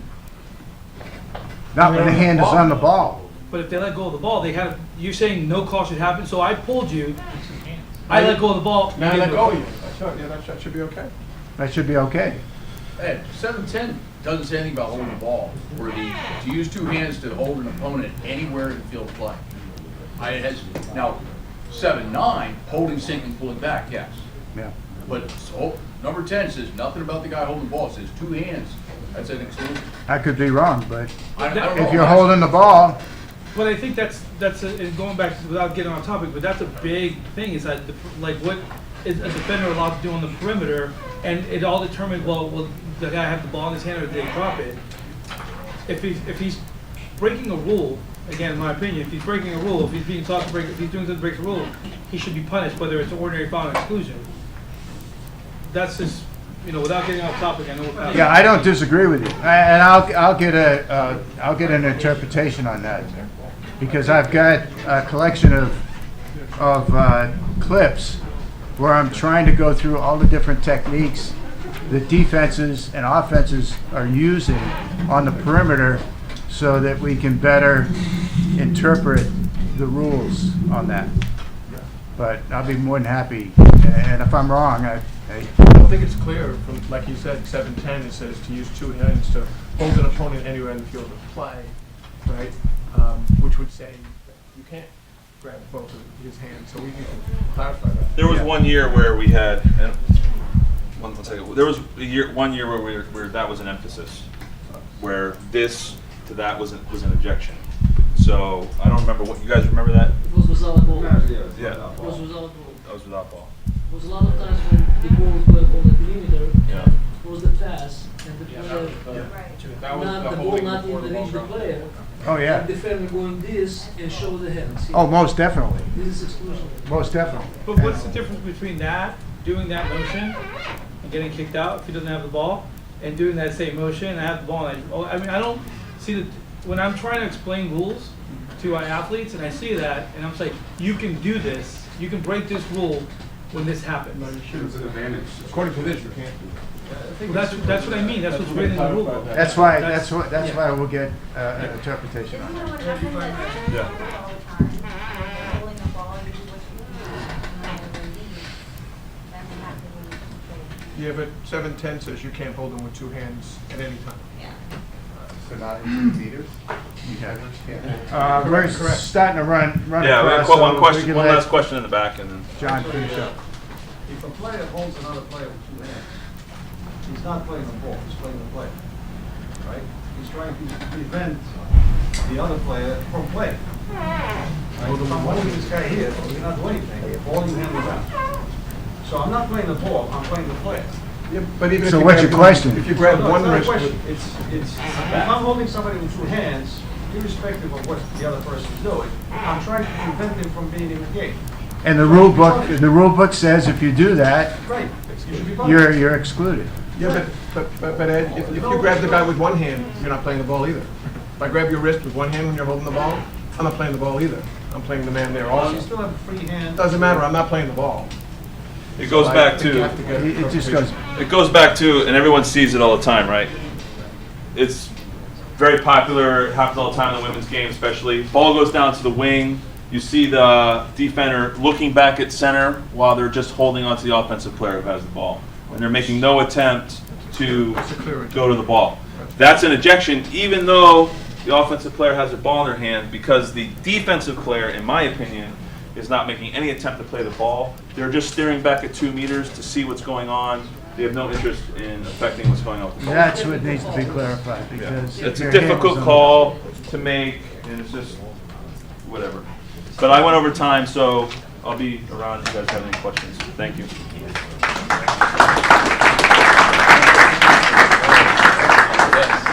All right, 15 minutes. Already sends a bomb question. There's lunch out in the hallway. Italian.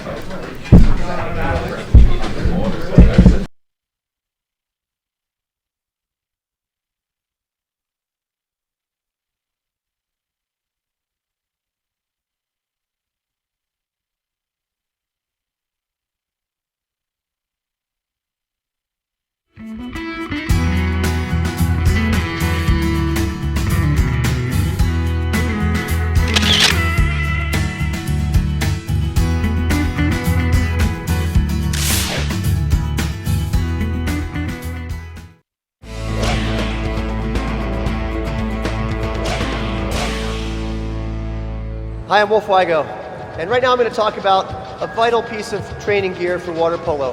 This is something that really every team should have, and every individual player should have one of these. Just like a mechanic has a wrench, a doctor has a stethoscope, this is something you absolutely need. Okay, so the weight belt is really soft and comfortable.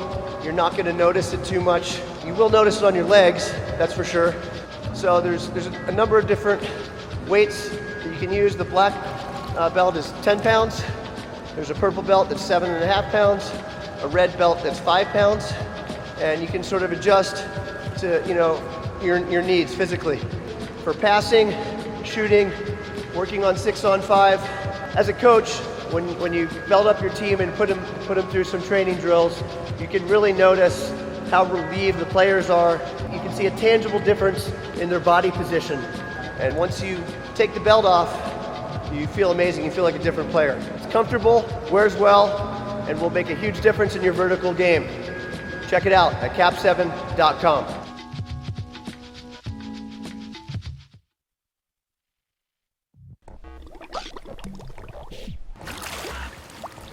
You're watching the CWPA broadcast brought to you by Cap 7.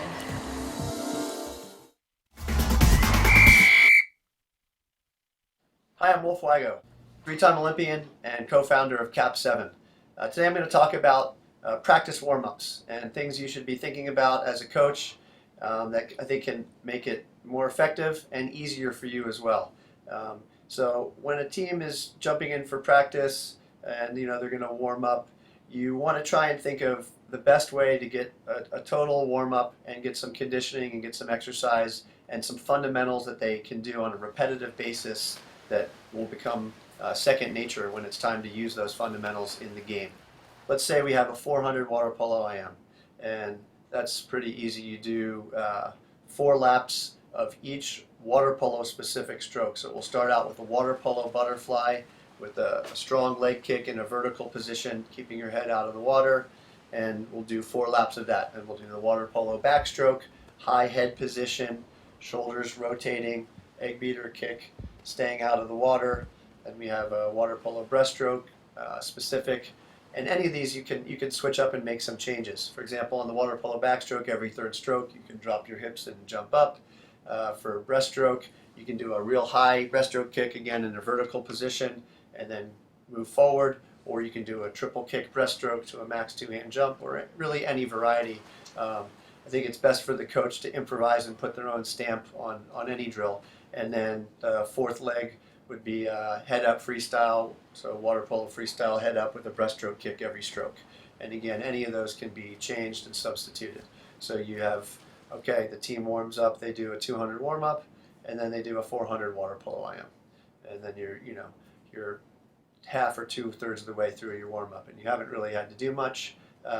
Besides, now you get to watch the players instead of having to, write down or prepare the night before, every day, which becomes tedious. You have your set drills. You can have another one that's more water polo specific, where you can say do the first lap of a 400 in IM order. So the first lap would be the water polo butterfly, and then you can do a lap where you're changing directions a couple times within the lap. Maybe the third lap of the 100, you're got your legs out and you're either doing lunge steals or shot blocks. And then the fourth lap, you can do some maximum lunging or some max stroke or sprinting, or really anything you want. And you just have it written down in advance, and you go through it and make sure the team understands. And then you call another one a 400 special, 400 super special, and you have maybe 4 that you've created, you've thought about, putting time in on what you want the team to be working on, and then they will go through the warm-up, and it really makes it a lot easier, and I think you can get a really productive workout in that covers all the things that you want to be reinforcing as far as a fundamental base.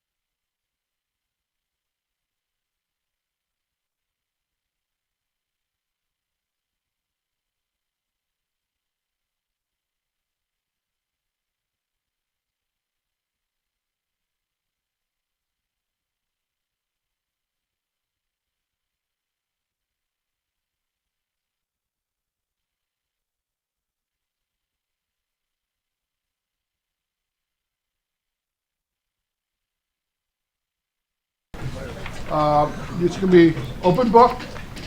You know, we're gonna actually give you the test at 8:30 if you're here at 8:30 during the welcome and stuff. And then you'll have roughly half an hour of the time that's slotted, which is an hour. So 9 o'clock to 9:30. But we're passing it out at 8:30, so actually you'll have an hour come at 8:30 to get the test to actually take it. All right? Then we will go through the answers tomorrow. You know, if you don't get the proper number right, I think it was, you know, 90% you need. Is it 90? 90%, then you'll have to take it again online. All right? This is for you to learn from, not for you to cheat. Look on your neighbors, see what they put down. It's for you to learn the rules. And that's why there's so many questions. So I just want to try to do a fill-in here until... I'm ready. Okay. Until the coaches are ready. I get this home if I want to stay married. No. Andy, you want to give the under advisement? Oh, under the two-hand foul that we talk about, when somebody has the hand on the ball, I text Bob. We're going to talk about it on a Thursday call, and then he'll have something that will come out at that point in time. Because we believe it was intended only for the hand not being on the ball, but we're going to talk about it. Would we be able to get an interpretation of that as well? Yeah, well, I think Dan will probably, put some on his website. It'll help too. Okay. Yeah, we'll just send it to you, not the rest. Whatever I get, Bill, I'll send it out. Good plan, though. All right, since we all have defense on the brain, hopefully talk about 5-man. Try not to geek out like I did last time. But you know, I don't know if you guys knew, when I was a little kid, I've known Ed now way too long, but I used to play for Ed. We used to have junior national team tryouts at Brown, right? So one year, I think it was you and Corso. Was you and Corso? Well, I don't remember. Either way, I got cut.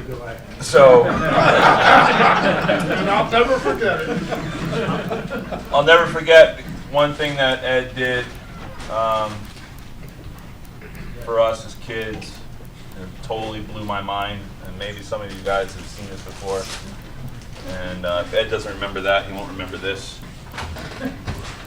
But 5-man is pretty basic. Let me back up. So 5-man, as they call it, 5-man, as they call it, is a mentality. Okay. It's a mentality. Thank you. It's a mentality about we're not going to allow this team shoot the ball or get a shot off, because in every 6-on-5, generally speaking, not every 6-on-5, but there's going to be a shot. Right? There's going to be a shot on 6-on-5.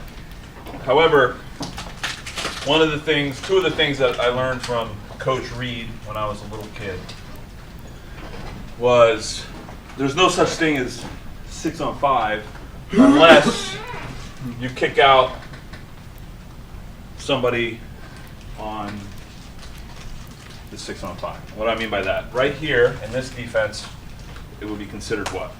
6-on-what? 6-on-7, right? If we add this defender here on the ejection, now it's 6-on-6, okay? Because everybody forgets about the goalie. So when they're in the offensive front court without an ejection, you're 6-on-7. When somebody's ejected, you're now 6-on-6. So what we try and instill in our 5-man defense is that we're actually now even. Okay, it's now a fair matchup defensively. Instead of panicking and being upset, we're now confident because we're still in an even situation. Does that make sense? You guys understand that? So that's one thing I learned from Coach Reed. Another thing, a basic thing I learned from Coach Reed that blew my mind when I was a little kid was he was talking about zone responsibility in your standard 3-2 6-on-6, or we'll call it 5-man for today. And he said, The 1 has a zone here. The 2 has a zone here. The 3 has a zone here. The 4 has a zone here. And the 5 has a zone here. And that's the Olympic rings. And I went, I went home and told my parents, I'm like, you're not going to believe it. But that's how it made sense. That's how they got it to make sense. And I still use this to this day. And I still use the 6-on-7 mentality and the 6-on-6 mentality to this day, even with our college players. So there's a few different 5-mans. All right, you have your standard 3-2, okay, which, why am I doing those? You have your standard 3-2. All right, this is your X1, your X2, your X3, your X4, and your X5. The best player on your 5-man is your X2. Okay, tactically, offensively, 6-on-5. If I'm coaching against a standard 3-2, I'm telling my offensive team, I don't care about anybody else in the pool defensively except for X2. X2 is going to determine and dictate how we run our 6-on-5. Okay, the location of the X2. I don't care what X1 does. I don't care what X3 does. I don't care what X4 does, and I don't care what X5 does to a certain extent, as much as I care about what this guy does in the middle of the pool. So if I can, from a defensive perspective, I want, and it doesn't always happen this way because it's kind of like a fire drill when there's an ejection. You know, people go to the closest position on 5-man.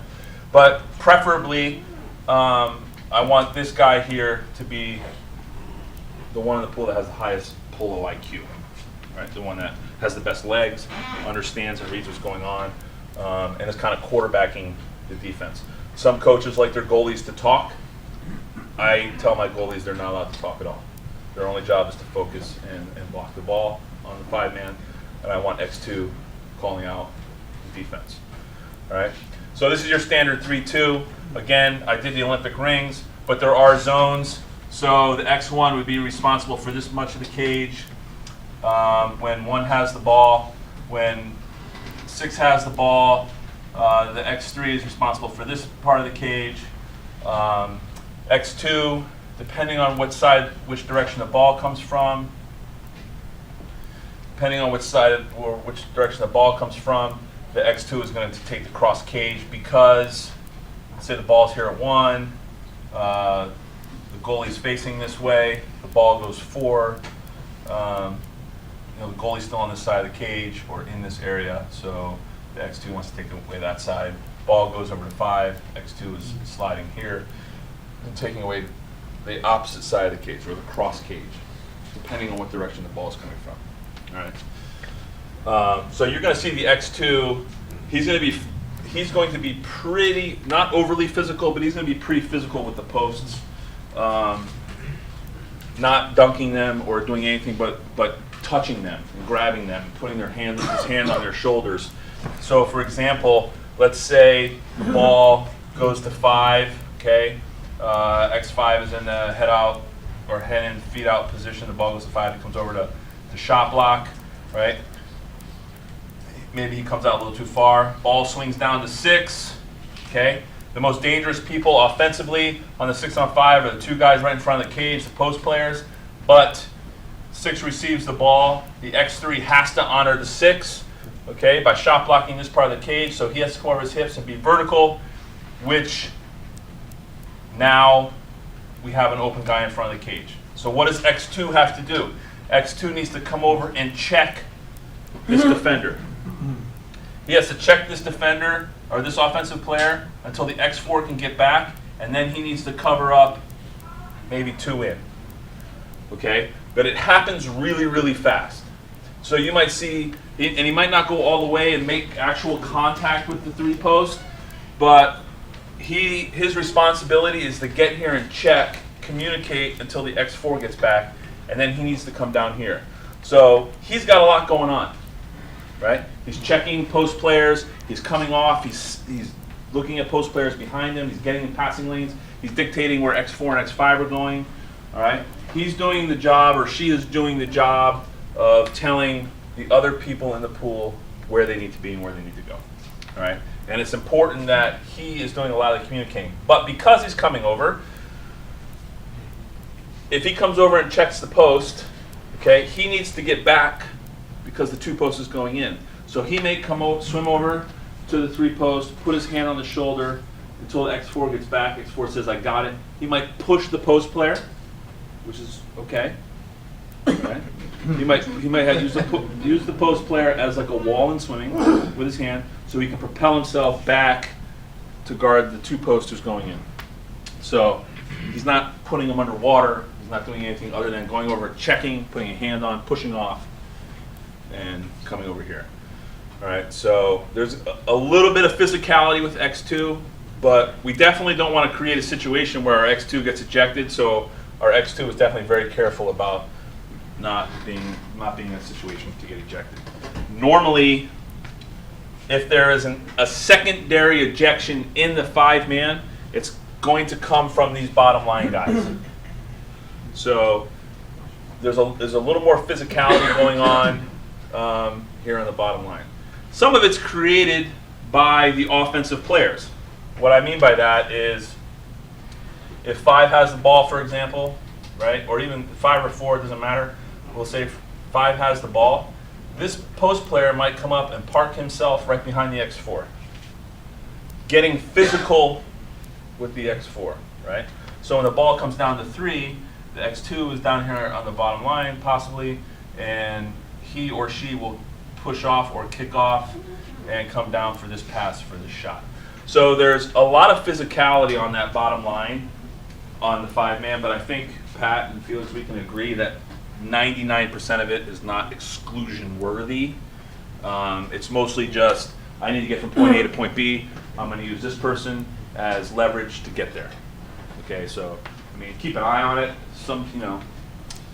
But I would say that a high percentage of that physicality is not exclusion worthy. I mean, you guys have an opinion on that? It depends. It depends. I'm just saying, but It depends. I mean, if an advantage is gained and the offense is being put at a disadvantage, yeah. That's where you run into the problem. Go ahead, Jay. As a coach, how much of it do you think is contra-worthy from the offense, as far as holding defenders from sliding? All right. I didn't want to say this, but I'm going to say this. Contra fouls. Contra fouls are almost guaranteed goals the other way. So please, before you make the contra foul call, you make that contra foul call with 30 seconds left in the 4th quarter, and it's a tie game. You just basically gave the other team the game. So I would say be very careful of calling the contra fouls on the 5-man. This game is beautiful. It's the most beautiful game in the world, done right with the vertical fundamentals. The 6-on-5 is where it really gets pretty, and it becomes artful. And we as coaches don't want you to interject yourselves too much into the 6-on-5. You've already rewarded the offense for playing good offense. It's best to just kind of let things, in my opinion, but again, Rule 73 is my opinion. So. You have anything to add to that? Yeah, I mean, the burden of responsibility is on your players. Sure, absolutely, 100%. Good answer. All right, the next one. So even in 5-man, there are zones and there are presses, okay? So if they're in their front court on 6-on-5, okay, and the numbering system is 1, 2, 3, 4, 5, 6 for the offense. You're going to see sometimes teams will run a 4-1, right? So they have everybody defended on the bottom line. They're running a 4-1. They have a splitter or somebody stunting up here in the middle, either trying to force this person to take the shot or possibly stealing the pass, intercepting the pass by stunting and making these people nervous. It's, again, high risk, high reward. If you do a good job, you should, or poor shots taking, there should be an offensive counterattack coming out of the 6-on-5 and possibly a 2-goal swing. So that's an example of one of the splits. There are plenty of them, okay? And again, we have a couple teams on the East Coast that like to run a lot of splits. There's a press. So press in your standard 3-2. And what do I mean by a press in a standard 3-2? It's basically a knock. So let's say Team X has just their monster shooter here at 4 and 1, right? Usually the best shooters on a team are your 1 and 4 positions. So maybe a team will have something where their X2 will press the 3 post, and every time 1 and 4 touch the ball, they're coming over their hips and they're pressing them and then recovering, taking these 2 shooters out. It's good to take shooters out. The risk is always, getting the ball to the 3-on-2 on the other side, where this post player can step off and you might be able to get him or her a goal. So offensively, they're looking for the 3-on-2. What side of the pool is the 3-on-2? In the 3-2. But this is an example of a press. All right, and there are a million ways to do this. We run a couple different, probably 4 or 5 different versions of this particular play right here. But that's the basics for a press on 5-man. Usually, when we run that, the guy that's coming out to press the 4 doesn't necessarily want to make contact with 4. I'm coming at 4 to get 4 to move away and make a pass. I'm not necessarily wanting to go make contact with him or her. I just want them to have to make a pass and not shoot the ball. All right? And then there's storms, okay, which is another version of the press. All right?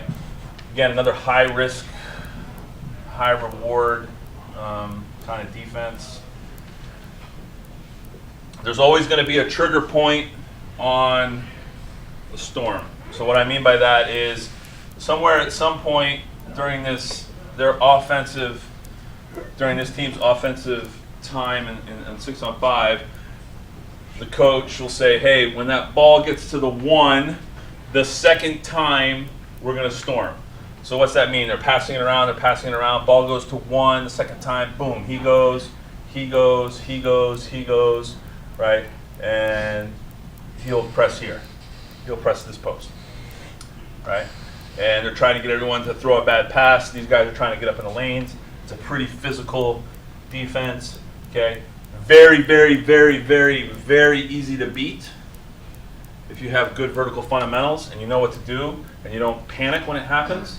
But if you catch a team that isn't good vertically, you hear me talk a lot about vertical fundamentals. If you have a team that is really good vertically and can make good passes, they can destroy this defense. But again, it comes down to scouting, like I mentioned before. And if a team doesn't do well vertically, then it won't work. And one of the things is you could have the greatest tactics in the world, but if you have poor vertical fundamentals, then you have poor tactics, right?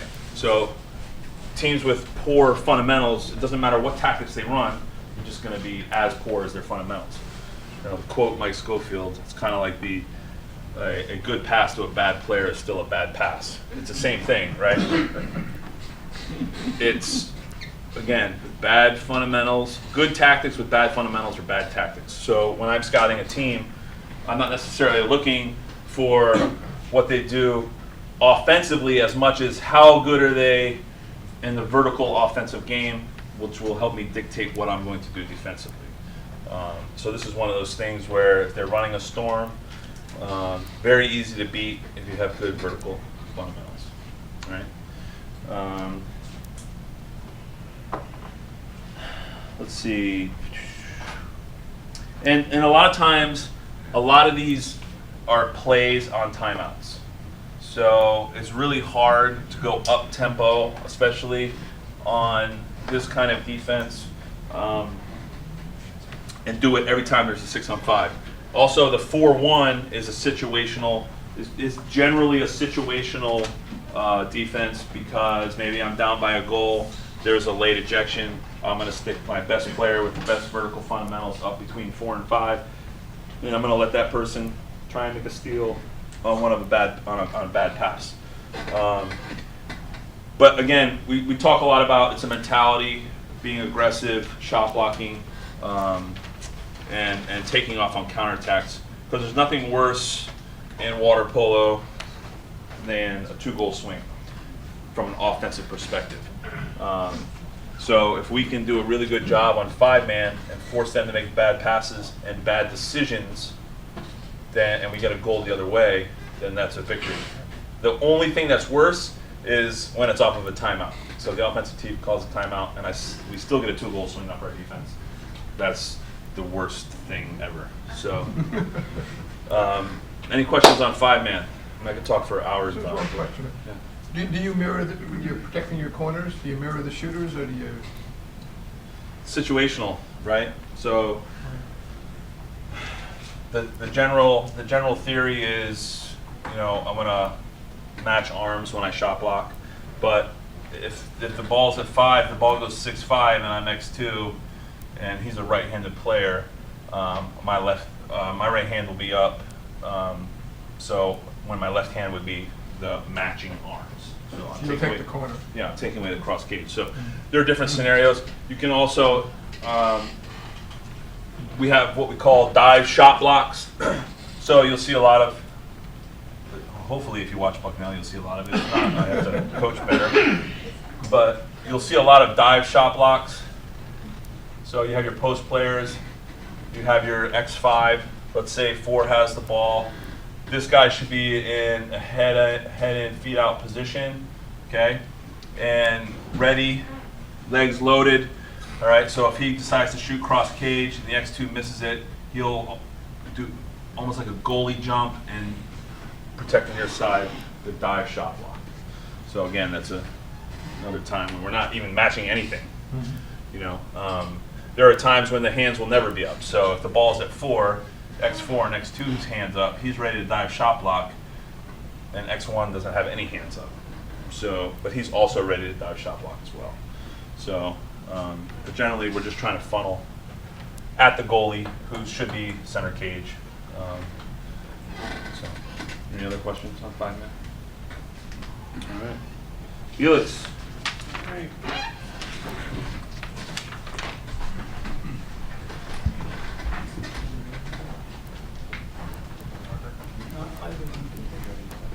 Ed, I can go without it. Okay. Actually, no, I shouldn't. It keeps me focused. So I'm going to talk about 6-on-5 offense. And, as far as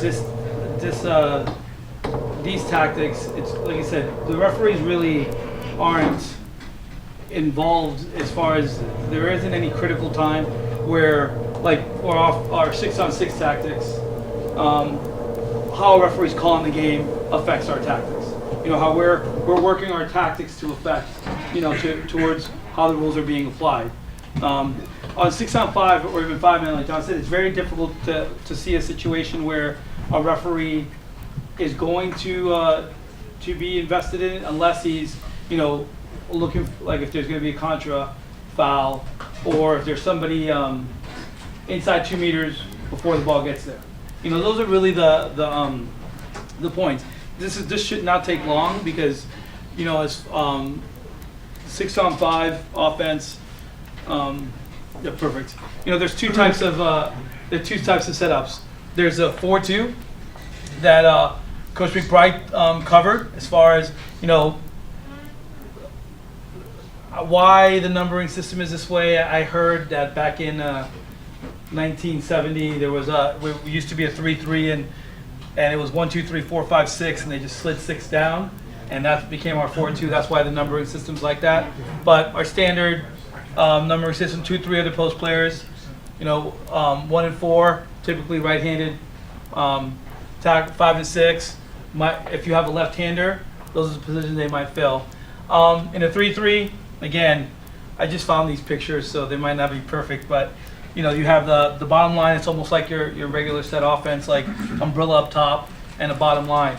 And 6-on-5 is very simple, like what you're trying to accomplish. Ed, can you go to the next slide? What? Thank you. What? What? Can you leave it up there a second? So last year, I was in my first year being a referee, and one of the senior refs, one time, offense was on 6-on-5 in the 4-2 scheme like you have up there. and we had one, that person was inside the 2, I called them inside the 2. Next offense, same thing happened, kicked out, 4-2, this time, number 6 goes inside the 2. Without the ball. Without the ball, Okay. correct. Both without the ball, Okay. correct. All right. And I did a reverse ball and like a normal ball, you would think. And the referee who I was working with came over and said, you know, those 2 weren't in the offense in both plays. You should have pulled inside the 2. I think that that's something that's kind of being clarified now. When should you, before it's like, if they're not affecting the play, you know, Well, that's why I say, what should we go with? you know, in the rule book, it says you're not allowed inside the 2 unless the ball's there or heaven. Yes, correct. How you make that call, they're the ones that are going to let you know. I can go either, to me, it's like, you let me know what you decide because there's teams that will bring people inside the 2, then pop them out. As soon as they go inside the 2 without the ball, do you call a turnover?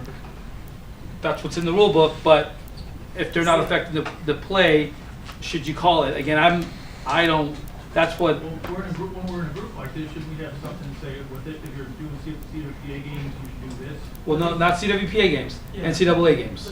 Oh, right, okay. Well, it's coming over for the CWPA, like, well, I think Felix's main role here is really trying to give you guys a perspective of what they're teaching. I understand that. I thought this came up and it's. No, but that's a question that the evaluation can tell you. They should be able to tell you that one way or the other. You know, if it hasn't been discussed, I'm sure. I know one of my colleagues out on the West Coast is going to be bringing this up. Is when do you call someone inside the 2? And that's something that. When he goes inside the 2. When he goes inside the 2, you call inside the 2. That's what you call it. When he goes inside the 2. Because when he goes inside the 2, you call inside the 2. Okay. Yeah. Yeah. I mean, it's simple enough to me, but like the next slide. All right. So. Oh wait, they're chatting away. All right, let's concentrate. Can I have a card? A yellow card for a quick warning. These referees that are having conversations. Never give coaches yellow shit. cards. A couple of quick notes on 6-on-5 offense, and it really doesn't matter if you're in a 4-2 or 3-3. The emphasis is the same tactically. Staying very fundamentally sound. You attack early or late. A lot of the times, if there's going to be a good scoring opportunity, can happen within the first 2 passes of an attack because the defenders aren't in position, aren't in their zone, or shot blocking. You might be able to score a quick goal. Or late. If the defenders get set, you probably should have a little bit more patience because you're ultimately the main tactical approach to 6-on-5 is you're trying to create a 3-on-2 or a 2-on-1. You're trying to make that one defender make a mistake. That one defender who decides to slide outside of his Olympic ring. That one defender that thinks they can cover 4 people at the same time and makes a mistake that ultimately affects everything else. And that literally is what 6-on-5 offense is. You're finding a 3-on-2 or a 2-on-1. The less defenders involved, the higher percentage of scoring. That kind of makes sense, right? So as teams work, you hear 1 in and 6 in. Again, it all goes to creating a 3-on-2 or a 2-on-1. And after this, I have a couple pictures that I can that I just found on the internet. But going, to simple, you're going 6 in, you're making X5, X2, X4. They're going to have to start thinking as 5 slides out. It's almost like you're rotating a certain direction. So 6 in goes 5 wide, 4 center, right? So here is this defender put themselves out of position where then this defender has to make a decision. So if X5 goes out and chases 5 or slides outside the post and that ball goes to 4 and X4 is the only person that could defend it or knock it down or get sucked out, now you have your 2-on-1. Most of the time you see that 4 center to the 2 post pass, right? Or 4 center if X1 follows up for center to 1 who stays low for a catch and a shoot, beating the shot blocker that's not there. And that's literally what 6-on-5 is. You're creating a 3-on-2 or 2-on-1. There is no, like I said, I don't see where referees really have an impact on this, because besides calling inside the 2, the one thing that I'll talk as far as, like, I know John used the term pushing off for offensive post players, is creating space. So Sandy, do you mind getting up for a second?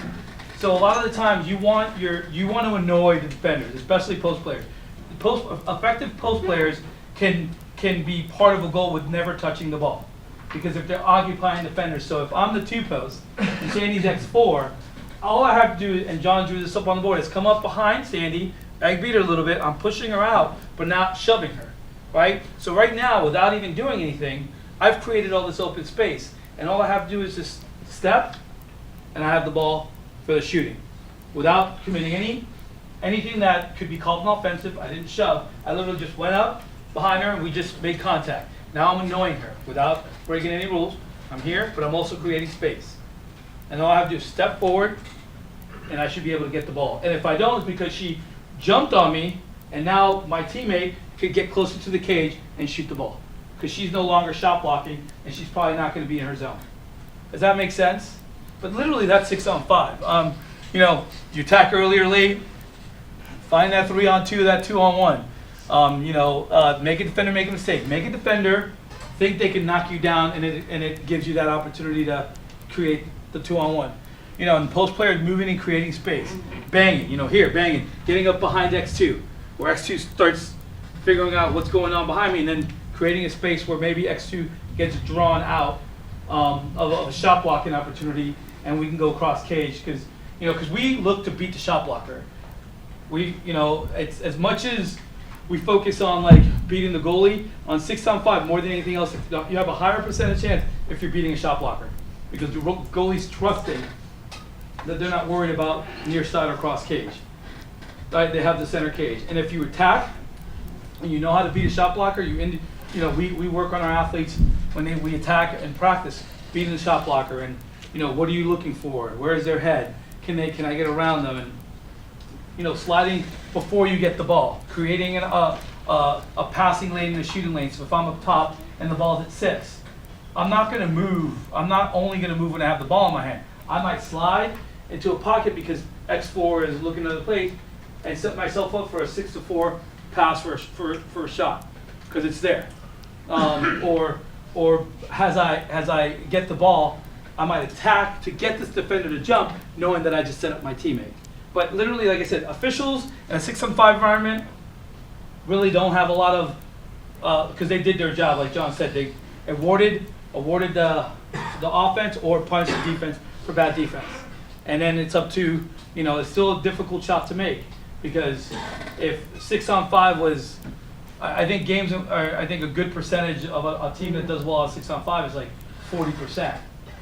Yeah, and just to add to that, we're never going to allow a center to score. We're always going to take the exclusion when the center looks like he or she's going to have an advantage, because it's harder to score 6-on-5 than a center scoring right out of the middle of the cage. So the ball comes in, and our center defender is getting turned. Our center defender is going to put that center underwater, so we can play 5-man, because the percentages have gone up. Yeah, it's harder to score a 6-on-5 than it is a 1 at 2 meters right in front of the cage. And when you take an exclusion, it all comes to coaching. And we have this rule is like, you should not be taking exclusions away from the ball. If you're a good defensive team, you're not taking exclusions on the back line and the counterattack. You're not taking exclusion on the perimeter, because you're playing. You're keeping your hands up, and you're allowing them to you're keeping your hands up, like John said, as far as defense, and making sure that every move that they make, you protect your inside water, and you show your hands, and you're good to go. So taking exclusion away from the ball is tough, but at 2 meters, ejections happen all the time. But as far as 6-on-5, you can go through some clips. The next clip, I think I just like 2 or 3 pictures of again, here, You know, they obviously worked in the situation 5's going center. But if I'm coaching this team and we go back and look at this, I'm thinking, well, where's our 3-on-2? On this side, we're even. This defender has the 6, X2 is on the post player, and this person's shot blocking here. Because this offensive player moved out of the way, it's literally almost in a situation of 5-on-5. But as a coach, I'm thinking, why aren't you need to stay low to make this defender, keep this defender honest, and you need to kind of stay here to draw this defender out, and maybe you might have a post player or create this defender to come in a little bit more. But this 6-on-5 right here, it's not a very good setup because there is no advantage anywhere, even though they have the extra player, because literally they're playing 5-on-5 right now because this player moved out of the way. So as a coach, I look at this and I'm going to talk to this person quickly and says, you got to stay in a position where they have to honor you. Excuse me, wrong place. X2 should be off ball. Because where the ball is, yeah. So again, this is more of a 5, somewhat wide. So the 3-on-2 is being created. It's going to be created right here with these 3 offensive players. This is the 2 posts, the 1 and the 4, and these 2 defenders. Because X2, as they're supposed to be cross cage for 5 going wide. They might slide over a little bit. So now, if this ball goes to the 4 position, look at all this open water that the 2 post has, right? Anyone can fill this pocket, whether it looks like one's wrapping up. But I would probably say, hey, 1, you need to stay low to occupy this defender and give the 2 posts all this water to operate. So I'd probably say that's what I'm looking for. Okay, I see where the 3-on-2 or the 2-on-1 is being created, right? Pat? Correct. Okay. All right, so here, it looks like they're going 4 wide, 5 center. I'm looking at 2-on-1 here. Possibly if X4 comes all the way over, or 3-on-2. And John covered this a little bit. Most of the time, a good X2 is going to take cross cage. So if 5 has the ball, X2 is probably going to be leaning more towards the 2 post to take away cross cage. Or they're going to have to make a decision. So the burden falls on X3 and X5 to help with that triangle if they do a good job. And if all it takes is one defender to make a mistake, and then a catch and a shot, and then we have the 3-on-2. Yeah, do you guys see that? Yes. Tactically? And that's it. I wanted to end with a good, cool picture, so I did. Yeah, that's pretty much it. I guess we can, I would feel comfortable if Pat came up as well, since he's a Division I coach, and we can do like a quick panel if you guys had any questions about anything tactically related where it concerns the officials. I think this is a good opportunity to kind of like get an idea of what we're thinking and what we would like you to think. Pat, want to come up? Go ahead. Yes.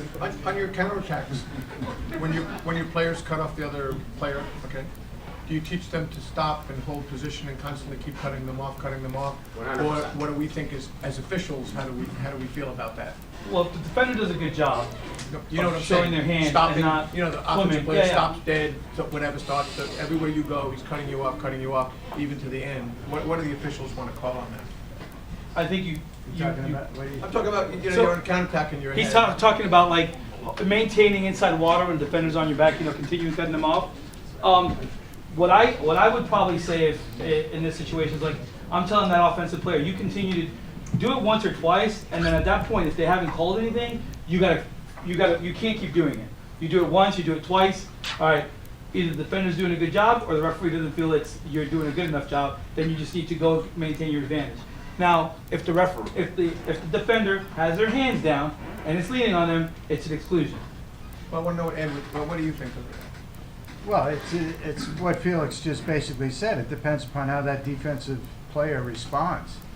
The offensive player can stop any place in the pool, and the defense catches up, and the offensive player can go this way, that way, that way. But a lot of times, it's a disadvantage for the offensive player to do that because they had a body length lead, and if they continue down the pool, they'd probably be the extra So person. it's okay for the offense, I want to make sure for the referees, it's Well, okay. For the offense to do whatever he wants, cutting off pretty much as much as he No, wants. he can't stop. do whatever he wants to. Well, cutting him off, he can swim, cut off, I always taught that. you know. As long as he's moving Once you're towards ahead, the I said, cage you're ahead forever. and not breaking the I can't rules. come from here over there and then just drive right into him No, like no, no, no, this. you're ahead of him. But if I'm ahead of him like this. You can stop dead. I can stop dead, I can do it, I can Everywhere go you this go, way, I can everywhere go you that go. way, I can That's stop fine. dead. Just want to make sure that The we're. burden of responsibility is now on him. No, I agree, I always taught that. I like it. Alex, you have a question? I'm just trying to figure out what's. I don't get this picture. I just, I have The old things school you find bumper on the caps. internet. Remember those? Okay. Yeah. Yeah, that's right. Protected nothing. Donna, is That's all that? that- Diana, yeah. All right, no questions for the coaches? And, all right. Wait, I have a question Yes. to help the referee. So if each one of you guys gave maybe just one thing that really bugs you about what the referees only one. call, only one, what you guys call or what the referees call that really bothers you. I'll go first. And I've got my red card right here. I think for the younger referees, to move up and grow as a ref, you have to be really, really, really good and be and at understanding what's going on 2 meters in the front court. Nothing drives me crazier as a coach than when I see a lack of understanding of what's actually occurring in the middle of the pool. And I've had a million conversations with some of the guys and men and women who ref at the higher levels about that, about how do we get the younger referees to understand what's going on at the center position, about positional calls, meaning the ball comes in, quarter turn, is it an ejection, is it a no call, what's a no call, what's an ejection, what's a penalty, because there's a few teams out in the collegiate ranks that run a driving-based offensive system, but for the most part, a large majority of the offenses revolve around some type of center or post up or double post. And your ability to call 2 meters is vital. It's vital. And I would say that, I mean, I know you all have jobs 9 to 5 and busy lives and kids and stuff like that, but if you have a half-hour lunch break, go on YouTube and watch a high-level water polo game. I mean, I probably watch 15 hours of high-level water polo a week on YouTube.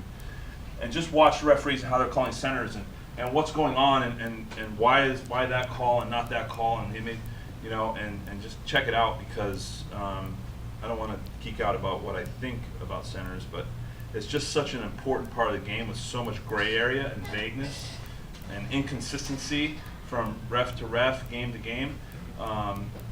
But once you get, as a younger referee, once you understand that center position, how to call the center position, I think you'll advance and be really good. But I know that even the guys that we see at NCAA championships and our championships on the East Coast and MPSFs and stuff like that, they're really good at calling center. And I feel like I'm done.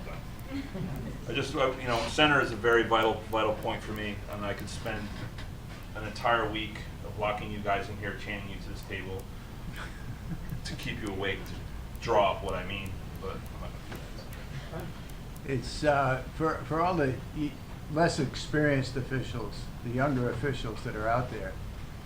If you go on YouTube or whatever you have available to you to look at 2 meter play, after you've looked at it for a longer period of time, you gain more experience. So the next time that you're out there refereeing, it'll make a big difference.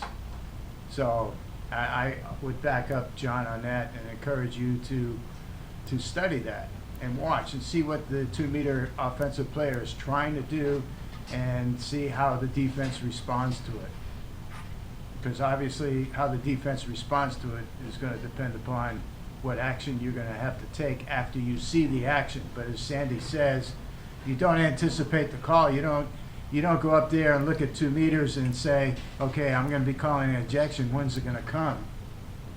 You look at the action and understand what's taking place and how the 2-meter offense is maneuvering and how the 2-meter defense is responding.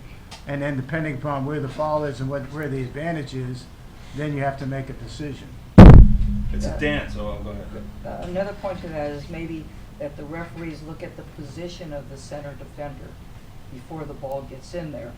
Then you're anticipating what is going to happen. So if the center defender is totally to the right shoulder and the ball's coming in from 5, right? You've got to let him turn, you know, and let him take that shot. So you're anticipating, you've got to watch before they get the ball what is going to happen. And that's what I talk about, like positional calls. So you have to understand what the offense is trying to accomplish, and once the offense accomplishes that, if they accomplish this, then this. That's how you make that call. And it's like, again, you know, it's like what we talked about before with zone defenses. You see a lot of ordinary fouls on the zone defense, late ordinary fouls on center entry passes, on successful center entry passes. But how were we able as an offense to get a successful center entry pass? Because they were running a zone defense. So there has to be, you have to think ahead, you know, if this and that. So thank you. I would say, one, to kind of piggyback off of McBride there, I know, Sandy, you went through like 30 minutes of how officials become evaluated. I think the majority of college coaches start our own personal evaluations of officials as how do you call that 2 meters, right? And again, 2 hours ago you said an ordinary foul can't happen at 2 meters, but the higher the level, the lower the chance that happens. Yep. So when you get to a real high level college game, and if there are frequent ordinary fouls called at 2 meters, we'll lose our mind because it shouldn't be that way. By and large, I don't think it should be that way. The second thing I was going to focus on is I like it when officials are patient at 2 meters and allow it to develop, but I see oftentimes an overabundance of caution and patience on 2 meter calls and an immediate exclusion called on drives, right? For whatever reason, and in fact, Graham at Pacific kind of statted this up, that especially in the women's game, you get exclusions on like a 2 and sometimes 3-to-1 level of perimeter drives versus successful entry passes into 2 meters. And it shouldn't be that way. When you use the example, Sandy, of Alex seeing a suit grab at NCAAs, but the ball's over 4-5 with a clean sense of entry, like that's the kind of patience that I think is different level. When you're like, okay, this is a clear foul, but I'm intentionally not calling it because I'm promoting offense on the other side.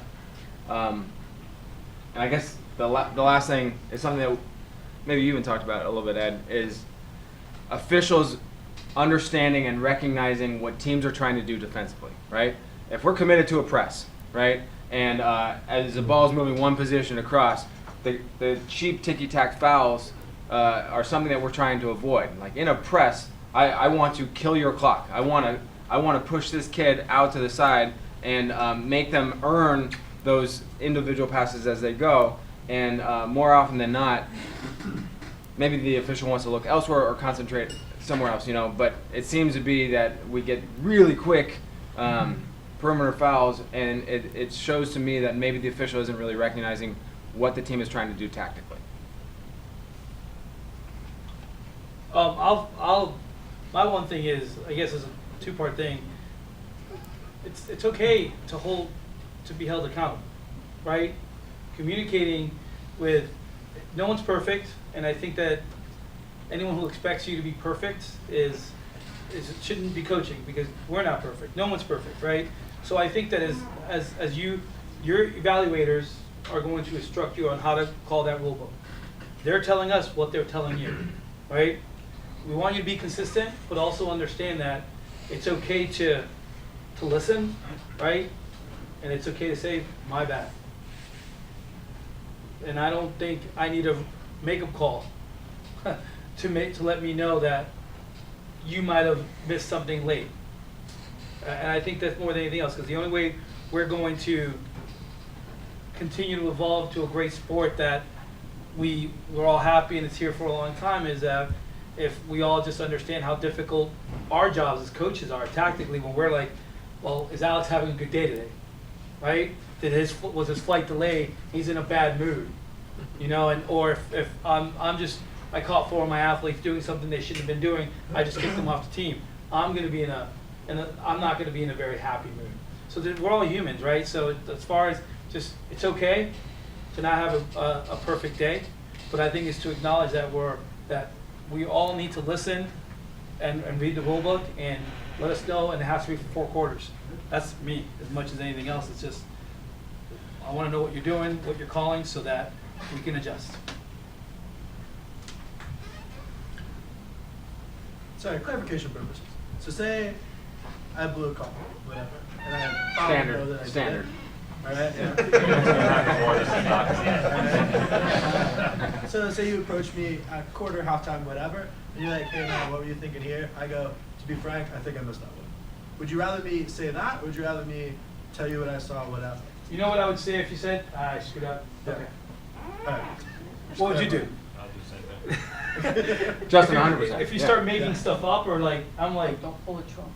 What are you doing? Well, do you see how it's easy to get caught in that trap, though? No, but I'll be honest with you. What can you say as somebody to come back at you to say, I missed it? And there's a referee in here that pulled the ball back in the cage. I mean, we were scoring goal in overtime, and and he blew up an exclusion as that guy was scoring the ball. I looked at him, I knew, what did I do? All right, score the 6-on-5. All right, I mean, that's literally how, I don't know one coach that wouldn't respond, because you just took away everything. You took away our anger, like, all right, really, what can you do? He said he screwed up, right? He might say, well, make up for it later. You know, but I don't know, right? We just walk away. It's like, all right. You're only one. Yeah, I mean, generally, you're going to be tested in the first 10 minutes of a game, 5 minutes of a game by a coach to see what they can get away with, how they can speak with you, how far can I go with this referee, and if this referee's going to really let me go, then I'm going to really, really go. And it's going to get ugly quick because I have the power, and I'm supposed to be coaching the game. So we're coming on deck. We're going to find out instantly how strong you are as a referee, because we're going to test you. We're going to find out whether or not you really believe in the calls you're calling, or you're calling them and you don't have an explanation for them, right? A lot of times coaches will want an explanation. Well, why did you call that exclusion? And if you can't turn around and just say, well, it was an exclusion, and walk away, I'd rather have you say, your player did this. And then I can turn to my player and say, don't do that, right? But sometimes we need to know. I mean, we ref 20 hours a week. That's when we ref. Every day, 20 hours a week, we're reffing. And we're probably terrible refs, but we're reffing, right? I'm not. Yeah, well, but we're reffing all week, so when we show up on the weekend, we want the same professionals that are doing what we do, you know, and that's what we're hooking for. So you're gonna be tested by us. You know, we pay our mortgages and feed our kids based on wins and losses. So when we come on the pool deck on the weekend, that game means something more to us, or means a lot more to me, because if I don't win, I don't have a job. So, you know, it means a lot to us, and we're going to test you, and we're going to find out what you're made of. And you better know the rules, because we know the rules. We read that book from back to front. And so we're going to find out what your knowledge is. And we're going to find out quick. So, but again, saying yeah, I blew it is totally going to diffuse any situation. And I as a coach will respect you more for that going forward for the rest of the game than to ignore and not say. Of course, I'll challenge you on part of that. Of course you will, because you're up there refereeing. You're in there refereeing your games and scrimmages, but it's a different type of refereeing. Clearly. Because you're looking to see something and you're coaching at the same time you're refereeing. I get that, but there's a. So we have an emotional investment in our team, right? And I'm reffing club this fall, right? And it's one of the reasons why I'm here. I have no emotional investment to the University of Maryland when I go rep those games. So I think what John is saying is that we're putting in a lot of time with these kids, and there's some people like me. Yeah, I'm like, I'm gonna go have a fun time reffing games in Maryland, and win or lose, I don't care. You know what I mean? I might also say that when you're officiating in your practices, the likelihood is that you're trying to simulate or trying to prepare your kids for what kind of officiating you're going to get in the next tournament, and who's going to be assigned, who you're going to be assigned to, et cetera, et cetera. So I think it's pretty critical what goes on in practice. Well, it's funny you mention that, because as soon as referee assignments come out, I'm going down that list and I'm looking at every single one of my games. And I'm saying, okay, I can do this in this game. I can't do this in this game. I got this person and that person. I know what I can get away with tactically. And then who's my opponent? All right, now my opponent is this, so I can adjust to the referees because I know the way these two guys or two women call the game, and then I can adjust to my opponent. I think that was easier going back, and it's getting more difficult because we're getting on the same page. I hope so. And we're working on the points of emphasis. We're trying to make the application of rules consistent as we possibly can. So if you continue along those lines, you might run into a situation where all of a sudden you get that referee that you thought you prepared for, and now all of a sudden it's not there. Right, and that's what you hope for, right? But in every single sport, it's the same thing. Yeah. So in football, they know the referees. Some referees call, more interferences, and some in basketball, there are some referees. But I mean, it's maybe different. You're going to have your own style, but hopefully we can get to a point somewhere. Certainly not going to happen anytime soon. But we're all like robots. I guess I'm going to give you guys the benefit of the doubt that if you had the opportunity to practice during the week, you would, right? I'm going to give you guys the benefit of the doubt. I think that you don't. So when you do get these opportunities to officiate, understand that in the back of our minds we're saying, well, you're not around it every day, but acknowledge that. Yeah, you're right. I'm not around it every day. I don't get to referee 20 hours a week. You're right. But I'm here now. You're stuck with me, so let's work together. Right? But understand that we might have a bad day too, and if I say a word under my breath, I don't need a straight red card, Scott. No kidding. The thing is this is a sport that we can't play without refs. So you guys are so important. I mean, 14 kids can't go down to a pool and play a pickup water polo game. So you guys are vital to what we do. There's going to be cards, and cards aren't personal, right? None of us take cards personal. Usually, a card, even a red card, is I'll turn to my assistant and say, I'm going to take a red card, so just be ready. When I go off the deck, I want you to do A, B, and C. And then I've even gone up to referees and say, hey, I think I'm going to take a red card this quarter because I got to get my team fired up. And the referee will say, okay, take it with me, so when I write it up, it's done the right way. So, so there are strategic cards. So don't think that we're just running on the deck to take a card because we don't like you. We might be taking a card to stick up for our players, to get our players fired up to want to play. So it's not, sometimes it's not a personal attack. Sometimes it's strategical, tactical, motivational for our athletes to see that the coach is willing to dive on the sword for you. So.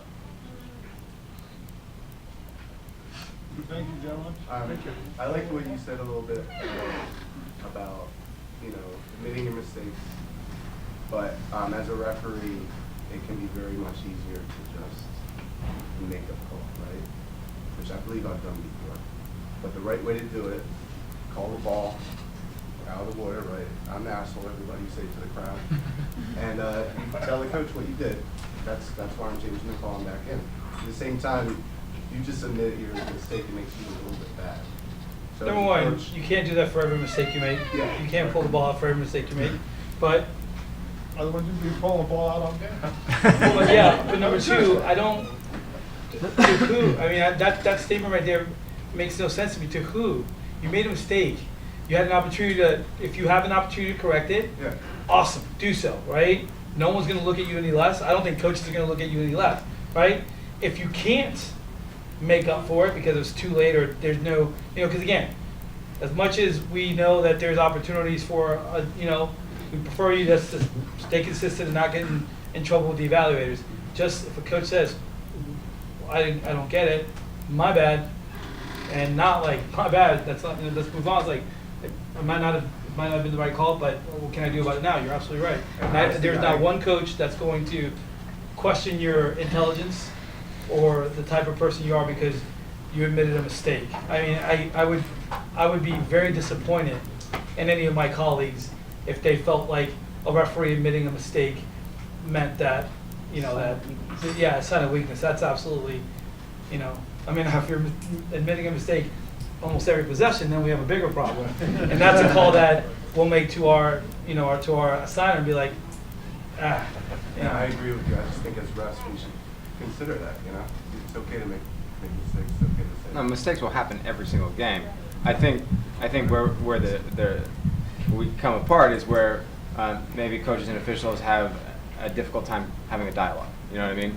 And you know, Andy, you were talking about that rule earlier. You know, after a goal scored, that's not a time to have a conversation with a ref. I will have a conversation with you after every goal scored. It's going to happen. And frankly, I hate that rule. I'm not trying to yell at you. I'm just trying to say, hey, Andy, maybe I think you missed one there, or you know, how come that happened? And even though it's new in the rule book, I guarantee you guys will, myself included, will get chirped out most of the time. So I feel like the more willing and calm a coach and an official can have a dialogue in game, the better the understanding for everybody's going to be. Like it shouldn't be animosity in the relationship between a coach and an official. It should. I mean, like John said, we need you guys there, and we like having you guys there. But we also want to have a consistency and be a common understanding of what's going on. That's all. Only problem, Pat, now is if you look at the rule book. Oh, I read it. Yeah. I exited out of my. Yeah, but so is holding from the sinking. Well, you have to use your judgment, but you guys need to talk to the rules committee. That's what you have to do. And I think that's something that, as coaches, I mean, we again, and I know John, we appreciate this opportunity to come in here and talk tactics, and I wish that there'd be more open dialogue where we can look at clips and communicate, because ultimately we need to all get on the same page, and we'll work on that. But there are just the advantage rule isn't always used in the proper at the proper time for the proper reason. It's the gray area. But it's a gray area that we need to kind of that we're all, and again, I don't think anyone's in disagreement, that we're all looking to kind of make that gray area smaller and smaller, where, and if it's in the rule book, then, you know, we're looking for you to apply the rule book. And depending on the time of the season, you know, and what the game holds, it's going to be a different. You're not going to want to make the call that leads to something, but in my opinion, that's your job. Well, you got to be consistent throughout Yeah. the season, not just for Throughout the season and throughout the individual games. Yeah. You need to be consistent, and that's kind of what you're talking about. And also, one of the things about being professional, and Sandy touched upon this earlier in hers, we're trying to teach the officials to be professional and how they communicate with the coaches or with players or amongst themselves. But it's the same thing if I'm an official and Pat's coming up and chirping to me after a goal is scored, I'm going to say, Pat, this is not the appropriate time. You can check with me later, or do you want to take a timeout? Take a timeout and we can talk. Okay, so I've dealt with that situation. Or if he keeps coming up to me and asks me why, and I turn around and respond, well, that was poor offense. He's going to go bananas. Or that was poor defense. I mean, because that's not a good answer. What did I see? Okay, it was a soup wrap. Or it was a hold at 2 meters. Be succinct and just be careful of how your body language is in response to his body language when the two of you meet on the side of the pool. Can make a huge difference. The last thing you want is a referee to be like, well, why are you running the zone? Yeah. why are you pressing that team? They're saying it's killing you. Like, whoa, that's not your job. You know, it's Good job at that time. Can I say, you know, I played a long time ago. I retired in the 90s from coaching. The first time that they asked me to be an evaluator, I came to one of the tournaments just to observe, and my comment was, what is everybody complaining about? I never had refereeing of this level, ever. The refereeing was unbelievable. We'd have people, literally, one referee drunk, you know, Ed, you remember, or the coaches refereed the games and whatever. So I couldn't believe how, but I couldn't believe how the level had, you know, picked up. But I do want to say that Ed, who does the dartfish, Ed, you'll bear me out on this. This is for the coaches. Ed and I have sometimes tagged 30, 40 things, right? Coaches have gone crazy over certain calls during the game, like I did, you know, but I never had any film, so I never really was wrong.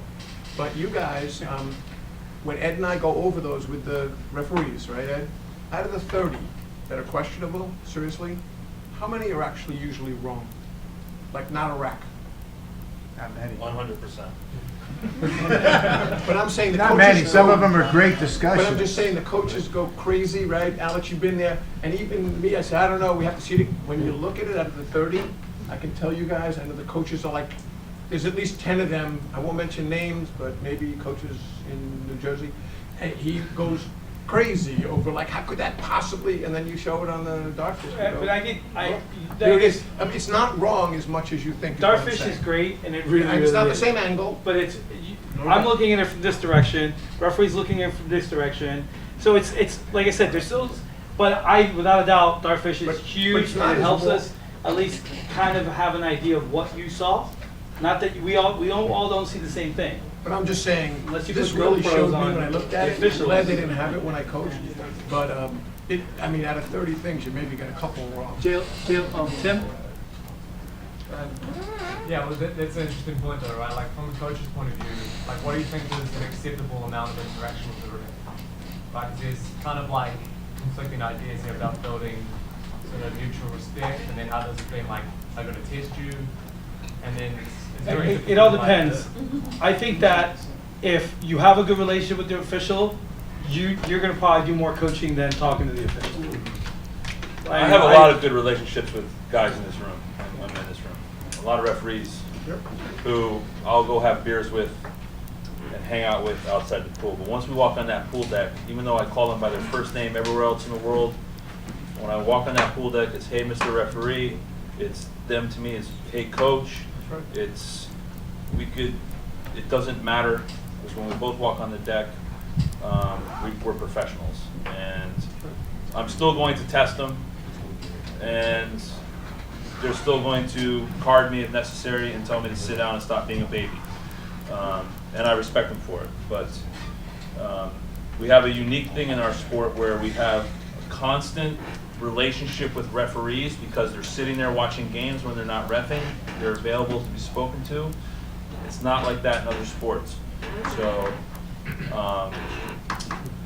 there is a high level of respect for you guys from the coaches, without a doubt. But again, we want to win badly, and sometimes, you know, we get emotional, and you're the person we're going to yell at, and you're our sounding board sometimes, and you know, you got to do what's right. Sometimes we need a spanking. You know, sometimes we need that card, you know, to put us back on line. I'm done with cards. I'm done with cards. And sometimes we don't, but you know, it's your job to get control of us and keep the game under control, and it's a lot to do, and it's a lot to be responsible for, and I can tell you right now, I would never want to be a water polo ref at any level, ever, so. This is a question, I guess, for you coaches and the technical committee. I can't really decide what I want to do. I coach, then I ref, then I coach again, now I'm back refing. But in my coaching days, this was only a couple years ago, I was at a tournament in California with my men, and I asked Bob Ford a question prior to a game, and he said, Coach, you know, it was about one of the new interpretations. He said, you know what, better yet, since you guys are playing 2 games after this, are you staying or are you guys going back to the hotel? I said, we're just staying here to have lunch. He said, well, I'm evaluating the referees on this game. Would you care to sit in on the referee evaluation? I said, sure, that would be great. So there were a couple calls I disagreed with during the game. Those of you that have ref my games, it's way more than a couple, but a couple big ones. And Bob flagged them, and the referees and I sat in this room, and he said, all right, you know, he's going through tape and said, okay, Jay, you had a question about this penalty. Here's the tape. I'm like, yep, I was clearly wrong. He said, you had a question about this ejection. up that time, the referee probably shouldn't have called it. You know, and we just sat, had a very civilized conversation, and there was no animosity between, and we got killed. I mean, but, you know, is that something that's going to be considered? As a coach, when I was in the coaching realm, I thought that really helped. And after talking to the officials, they said it was good to get a coach's perspective on that video. I don't think I want to be in a room right after our game or in the day with an official, because I don't think it's, I think at the end of the day, you need to start with the evaluator. You need to talk to the evaluator and tell the evaluator, well, this is where I think he screwed up, and the evaluator has to kind of understand where you're coming from. I don't know if, I tell you right now, I would not feel comfortable sitting in a room with officials. Again, there's always going to be one coach that's not happy, right? Because I don't think it's fair for the official.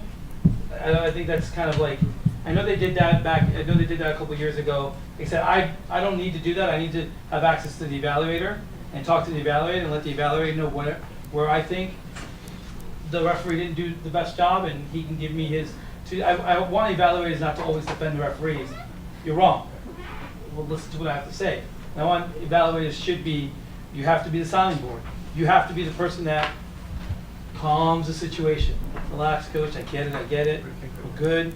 And then I'll get back to you. And I do think that I think if we need to move to an area of accountability, which is I think what coaches want, is, hey, a phone call or an email, hey, this is what happened, this is what, you know, where we agree or disagree, right? And we could always discuss it.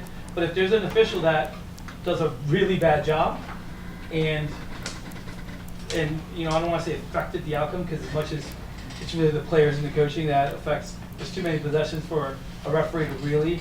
I think that I think that we need to move forward to holding officials accountable and making it obvious to everyone, the coaches, hey, when you screw up, we're allowed to give you a red card. When we screw up, nothing really happens. It's not, you know. So I don't know if I necessarily would want to sit down with Alex and Josh, right, after a game, because I also value our friendship. And in that moment, just like when you have a disagreement with your wife, I'm like, all right, honey, I'll be right back. And then I'm like, all right, let's talk. Yes, you're right. Yes, you were right. I was wrong. I think environment like that, but I don't know how comfortable I am in that situation. What about you, John and Pat? I don't want to talk to anybody after the game. Yeah, Ed, what do you think about the role of the evaluator in that position?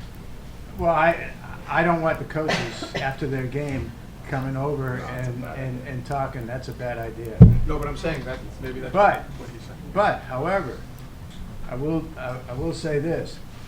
Any games that I have dartfished and videoed, if any coach has any question about a referee and whether they're strong or whether they're weak, or whether they don't like this or that or whatever, I will take the time to go back and I'll spend an hour and a half to 2 hours going through that game, and I will make comments on all the calls, and I'll go back and I'll try to see if there's any type of pattern that's inconsistent, and I'm more than happy to share my findings with any coach that wants that information. I've done that several times, and I don't mind doing that at all, because it's a benefit to me, because I get a better idea of how consistent this referee is in the different areas and how I can turn around and try to help him become more consistent in those particular areas. So it's a good thing. It's a good thing, but it takes a lot of time to really, truly evaluate a game.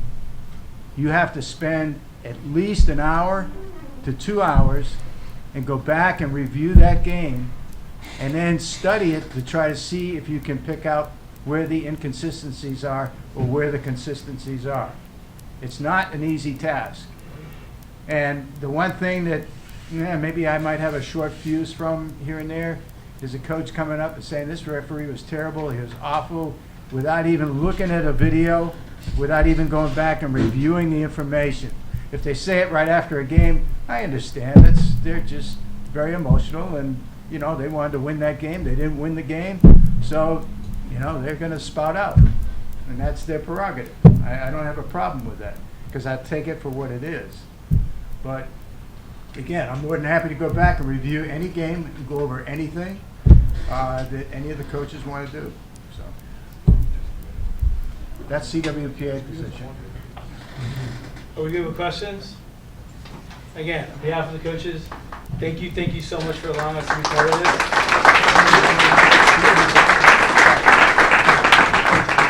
And I must say, I really appreciate personally, I really appreciate you guys spending the time and coming in here and doing this, because this is the first time I think we've gotten something very meaningful to share with everybody in the group, and I commend you for doing it.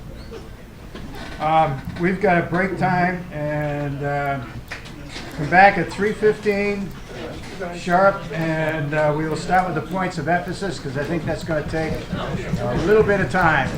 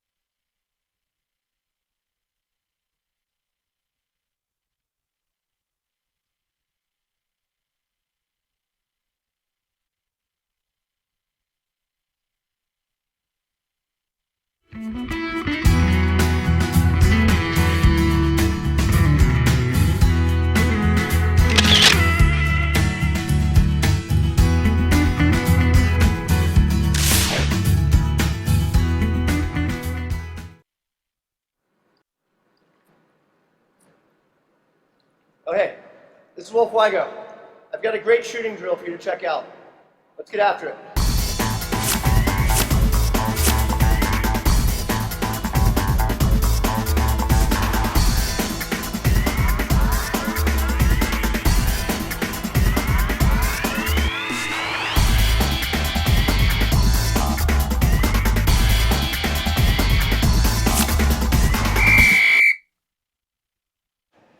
Okay, we're going to do a great shooting drill here that involves a number of things. Some leg strength, some pushing off, stepping over our hips, some shot blocking, shooting around the shot block, and then attacking inside water. Okay, so this is a combination of all those things. We're going to start with some pushing, break off, get 2 outside shots against the shot block, then the defender will sort of attack over too much, overextend themselves, give up inside water. Once they give up inside water, though, they're going to play 100% defense. And you're going to have a nice inside water shot to finish the drill. Typically, you can do this with 4 shooters at a cage, have them paired up. One group can go through the series. Right when they're done, the next group can be lined up and ready to go. And then you can rest and alternate offense and defense each time. Let's check it out.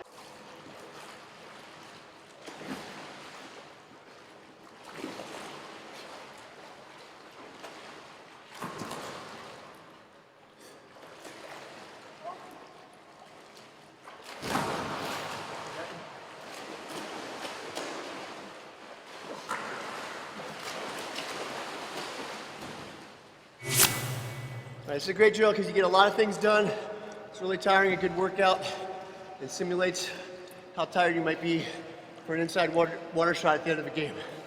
If you have more players than 4, you can run a rotation where the offense goes to defense, then the defense goes to offense. Also, you could have a pair on the side doing some other drill that you've set up while the other groups are working through. So there's a couple different options there. You can get a rotation going, or you can set up like a miniature station where you could have 2 players on the side. So this way you can keep more players occupied in a small area right next to a goal instead of having a long line of players sitting out and waiting. All right, something to think about.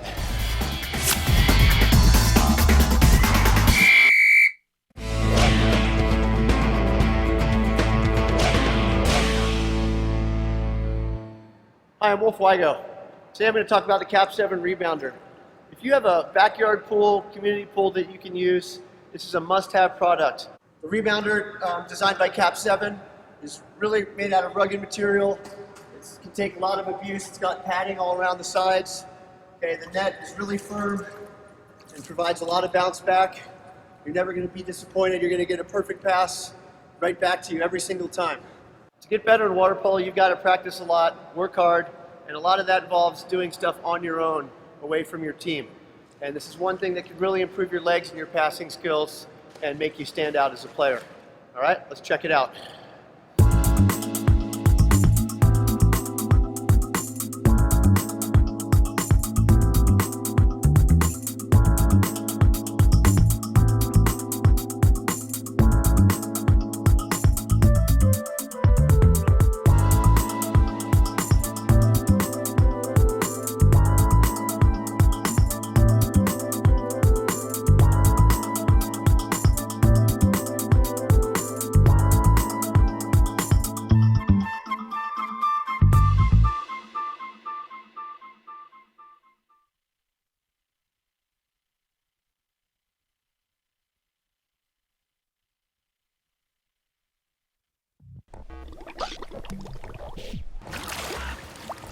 You're watching the CWPA broadcast brought to you by Cap 7.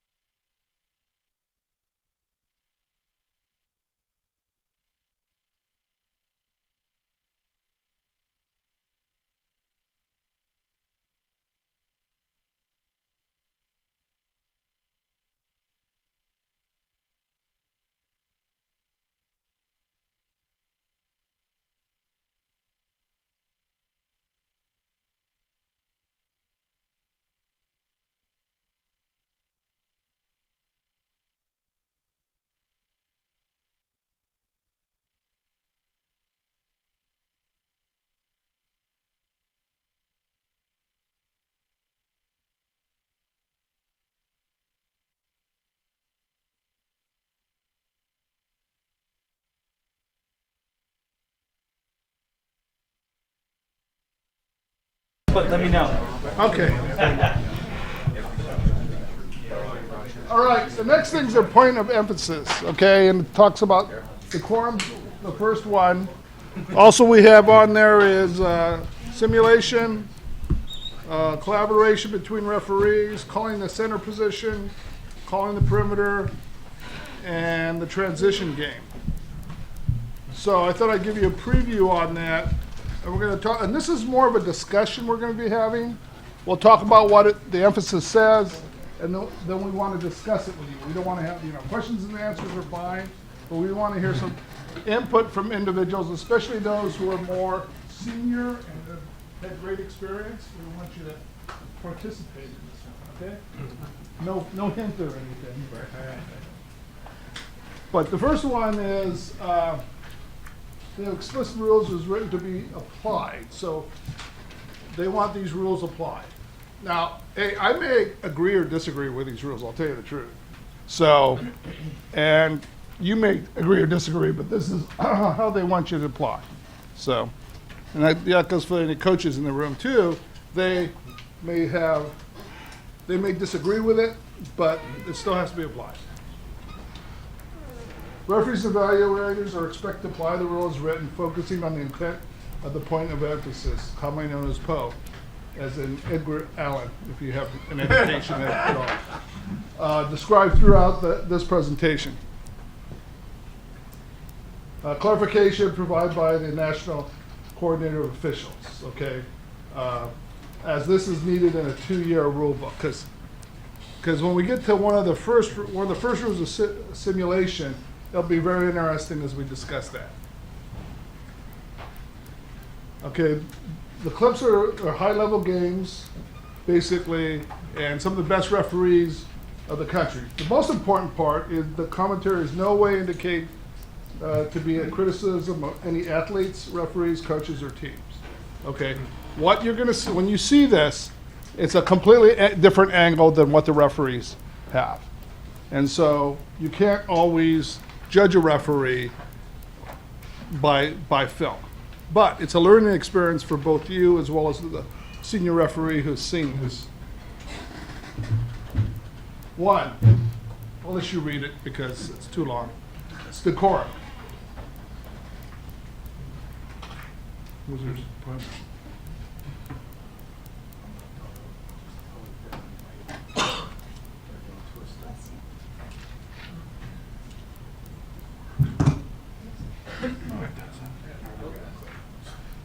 Oh, you just advanced it.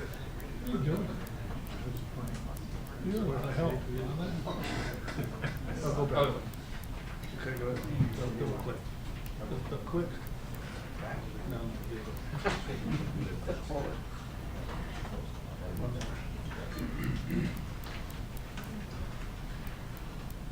Okay, so just some of the important aspects in here. Referees are encouraged to consider all of their options when confronting a breach of the decorum.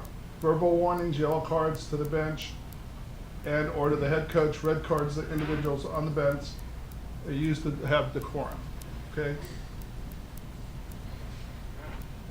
Hold it. Stop the pen. Okay. You're in control. Main sorry. It's like a comedy act up here. It's like Laurel and Hardy, but I'm Hardy because he's a smart one. Okay, it's the complete authority from 30 minutes until 5 minutes after the game, and therefore ultimately be held accountable for the managing decorum. So once you hit the deck 30 minutes before, you're in charge of that deck. And during the game, and then you sign your book, you look at it 5 minutes later, and you bail. So as we go through here, they're going to talk about after you've signed the book, the best thing to do after you sign the book is to leave. Because you're going to put yourself in a position where you're going to have to deal with issues that you shouldn't have to deal with if you put yourself out like that. Go ahead. And we've had referees in this audience that have had a tough time after a game is concerned because the coach has basically cornered them. And that is not appropriate.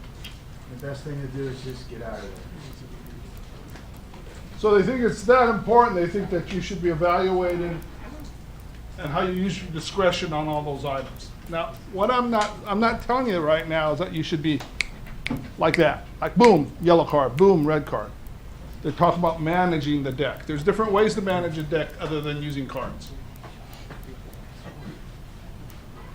Breaches of decorum by the forum, the stand should be handled by the event management. Should be focused mainly on the pool, the coaches, and the players. So, if you're in a NC2A game, they always have an administrator there. So when you have an administrator there, you just say, I want fan number up there, the guy with the, blue hair and yellow, I want him out of here. Or a card. I tell you an experience I had when I was doing a high school game many, many years ago. I had a guy standing up and the clock was messed up. It was a tight game, 2 rivals in Southern California, Foothill and Villa Park, and they were just going at it. And the coaches were fine. They were okay with the refereeing. This one fan standing up going, I'm going to get you. I'm going to get you. That's what he said. And I just looked at very calmly, and this is before they had, I said, sir, you're leaving? He goes, no, I'm not, because if you don't leave, the game's not going to continue. Turned around, told the coach, the administrator, they took care of it. He was gone. He didn't even remember what he did. He just snapped. People snap sometimes. So, remember the student athletes that star the shows, not the coaches and not yourself. Breach of decorum by fans in the stand, like events. Polo spells out protocol referees should use to follow the maintained decorum in and out of the water ideally. We'll use the least punitive options first and not have to resort to the game exclusion and the red card. Okay.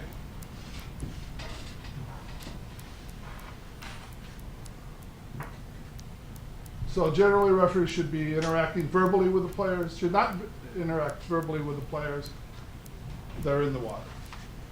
Occasional gesture of keep going. We talked about that a little bit, where they tangle up and they come apart, but there's no apparent advantage given. So those kind of motions, they look up at you, just keep playing. And that helps guide them through the way. Man is the same player in a game, should be treated as a misconduct. So a second man, 2 minors make 1 major. Yellow carded player in the water in lieu of man presents the referee only warning. Subsequent acts of similar nature should be treated as misconduct. The yellow card may be given without stopping play, walking yellow. So in other words, you're walking, you hold the yellow out to the coach, hold the yellow out to the benches as well as to the desk, so they all know what's going on at that point in time. But the referee must stop and take the ball out to explain during normal stoppage. Okay, so let's say you have an ejection at that point in time, then you pull the ball out and you explain what it was. Penalty of a player for misconduct, behavior in the water that is unacceptable within the spirit of the rules is likely to bring the game into disrepute. Sorry.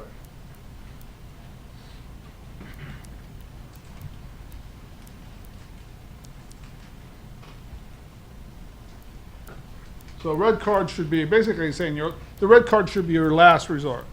You shouldn't have to use a red card.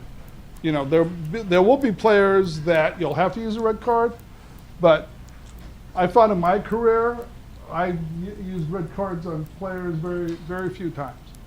Coaches, maybe a few times, but usually you can control the game before it gets to that point.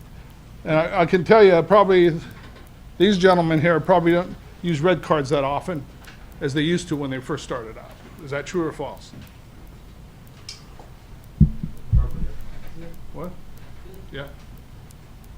How about you, Alex? You use less red cards? I know there are some referees that are experienced that use more red cards than they did when they started, but that's just not too many. Is that true, Felix?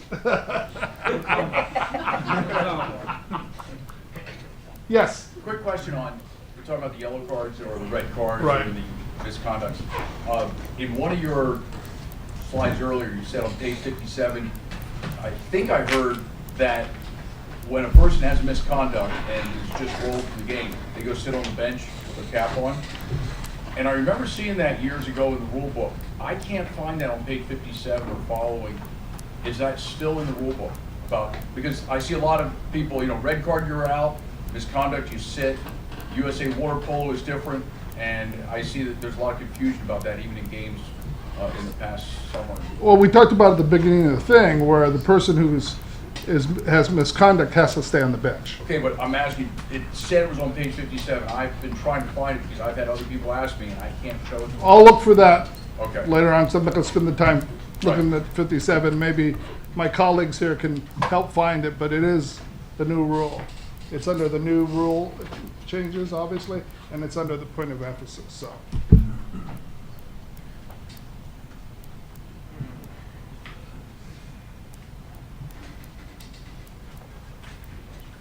So, you shouldn't have to worry about basically it says right here, you shouldn't have to worry about the bench, about the stands.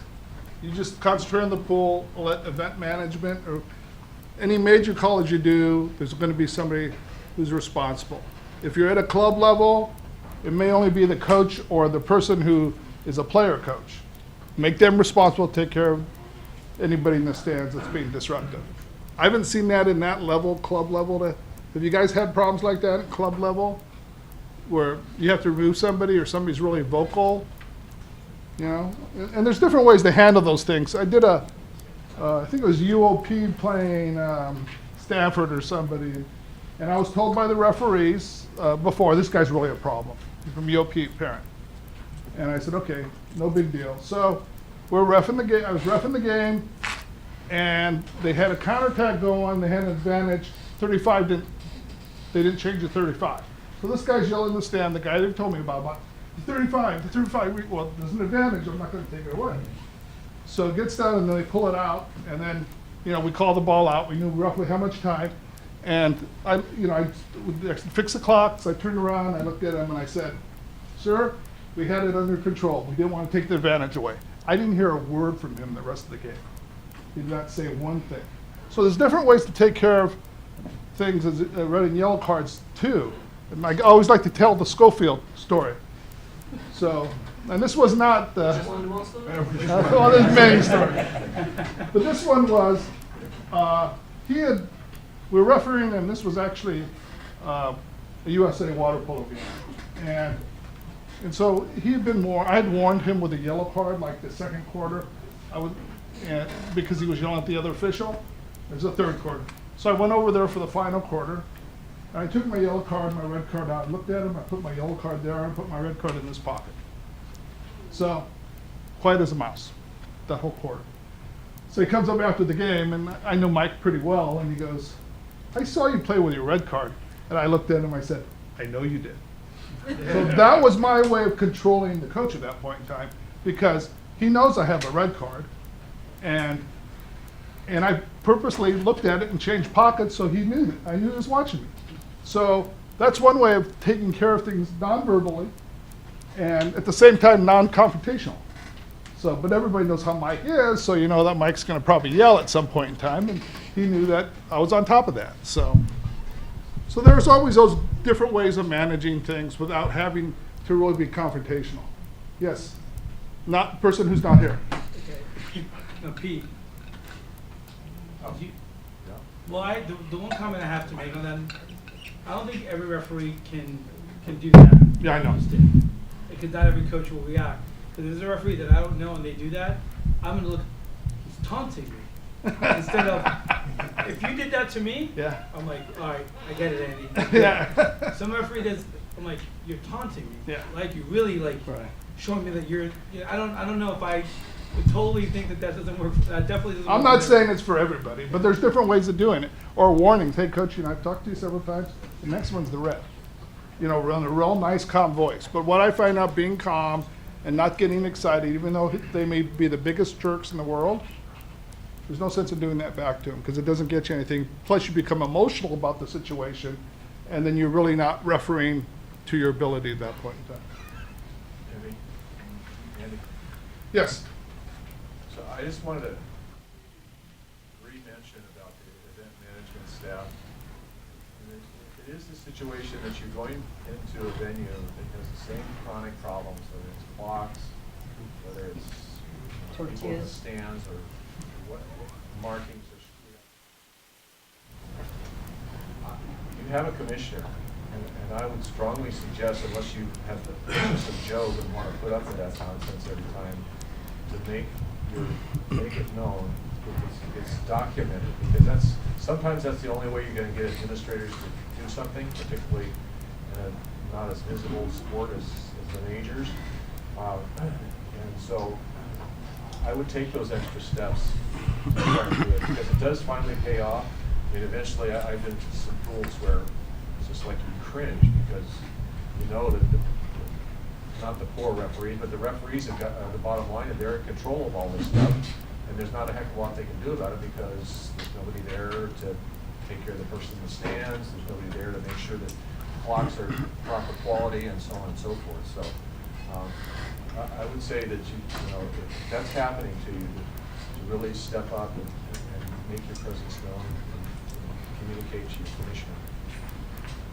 We have those head, everyone knows this, like, filling out that head referee report should be in there. And there's even a section in our head referee report that you're supposed to end up doing that, and you trust us if there's a problem. You know, we read that in the head referee report, we're getting in contact with the school, whether it's varsity. Okay, so they talk about verbal warning first, you know, and same thing, professional. Coach, that's enough, you know, you've got a warning, please stay within your area. Or, you know, I don't appreciate you questioning if I know who my father is. So, did anybody get that? No, okay. Right away. It's better than saying the word, right? So, the yellow card be issued to the head coach or team bench, but not to an individual player or assistant coach. Therefore, once again, it's conflicts, a max of 2 yellow cards per team. So we'll have to get that clarified, because Just that's it's out of the field. out of the field. Oh, I'm sorry, it's out of the field. So therefore,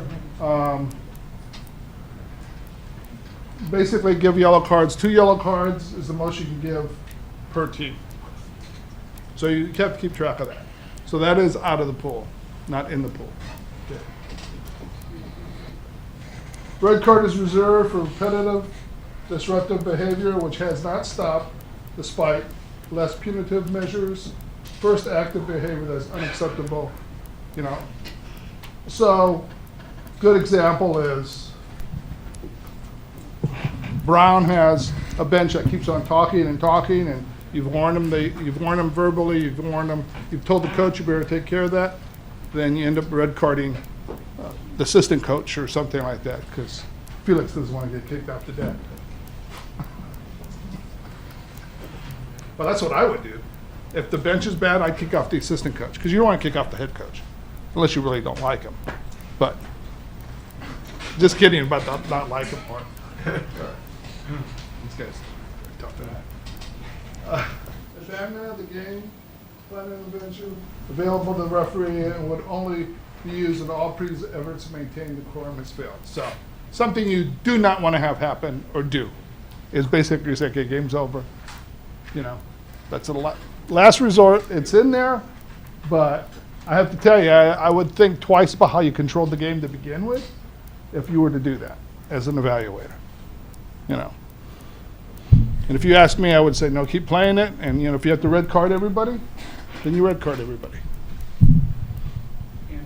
Yes. I have a question. What's the rule on the assistant coach talking during a game to the officials? Okay. Well, I mean, They can't talk during the game anyway, during quarters, halves. The head coach may talk, but the assistant coach. right. Yeah. But an assistant coach yells, "What was that?" Is that instant red card? You know what that is? Assistant coach yells at? Yellow card to the bench. Okay, if you want to take care of that, make sure the assistant coach is quiet. You yellow card the bench. So you never go that first step. I mean, you can also warn the head coach, say, you better make sure he sits down, otherwise I'm going to yell card your bench, and next time he's going to be gone after that. So this is to me, it should be softer than harder on this. But don't forget, the assistant coach plays an important role for the head coach. And sometimes, as John mentioned, I'll take the red card. As the head coach, I'll take the red card. So here's my Tommy Lasorda story. So Tommy Lasorda, everybody know who Tommy Lasorda is? Okay. Baseball coach, very enthusiastic about the Dodgers, Dodger Blues, stuff like that. So he walked out to this umpire to argue a call. And he starts kicking dirt, right? And he's going, what do you want to have for dinner tonight? You want to go to pizza or do you want spaghetti? Because what he was trying to do is fire up his team. But he went out there and he wasn't mad at the referee, but he went out there to argue to show the team how passionate it was.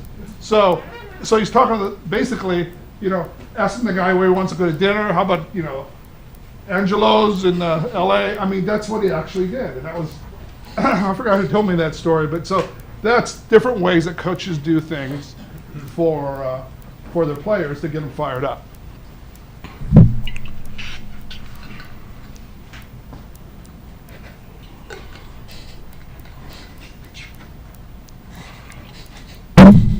Okay, how would you respond? Part one. First game of a 2-day tournament, Coach X, who is known to be quite verbal in his intentions with the referees, has already let your partner know that he disagrees with non-calls at the other end of the pool. Now you're standing right beside him at the goal line when you exclude his center defender. You feel his anger as he gets ready to say something, but just then the ball turns over, so his team transitions to the offense. You hear him say, "You can't make that call. We get nothing at the other end, and you call exclusion on us." So what would you say? Let it go, file away? So basically, what they're saying in that case, just let it go. He's not being over. Just act like you didn't hear him. Sometimes you turn as a referee, you don't hear him. I don't hear it. Do you hear everything on the pool deck, everything the coach says? And a lot of you, which we didn't do back then, is use earplugs. Save your ears from the whistles, which is a real good thing. So there's lots of times you're not going to hear things. So it's not one of those, if you go like this, then you blew it, if he said something. If you don't, just keep walking and rough the game, then you don't hear it. His team scores on the turnover, but his team sets up the defense. With you standing right in front of him, you hear him say something more about how you and your partner don't be too quick on the click, okay? Are not on the same page. A shot is taken and blocked by his goalie. As you administer the corner throw, he starts talking about the same thing. Don't click, please. What would you do? I want somebody to try to answer this. No. Leave it there. Well, you can. That one's okay. But don't you click the red one. Just a red card. What does it say? I got it. So how do you respond? What do I hear? Warning. Warning? Okay, anything else? Okay, and the answer is? Verbal warning. Tom Tracy has a free shirt for you from CWPA.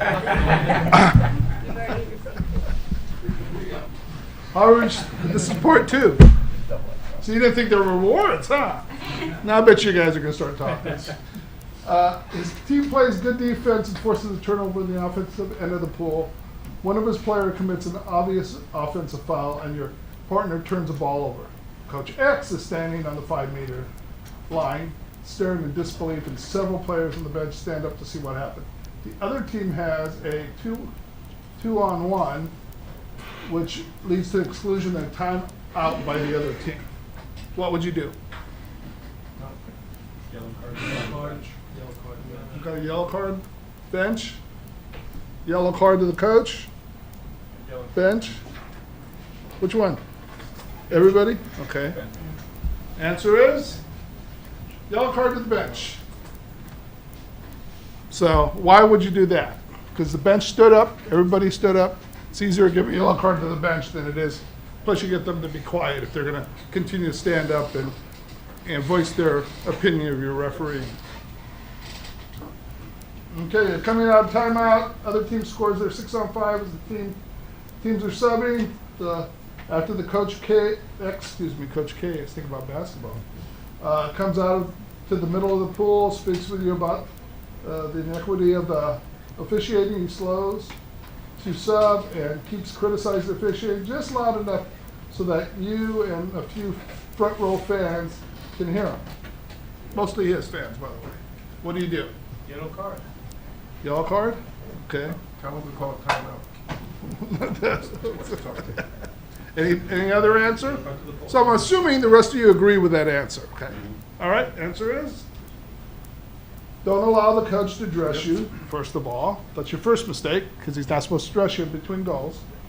And yellow card to the head coach if necessary. So what happens if he starts talking to you? Coach, talk to me between quarters, go back to your bench area. If he continues to talk after that, you don't have much of a choice. Okay. Quarter ends, as you switch sides, you tell your partner what has transpired during the first quarter. You agree that Coach X is out of warnings, but as your partner walks around the coach's side of the pool and the buzzer sounds to line up, Coach X approaches your partner to talk about the call from the previous quarter. Okay, so I'll give you a hint. This thing doesn't work. Oh, good. Okay, so, and the buzzard sounds up to line up. That's the hint I'm giving you. Am I helpful? What? I whistle back to the bench, but not the other side of the pool. Right.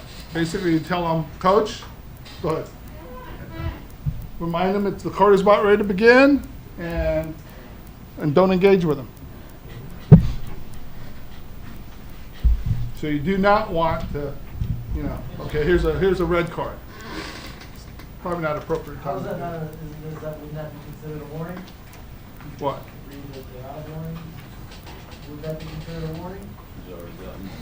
No, you're just reminding him that he can't talk to you at quarters, or that he needs to go to his bench because the quarter's about ready to begin. I think that the risky part here with taking this out is probably where maybe Felix is going to go. Is if we have a conversation on the pool deck, we go behind the goal, Yeah. we're talking, wait until 30 seconds is Right. after whatever, we're whistling. Now we're walking back as the buzzer's sounding. There's going to be a coach that now says, you didn't give me a chance to talk to you in between a quarter, and I can't talk to you. Okay, so my advice is that if you're going to be talking after every quarter behind the thing, you start walking back at least a minute ahead of time. Because number one, you don't want to give the coach a little bit of time, but not too much time to talk to you. And most coaches, they're probably going to try to catch you before you talk to each other. Yeah, but I'm saying if you're on that Yeah. side, a lot of Right. times when you're coming back around, they want to get you before. Right. You know, So something to keep in mind. if you have 3 minutes between quarters, take 2 minutes to talk to each other, talk about obviously what you might have missed or what you saw, and then you got a minute to get back and talk to your coaches. Because if you get too long of a conversation, it doesn't do anybody any good, in my mind. Something you need to remember too is if one coach is talking to the referee, what do you think the other coach is thinking? He's getting on the better side, so now I've got to start asking questions or approaching that referee when you've got 2 coaches coming at you. No, I agree. I just think with the adding in the wording of they can't talk to you after the goal can add a little bit of gray area Around the I thing. think, in between quarters and at half, because now they feel this is the only time I can talk to them. But with 1 second to go, you can't come over and ask a question. Right, but what is that? They complain to you now. You were That's a talking good about point. this goal over here. Now you're showing up with 1 second left, and now I can't have a conversation. Just say, I'm sorry. Sorry, I can't engage. I've got to get this game going. And that's, so, and I know what you're saying, is that, so the coaches have a chance to talk to you either right before they have the huddle or after they have the huddle. So you should be back in the area, I would say at least be back in the area by a minute before that. And you don't want to engage too long, you know, and the question is, why'd you call that, you know, that call, and this is the reason I called it, or, you know, I don't recall, like you do if you're on the witness stand, I don't recall that, okay? So, We've all been in the situation that we've talked to each other as referees, changed sides, got to the middle of the pool, they're coming out of their huddle as the horn sounds, and now they're walking to the middle of the pool wanting to talk to us. Again, it's the same situation, getting ready to start the quarter, coach. and if a coach wants to really talk to you, he's gonna walk to where you're at, Yeah. or catch you before. His assistant coach can handle the team a little bit. Yeah, assistant coach is another one too, may want to come talk to you. Okay, second quarter is uneventful. Coach KX goes up by 3 on a couple of beautiful natural goals. It's commentary, but Coach X continues to be slow in subbing. Head coach from the other team approaches at halftime. Mentions he feels as though Coach X is intentionally slowing the pace down by subbing slowly and trying to speak with your partner. Okay, so what do? How do you respond? Don't allow to sub. Okay, answer is acknowledge your coach's concerns and discuss with your partner. You know, you may not think it's that long, okay? That subbing's okay. But I have to tell you, you don't get paid by the hour. I want to tell you that. So the faster you can get the game going, the faster you can get out of there. That sounds funny. But at the same time, if you allow one team to be slow, and they may not have a lot of subs, so he's trying to rest his players, you're giving him an advantage at that point in time. Part 4 is a long one. Oh, there I got the answer. You didn't see it, Shelley? Didn't show you. A minute into the third quarter, you make no call. How come this tells you there's going to be a fourth quarter someplace? No call on good scoring opportunities by the other team as Coach X launches himself from his chair. His parents in the stands erupt in a barrage of foul language and insults directed at you and your partner.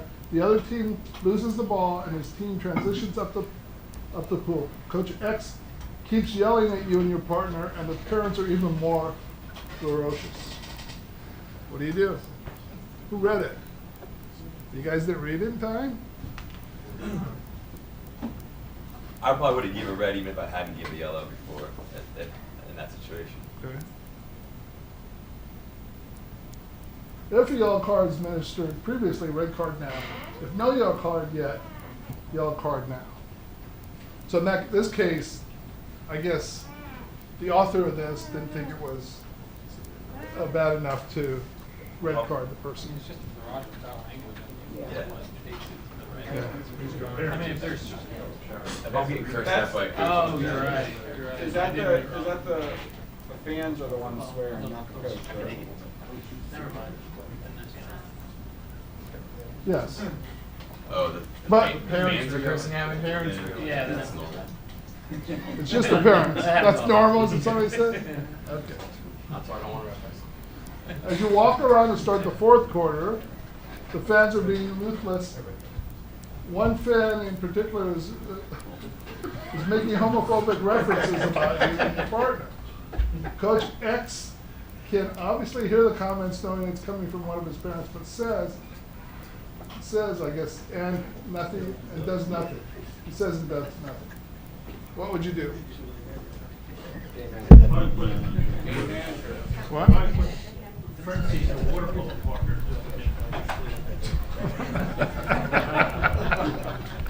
So, event management? Event manager's gonna take charge. What do you think? Involve event management to deal with the fans' behavior. Okay? Part 5. What? Yeah, you gotta have a red card here someplace. All right. I'm sorry to interject. I have a quick. Am I, as a coach, looking at this? the referee lost this game a long time ago. Like, I think that just slowing, it's almost creating the environment that you're trying to. I don't know. Like, I wouldn't expect this kind of a leash, and as a coach, I wouldn't think my colleagues would think that this would be appropriate to go on to let it escalate to That far without. to part 5. At this point, it's like. I agree with you. No, that was on our phone conversation I brought that up. This is the same Coach X in every one of these? Yes. Yeah, Coach X. Unless you know another coach. Anybody, you know that? Last name starts with X? 3 or 4 games. Okay, so the fourth quarter, partner makes a center forward call. Coach X goes berserk, stands up, starts to walk towards you, yelling and gesturing at you and your partner. Easy? Yeah. No, he's already got the yellow card. Red card, sorry. Okay. Is that it? All right, hold it. There's one more question. The game ends, and you are signing the scorebook. Coach X approaches you and wants to discuss the game.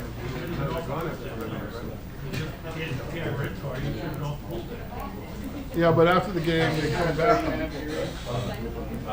Politely decline to interact, sign the score sheet, use event management to escort you if necessary. Okay, I'll go back to what Felix had mentioned. Hopefully you'll never get in a situation because you'll control it before it actually happens. And most coaches aren't that unreasonable. I don't know, maybe you guys know some. I mean, even some of the worst coaches you can think of aren't as unreasonable as this person was. So this is like over the top in regard. Oh, you're ahead of that.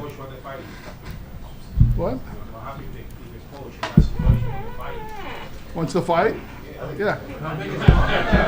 How big? Shelly wants to know how big he is, so he can decide if he could. How happened with Mark in Greenwich one game? They pushed the kids or the one of them. I would think that game. I'm hoping that at the NCAA level, which this is what's You would about, never see that. There's an administrator there that no coach is going to want to fight a referee.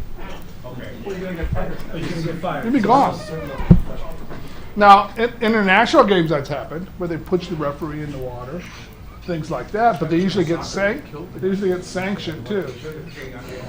I'm sure that guy received a big penalty. But it does happen. Those things can happen. So hopefully with event management and you controlling the game, as well as the benches, you shouldn't have a problem. There was one NCAA championship that I was at where one of the coaches was really pushing the officials, and he kept going out beyond the 5-meter line at will, chirping and chirping and chirping. And he was doing this the whole game, and when we got to the evaluation, you know, we said, well, why didn't you give him a yellow card? Why didn't you get him back there? He really deserved a red card because he was encroaching too much. And so we leave it at that, and then the next day, which was the final day, we were very curious to see what this coach was going to do. And all of a sudden we look, and this guy is just as patient as can be, staying in his area, behaving himself, not chirping and chirping. And after the game was over, we found out his administrator was there. And that was why. So if you allow the coach to get out of control, or the fans, you're going to lose the game without a problem. There's no doubt in my mind. Sorry, quick question.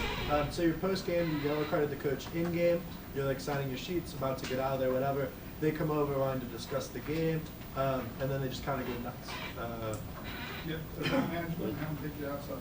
I'm not saying fighting or anything like that. I'm just saying it doesn't matter. you're You very don't need to professional. talk to them. I'm saying you give them a red card, you just leave post-game. Well, the bottom line, if they continue to harass you after you've told them that, and you had event management, and they continue that, then I report them to their administrator. I also recommended in that situation that the referee give a red card. I'm sorry? I also recommended in that situation. Another red card? We had it happen. Yeah. He didn't have a red card during the game. That's what I'm saying. It was But yellow card. after the game, he came over and was very, very obnoxious. Yeah. and was not very intelligent in his responses to his questions or his comments. Yes. And I said, you should have given him a red card. Okay, sorry, I couldn't recall. Most coaches you'll see in the NCAA, they're not going to carry it this far. Okay? Very few would do that unless there's some kind of other history there. I do not think you'll see that if you're refereeing NCAA. Especially if you just handle it. If not, they're going to get in trouble with administration because administration doesn't want them representing their school that way. Just you remain professional as you go along. Simulation. This is the most interesting thing we'll talk about. You know why? Come on. Okay, do me a favor. Look in your rule book. Find simulation in the rule book. Simulation is a way. It's a point of emphasis. I asked, find the rule. Simulation is a way of changing the game around. No, That no, no, is no, an no, no. unfair Find way. the I NCAA did. rule. I've already read it. He wanted to 63. 63. No, the index says. Yeah, you're acting, you create. The index says simulation.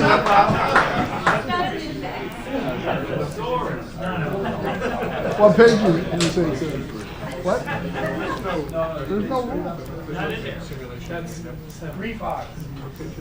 35. Okay, so I simulate a foul like this. What do? I don't touch anybody. I don't do anything. Turn it over. So I can go like this, and you can turn over. First offense. Okay, this is not FINA rules.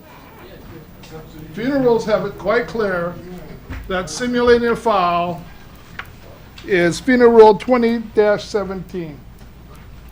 And although it's not expressly addressed in the NCAA rules. Okay? So if they make contact and they simulate, that's automatically, you can turn it over and do those kind of things. But if they just go like this, it's nothing. Unless you want to call it disrespect to the referee, which covers a wide range of things. That's always my go-to if I need it, right? But you kick them out, disrespect. Making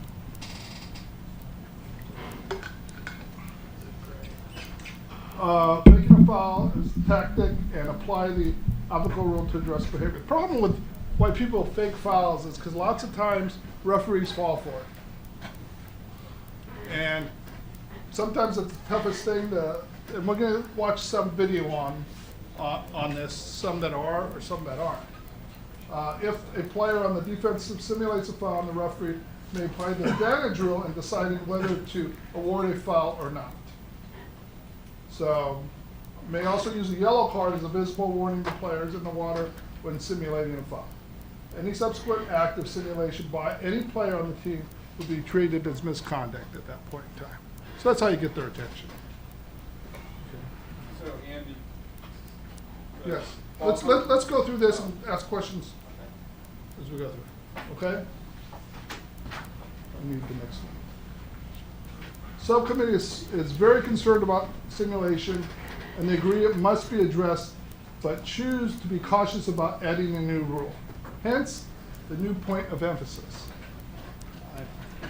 I know. I know. I just read them, you know? You need to be very clear that there's no foul for simulation. But if a player commits a foul while the intent of causing a referee to award a foul incorrectly against the opposing player, this action must be addressed by the referee. So they have to commit a foul to basically for you to call simulation.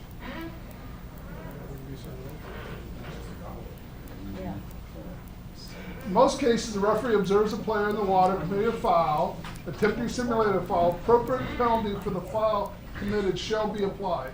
At all times, referees must be aware of the advantage rule, 3-5, if calling a foul would be advantageous for the offending team. The referee should withhold their whistle. So somebody's simulating, and it'd be help that team, you'd swallow your whistle. That's why they have a lanyard, so you can get it out. Okay? If a referee chooses to issue a yellow card to a player in the water for the persistent simulation, then this serves as a warning to the player on all the teams. Okay? All players on that team, not the other team. Further acts of simulation be treated as misconduct. Players that are unacceptable within the spirit of the rules, and that is likely to bring the game to disrepute. Okay, here's an example of the center forward position.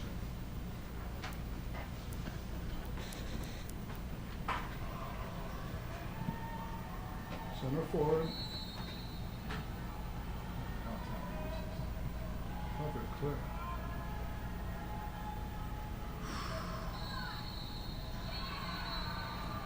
What's wrong? You see it again? It's not blind. Play here. Was it Yeah, playing? no, Oh, no, okay. no. I should look it up. Do it again.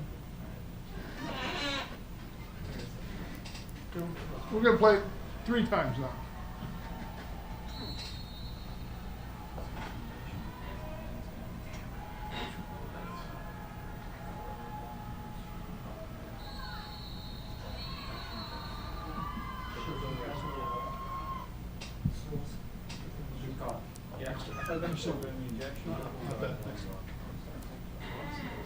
Comments? Any comments about that clip? What do you think? No, what? An ejection? Anything else? What was the call that there was actually happening? There was an ejection, there was an exclusion, right? It looked like ball in. Didn't look like a great pass. Okay. I think they had a real tough time finding a video clip. So just remember, concentrate just on that area. That's a simulation right here. She's thrower out. That's a simulation. Right there, if you pick on this, the reason why this clip is so controversial is right in that center forward position, right at the end. Center forward reached up and pulled down on the arm. How many people picked that up? I can't see that. I can see that. Can you play it slow, Ed, or you can't do that? Well, I thought I was going to be able to control it like that. Hang on 1 second.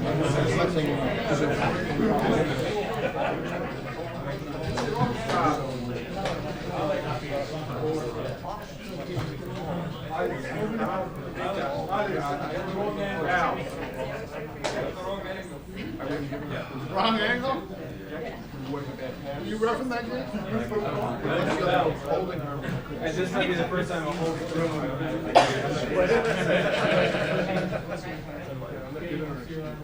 I can get you some old WJ tape.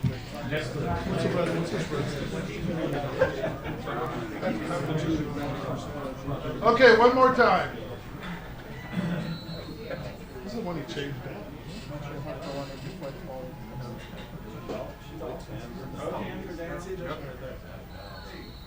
I still can't see the red. Are we sure this is the right clip? Yes, we're He's sure. laying on top of her. Both hands down. Uses her center forward uses her left hand to hook the center defender's left arm and pull the center defender on top of her, thus simulating the sinking fall. Did everybody see that? No. I couldn't see it. Okay, so just one of the things is somebody, since we know who made that call, is that if you saw the angle of the camera, it was looking in, as opposed to, maybe where the referee was standing. So, but Josh is so short, I'm sure that he could have been right in front of the camera. It's his comments. I was set myself up. So like we've been discussing this and like we can see but like if there's gonna be a call, then call the contra. You know what I mean? Like if you guys are saying you see the hook, why stop? You are calling the contra. Why stop the game? You are calling the contra. I don't think they did a yellow. would have Yeah, done it on we're Friday. talking about holding, right? She's hooking and She's holding. hooking, right. This is not It's a simulation, and it, well, they tried to find an example of that. I would call contra foul. Like, we're thinking simulation, like center forward defender, simulating headbutt, or like you're driving towards the goal center cage, and you're like, you can clearly shoot, and you try to simulate being pulled back. Like this is simulating like usually. Oh, I think with this point of emphasis isn't like, I don't consider that a simulation. I consider that again, and I actually, I felt the defender was in bad position anyways. So if you allow someone to grab you, I don't have a problem with you calling a kick out there and calling offensive. So Josh, nice job. But I think simulation might be more of if I'm guarding somebody and they put their arm on my chest and I throw myself backwards. Like I throw myself backwards. Yeah. I think that's more of the simulation. Like you used to do all the time?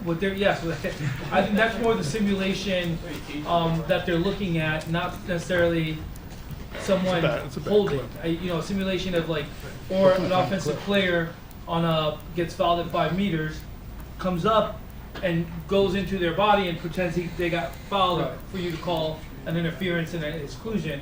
That's a simulation that I can see a yellow card offensive. You call offensive, but also I see a yellow card enough for that. I think that's what they kind of meant more than that. Yeah, that was a controversial clip, and actually it wasn't caught until a little bit later in the conversation that she actually reached up and grabbed, did a hook and pulled her down, which is a hold.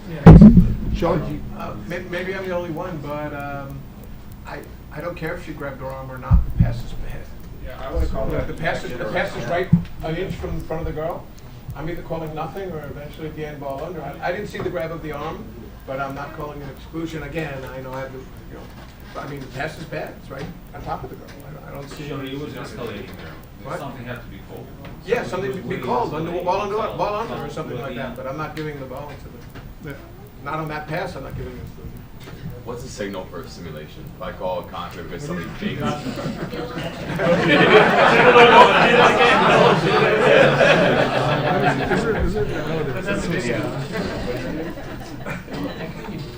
Okay, so my advice to you on simulation fouls is you got to call a regular foul. So I would try to prevent myself from calling a simulation foul unless it's really, really bad.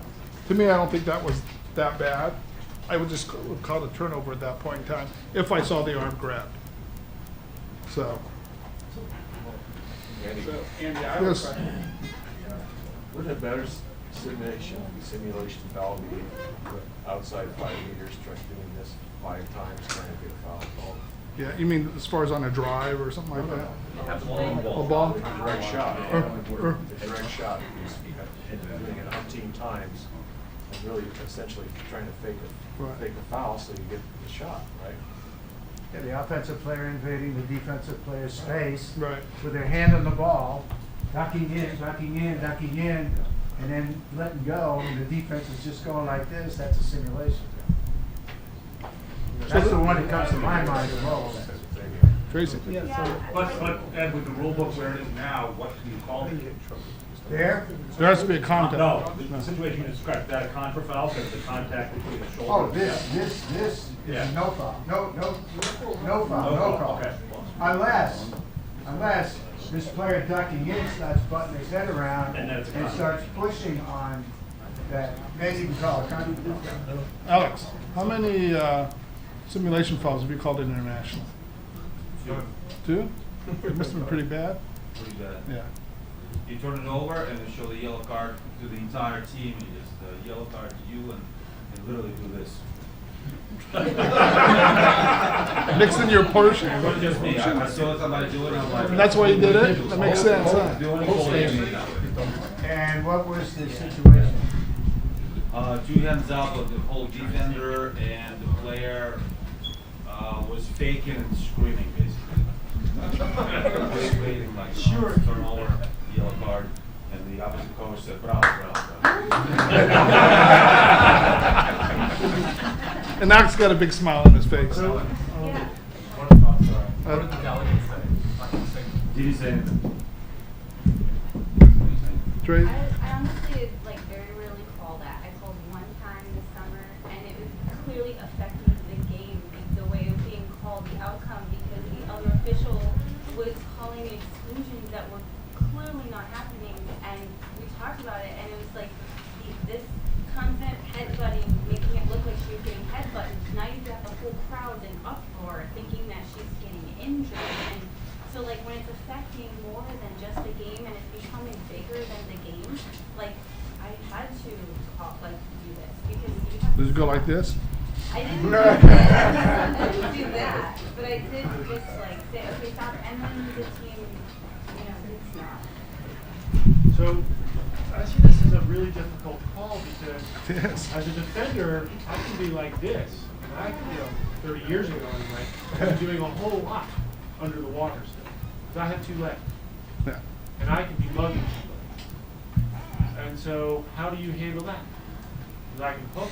I always told an offensive player when I was refereeing, continue to swim your regular swim, and you're gonna get the call. If you don't, then I'm gonna think you're faking it. I always called it the seal call. Oh! You know, did you always hear that? That's what I called the seal call. Jay. Okay, so we all know there's centers out there that are more interested in drawing an exclusion than taking a shot. So the ball comes in, center goes to make a move, defender's hands are up, and they fake, oh, look, he pulled me back. No, they didn't. So you just let the ball get stolen, right? Or do we have to yellow card them? No, you just let the ball get stolen. It's just as bad. Damon, did you have a question? I thought your hand was up.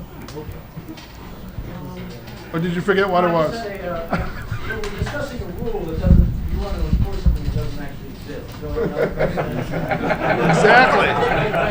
Hey, that's what the NCAA wants you to be aware of. Is there Okay? something else that can go precedent setting this, or is there another point of emphasis that isn't exactly the rule? I think that what Bob is trying to point out is the simulation, when it becomes a foul, is a foul, and you call it. Okay. In other words, it's going to be very difficult because there's nothing in the rules that says it's not a foul, it's a simulation, and you throw up a warning. In most of the situations, it involves a foul. For example, on the perimeter, moving in, okay, it's a no call to the point where you move in and start butting and, making real contact. Yes, Felix. Is there a red card for the next simulation? Is that like so that's Misconduct. I've never seen it. because it really puts I feel like the punishment of the offensive on an exclusion. But if you go yellow card, the next time someone does it, I mean that person would be a red card. Would be a game misconduct. Right? Anyone else on the team. Okay, so I'm going to do this. This is the first point of emphasis. We're supposed to end this part by 4:30. So hopefully this is the longest discussion we'll have on one of them. Watch it again. Watch it for the 4th time.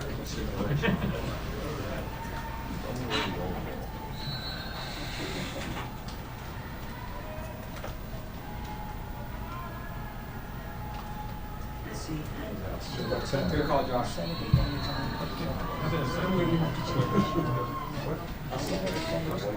Okay, look at the sequence and transition. I apologize for not being able to take this and do it in slow motion or do it back and forth. When we got this set up here, for some reason or other, it gives the person that's giving the instructions, it gives you a different screen. And before, I had a little bar below where I could move it back and forth, so my apologies on that. And if we were in dark, this should be a lot different too.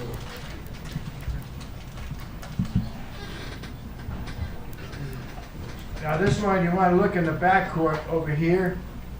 Oh, yeah, I can't even do it like that. You want to look in the backcourt up and through here, and what happens?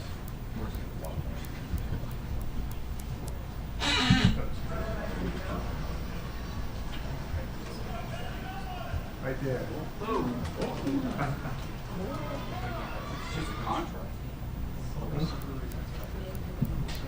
Everybody see that?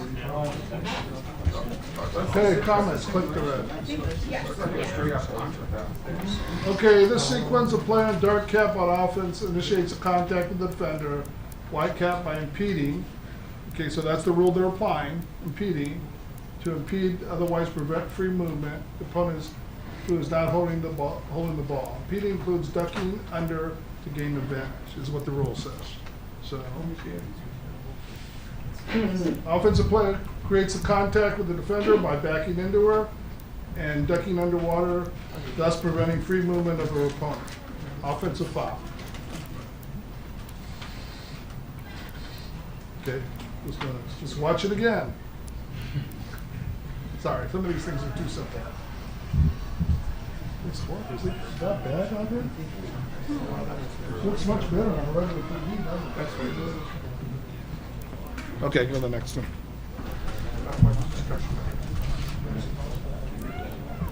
Point number 3, collaboration. It's a goal collaboration before the referee is to get the call right, regardless which referee makes a call. This means the referee in the best position to see the offensive action should make the no call, the call or the no call, and his and her partner should monitor away from the action. Instead of thinking of the term front court and back court referee working to your right, collaboration means involves attack referee who watches the point of attack and the perimeter who watches the perimeter. Every position of this is a fluid situation. The role of two partners is frequently switching or a particular note of the area outside 5 meters. How the referee covered the area is one marker of performance on a collaboration. Referees are encouraged to take advantage of current technology to increase communications, and that's basically talk about headsets. Okay, hit the next one. Talking points on 3. Any questions on collaboration? Can we play one more time? Which one? The previous. The previous video? Okay.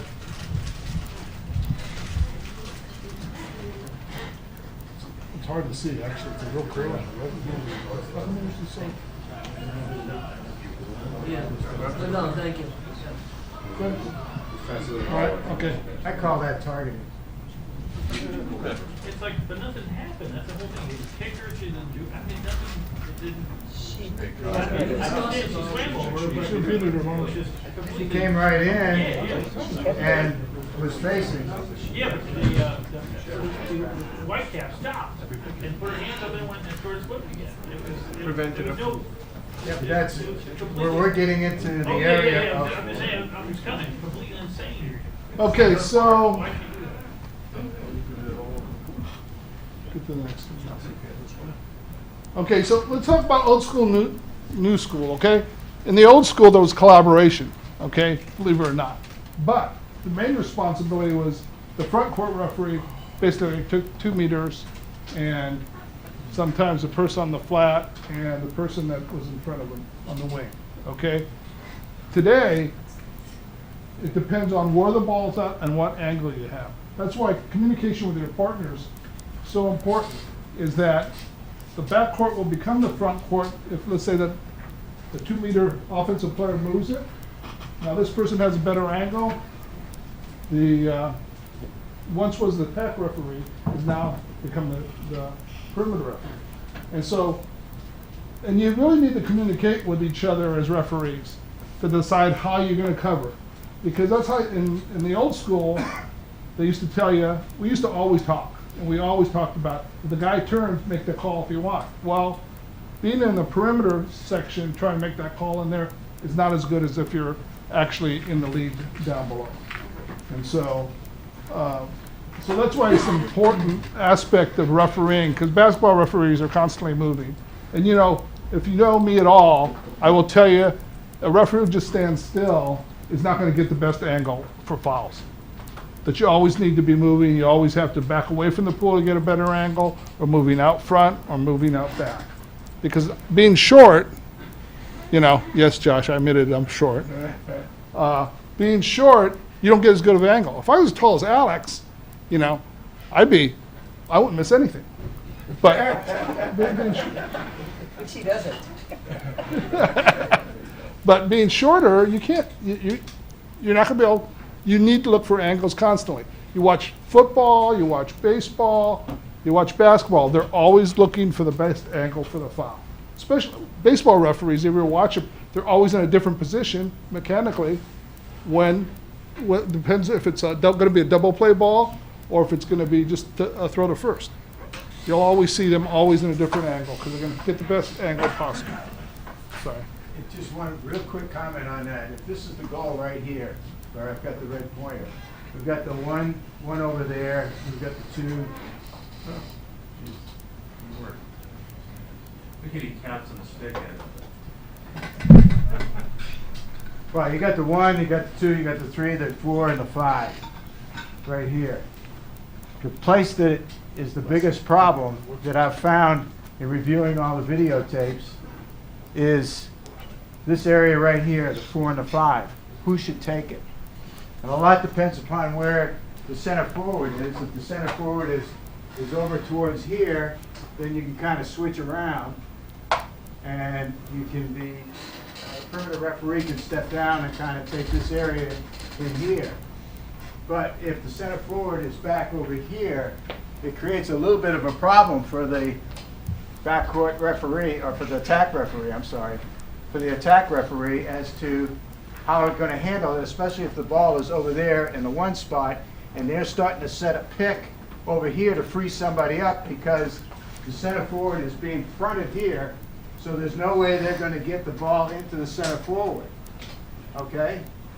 So if the attack referee is watching this completely, and the referee over there, the perimeter, is watching the 1 and the 2 because that's where the ball is going back and forth, what happens right here can get lost. So in that situation, I would think it might be a little bit more possible for the attack referee to move up and through here and kind of watch 2 meters and be able to pick up 4 or 5 a little bit better. So if the ball does come over here, and because of a pick situation, he can pick that up. But the 4 or 5 spot is tough. Sometimes the attack referee will be down here, and you'll hear on the intercom when we're using the voice-activated headsets, I've got the 5 or I've got the 4. Or you take the 4 or take the 5. And because I'm busy watching 2 meters. And so the referee way over there has to distinguish what's happening over here as well. It makes it a little bit more difficult. And sometimes what happens is in this particular area over here, the players are pretty smart.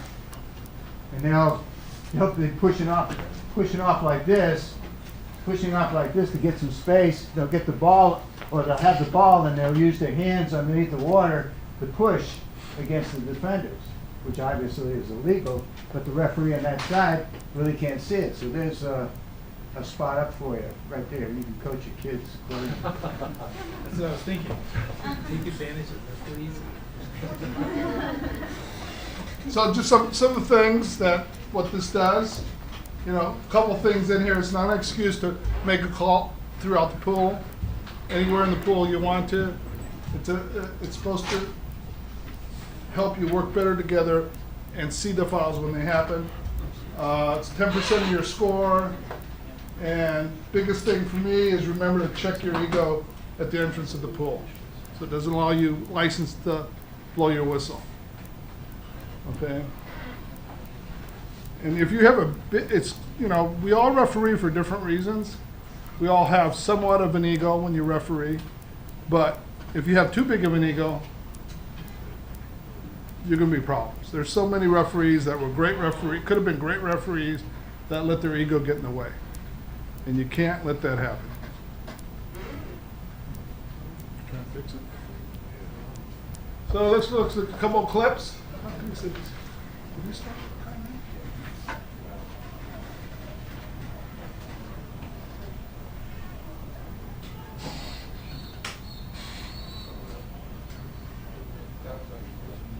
Okay, so call came from, which would traditionally in the old school thing would not come from somebody that would have been the backcourt referee. This person came down, I don't know who it is, and made the call. Is that USC waterpolo? Can we see that again? I'm not sure. Who's that? Stop the play.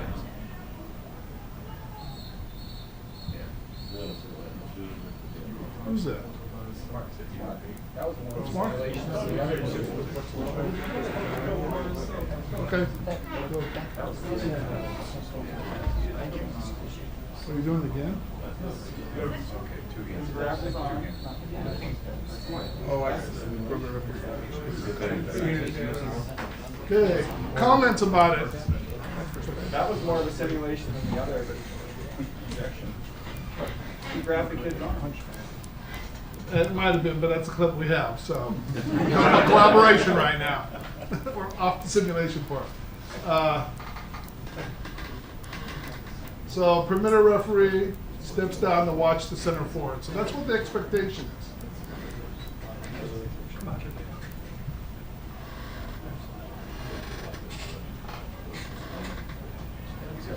He pushed him down. Yeah. He pushed down before. He had his hand on his, well, he had his hand down the whole time on his arms before that happened. Yeah. Okay, potential problem areas, the 4 or 5 flat or outside the 5 meters.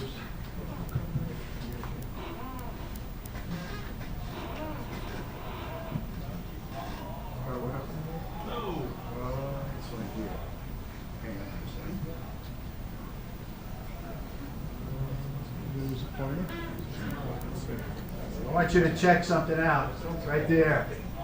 Shot clock. And the reason why I want you to check that out is because of the comments that will come up in regards to collaboration. When there's 3-4 seconds on that shot clock, and unfortunately I can't get this the way I want to, but the defense had dropped off, so therefore there was no way a pass could go into 2 meters. There's no way a pass is going to go into 2 meters. You know the shot clock is going down, so you know this is going to be a shot taken. And the point of this was, that Bob pointed out, was that front court, the attack referee should be down closer to the goal line to make sure you see whether or not it's going to be a goal.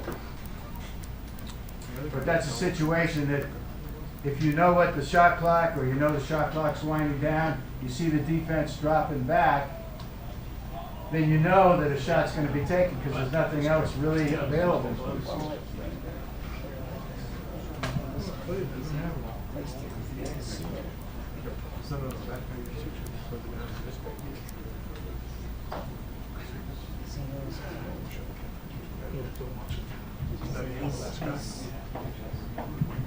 Okay, in position around 3 meters, observing the player with the ball, the shot's taken. Goal line, judge whether the goal was scored. In this case, it was easy to tell. Other effective collaboration will involve the perimeter referee watching the ball, and the attack referee anticipating the shot.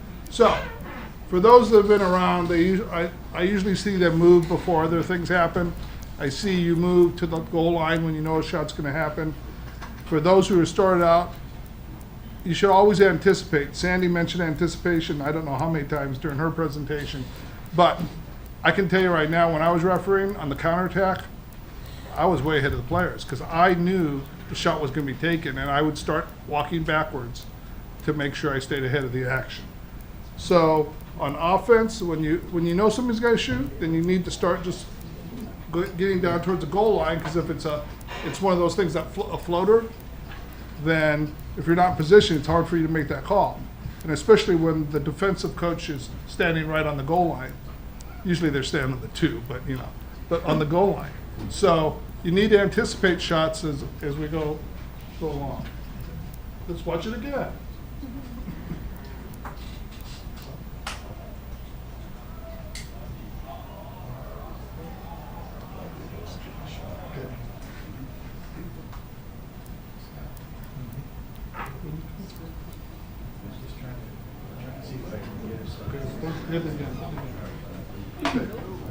Point of emphasis number 4, calling the center position.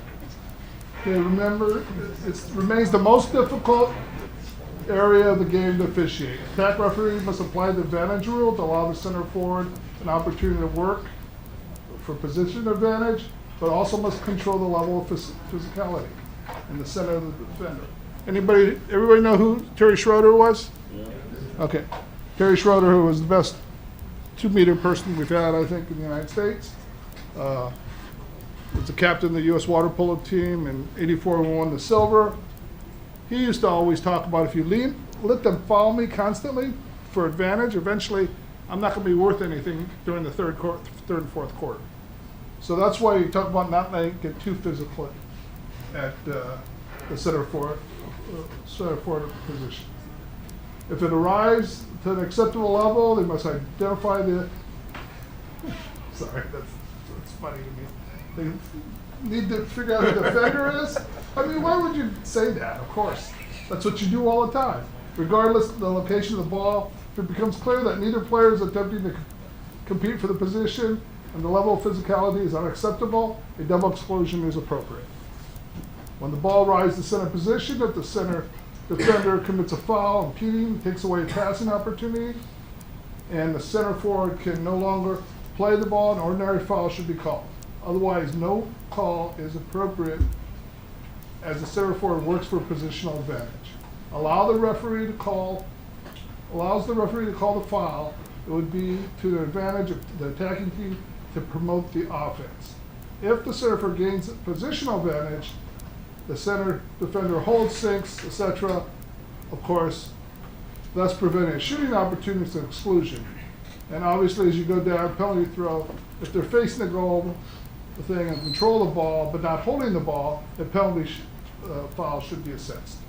So there's a passing advantage, positional or exclusion advantage, and then obviously the penalty throw. I think we have film on this, don't we? Okay. Good. Two distinct situations. One, center forward and center defender before the ball arrives. Center forward and center defender when the ball arrives. Just click all of them. Let's get them on. Prior to arriving the ball, the forward position, the attack referee must be aware of positional advantage and controlling physicality. There are typically two types that occur in the center position. Before the ball arrives at the center position, the easier of the two results is a player fouling to obtain or maintain a position advantage at center. This usually means the offensive player wants the ball side, and so he or she can receive the entry pass. Defender wants to take away the ball side, of course, prevent the ball from being entered into position.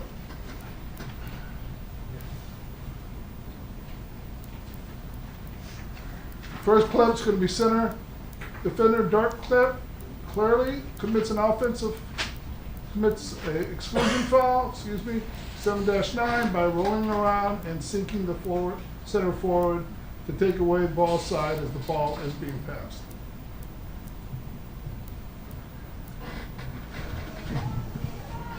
I thought they were clear. Oh, that's clear. It's not clear, right? That's clear enough. You're at an angle and that's one. So I've walked out there, it's still not clear. So It's because it's degrading to fit into degrading the clip to fit in this exercise. You can call this foul for another state. Did anybody disagree with that call?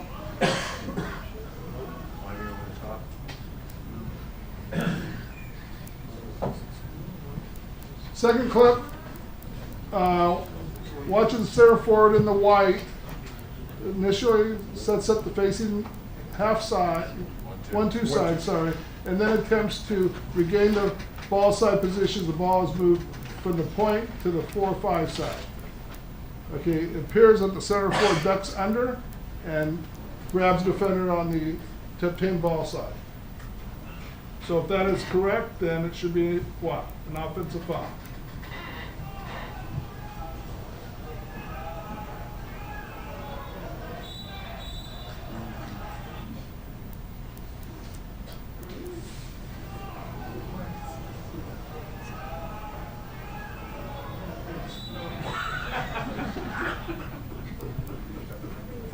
Roll that up, yes.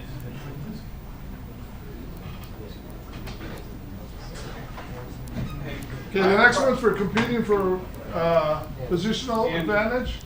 Yes. I have a question about the last call. The fact that she didn't get actual positions, was that call necessary? I mean, she didn't gain anything. In the rule book, it says ducking under. I think when the other person ends up on top of her with two hands up in the air, et cetera, that defender's positional advantage was taken away at that point. But I can understand the question. Final clap, center defender established.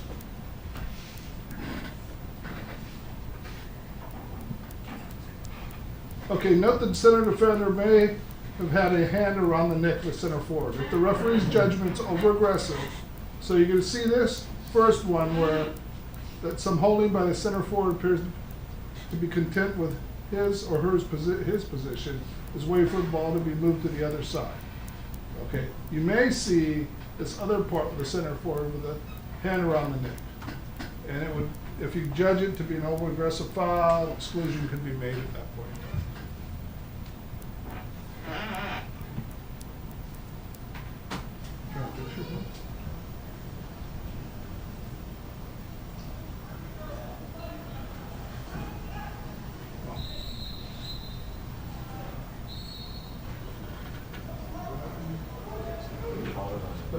There was a lot of discussion on this on the telephone, on a conference call. And basically, discussion was around whether or not this guy has his arm wrapped around his shoulders and neck. So basically, he's holding. And he's sinking at the same time. So it could go that, number one, it could be a no-call situation because the center forward is not trying to get ball side when the ball comes over here, or it could be an exclusion as it was called there. So if you are concerned about physicality of the game, and you are going to allow this the whole game, or are you going to send a message that, you know, hey, you better back off a little bit. So that way you could call the exclusion foul. Otherwise, if you're in the other position or the other camp, so to speak, it's like, okay, you can let it go. Or the other foul was hand checking on the drive. Right, yeah. He was feeling guilty enough that he was actually starting to Yeah, swim. he definitely thought the ejection was on him. Yeah, I forgot about that, thanks. How long's your wrap-up going to be? Oh, keep going. No, I'm just saying, how long is this thing going to be? It's not a big headed one. 45 minutes? Okay, good, so you're flexible. Okay, good. All right, sorry, just trying to get the times. We were allotted an hour and a half. I didn't realize we're basically past that hour and a half right now. So, takeaway points or positional advantage generally equates to ball side. So, the center forward always going to want ball side. So there's two ways of getting that. He either moves to that ball side or the team moves it around. And usually the team will move it around because that way the center forward doesn't have to work as hard. If the center defender gains or takes away positional advantage, the exclusion should be rewarded. Okay? So from here, all of a sudden he's on the other side without going around, then there's something wrong. And then, of course, center forward, the offensive foul, and the referee must be patient and fully apply the advantage rule. Okay? And at about 2 meters, when you're calling, center forward position, I used old terms, sorry. When you use the center forward position, it's the most difficult part of the game. And you need to have patience. Number one, you need to have patience because you can take an advantage away from a shooter in there, okay? And so it's okay to hold your, if you ever heard me evaluate, hold your whistle for another second. Don't be anxious to make the call until you're sure that's what the call is.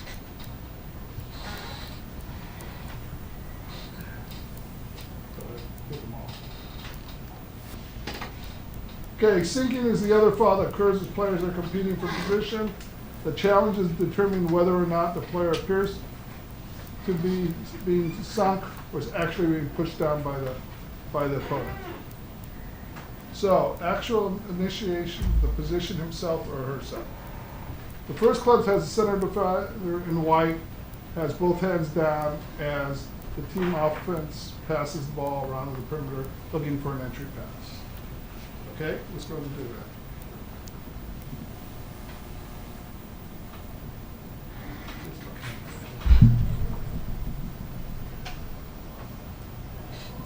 Go get two more.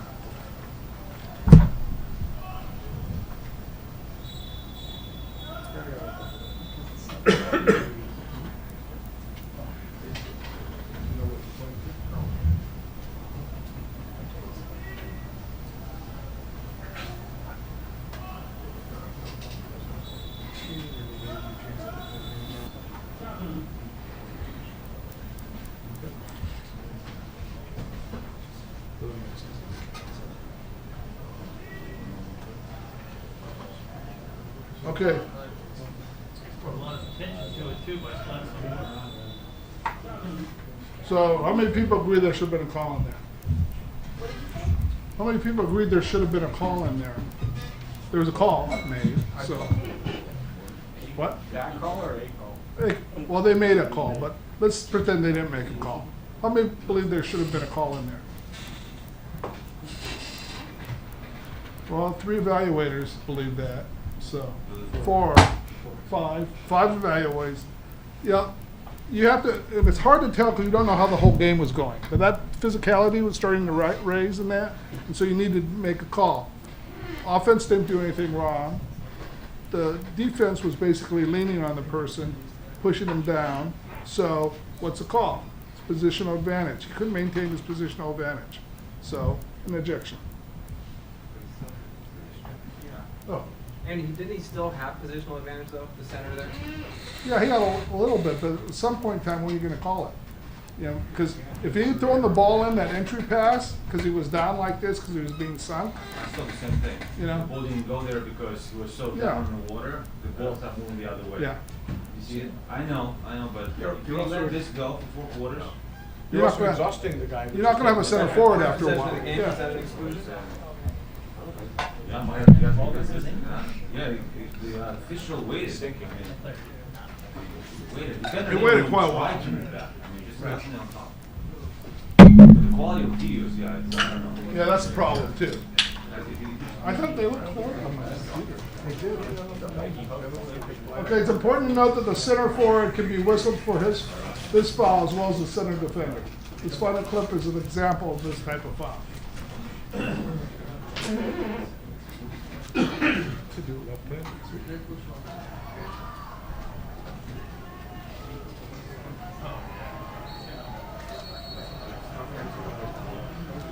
Anybody disagree that's not, it's an offensive?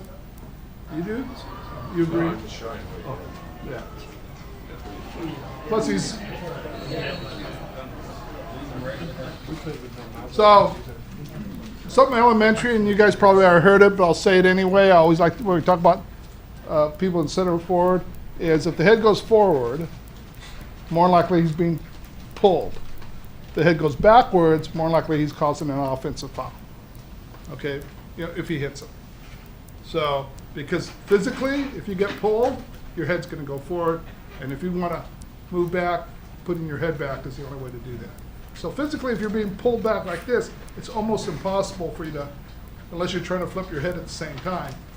But if you're not aware of it, for that to happen. Apply the advantage rule consistently through the game. Establish the acceptability limits on physicality. So, you ever hear us say that first quarter you have to establish yourself? How you're going to referee? That's why. Because if you don't call stuff like that at the very beginning, it's going to be an ugly game fourth quarter. In fact, you will have to become inconsistent in order to get a hold of that game again. Does that make sense? You guys agree with that? Okay. To use 2 hands to hold an opponent anywhere in the field.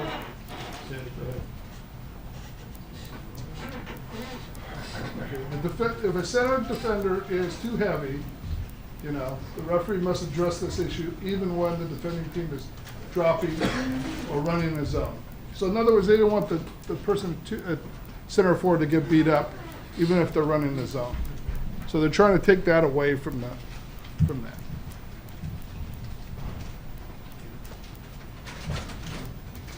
Okay, this is after the ball arrives at center. Okay, they have 5 options. Okay, if the center forward commits a foul, impeding, take away the passing opportunity, the center forward can no longer play the ball, ordinary foul. Then positional, we talk about positional, takes away the ability to possibly get a shot, then it's going to be an ejection. The first clip is the center forward in the dark cap, in the danger of losing the ball, and ordinary foul is whistled.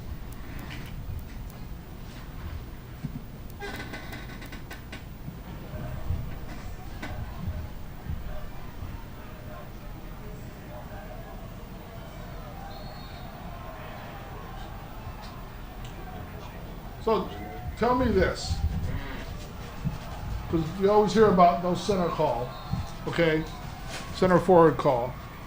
Why do you, the reason you want to do that, because this guy's been working hard, he's gotten fouled, you haven't called anything, because you want him to shoot. So, as an ordinary foul, if somebody's swimming back to steal it, and he's being fouled, and he does not have his hand on the ball, then you've got to reward him somehow by at least giving him the ball back. You don't see a lot of offensive fouls. If no sluffer was coming back, you just let it go, okay, and let them try to shoot the ball, or they're going to get an ejection. Because if you call an ordinary without him not losing the ball, and I've seen this, what happens? Taking the advantage away, right? You're taking this advantage away, okay, because the goal is for that person to shoot.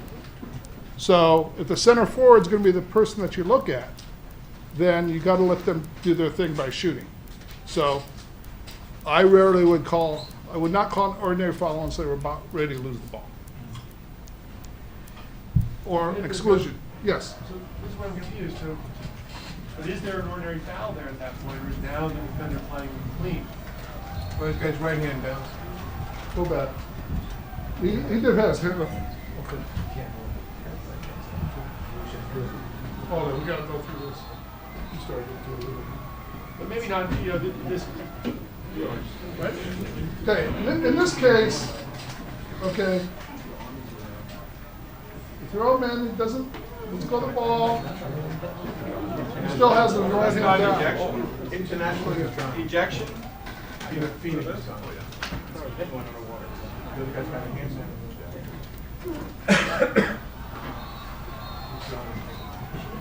Didn't he pull and reach after the sack? You mean the defender? Hey, they could have called that. They thought, the reason they didn't call it, to be honest, is because how close the defenders were. And that's why they didn't call it. But Andy, wouldn't you say if there was an exclusion on that, that'd be a rack? It's a rack, yes. It would be. I mean, he had right hand down, he went over him. One of those, between the two fouls, in that situation, it's probably 50-50. Exclusion or ordinary. Can I ask the referees, because that's what we're trying to get, uniformity. How many referees think it's an exclusion? How many think it's ordinary? To me, it's very close both ways. Right? Yeah, to me, it's an exclusion. I think Right it's here. more ordinary. So that's what I'm saying, though, we're not going to get consistency No. unless we agree to. But you're going to be within the range of acceptability. Both are within the range of acceptability. I would agree with you. It's a final, no? Yeah, I mean, that's a final, the NCAA, I and the way don't know if I that could call it with the Steve Rice, but What was called, what'd you say? it was an ordinary Yeah. call, but Yeah. that's a different level, that whole game was a different level of play. The question is what they call the rest of the game. Yeah, the offensive player was moving away from the goal. Can you show again? Yeah. But if Felix has a quick question. Well, the thing is, as far as like, how did he lose possession of the ball? It looked like he got pulled back, or did he come back, or did he come back? Yeah, Because he that's could have what easily you're saying. thrown himself back before he went out. That's what I'm saying. So Here's the thing. The first one was no call because to me, an offensive player was actually simulating. that's what I was figuring. So the second time, look, the defender's playing. See this? He's playing the ball. I don't know what he's right. This is where Ed is taking the picture from the 10, like high dive, 10 meter. Like, and they're turning away from the official who's making the call, who's on that side, which is actually a different call because you get a screen there, right? Even if you're trying to move at 9 p.m. or something, you know what I mean? I mean, that's a real good point. I'm taking this from the platform. The first time he tried to do something, he faked it. I remember it. The second one, I'm not going to reward this again. If it was me, I'm not sure it's 50-50, it's me or not, but. And at the second time. Because it's a second referee, so it's got to be 50-50, right? They got still 5 meter shot out of it. Look at this.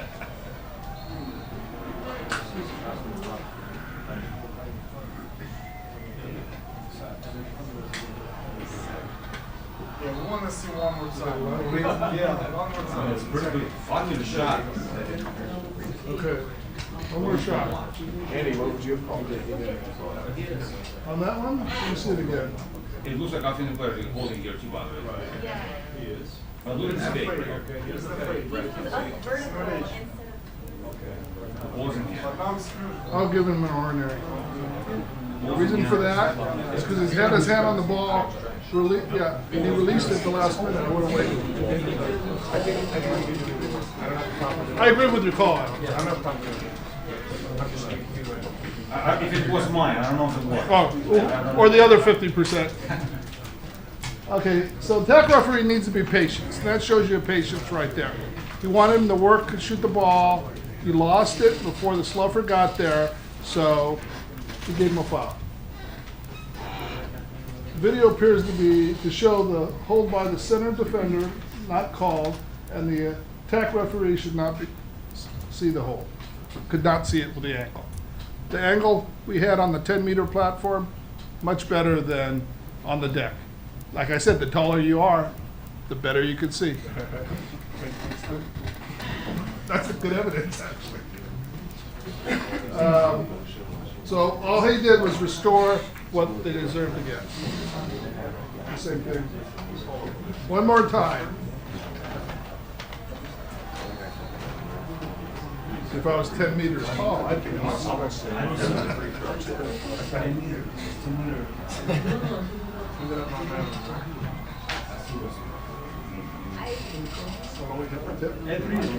Next time, you can put 2 cameras.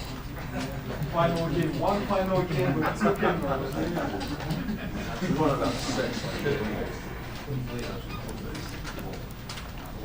Center forward gains positional advantage. Referee, the center defender holds, sinks, or pulls. Center forward, preventing a shooting opportunity, exclusion foul. This is what. Okay, here you look at the center forward working for positional advantage when the ball is passed in. Center defender sinks the center forward.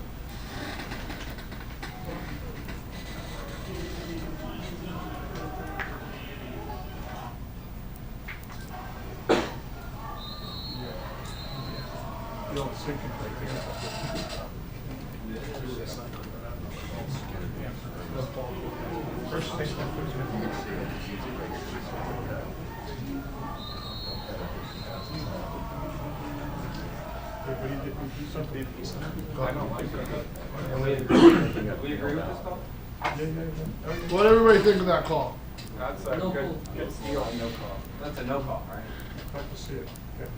That was the other 50%, right? That wasn't the game, was it? That wasn't the same game. It could have been. It wasn't from the 10 meter. First clip, center forward has hand on the ball, so no foul. Second defender rises, he drops the ball and earns the ordinary. Second clip, reaches forward but never able to get a hold of the ball and earns an exclusion. You could have had a better example than that. Let's see what this shows. Oh, you went back to the first clip?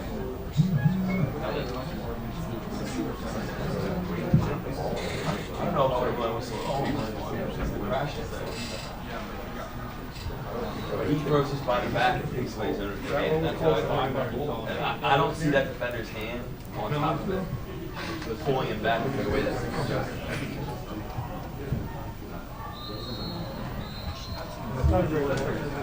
How many people think that it should have been the exclusion that's on there? Just not curious. On which one? The one? This one right here. There's two there. Not the first, the second clip, not the first clip. Well, he pushed it. So how many people think it was not? And how many people didn't raise their hand? Okay, so who wants to speak to the first one? For the second clip, the thing as far as it should have not been an exclusion. Jay? The defender's hands were up, the center put himself underwater, and the ball skipped past his hand where he could have been in a shooting position. Is that what you thought too, Pat? Steal. Plus, you got X2, 3, and 4 crashing on here. I think that's a good no call. Okay. Can you show that clip again? Yeah, we can. Do you want us to? Please. So let me ask you guys a question. Did you see his right hand goes down, then comes up? Right hand go straight to the ball. So how many people thought, those are the people that thought it shouldn't have been, that was the wrong call. How many people thought? Right before the pass comes in, right hand goes down, before the ball is in that time, watch his right hand. And the center forward's head doesn't go down at all, so it's not like he's being pushed underwater. That's the problem that we run into right there. A lot of times referees will automatically call an exclusion foul as soon as, if his hand is on the shoulder and this hand is up and they go like this, they'll call an exclusion foul right away. But sometimes that movement there has no bearing on the center forward here. He doesn't sink at all, he has his legs, and he has his ability to reach out with his arms. So sometimes that's a real gray area. Now, don't forget, you got to see this play 3 times already. Can we see it one more time, Ed? But 4 times. The referee only sees it once on the deck. He does sink him. I think he clearly sunk him, but did that offensive player have the opportunity to shoot because of how close the Sluffers were? So the question is, yeah, but when he sinks on the foot pass. What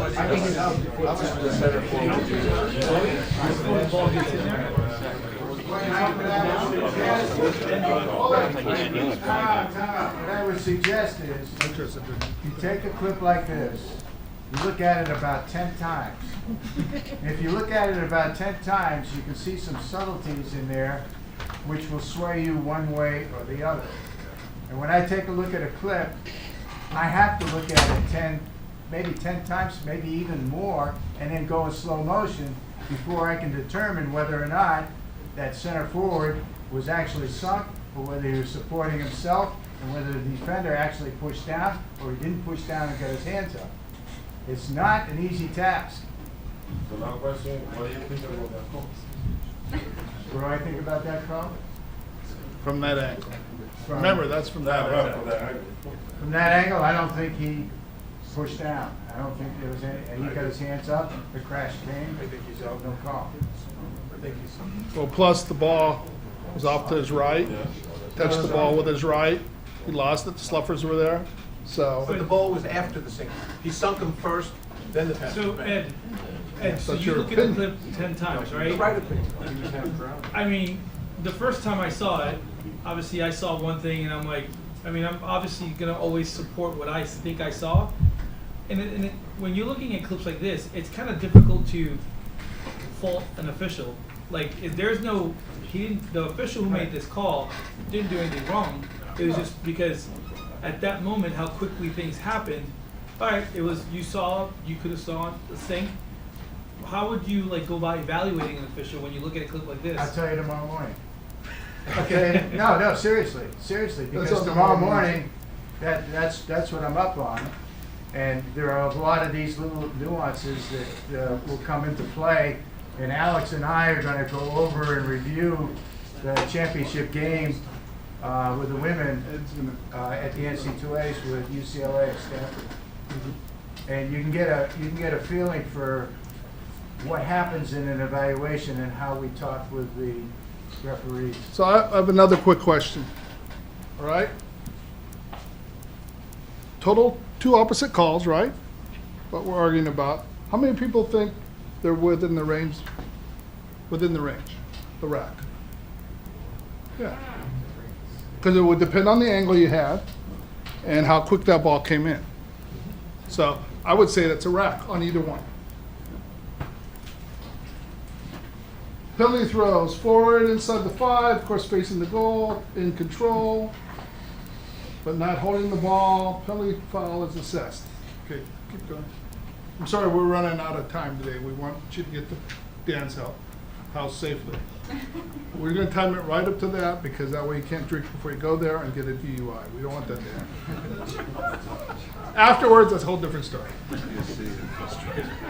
You're right. Oh, look at that. Wow.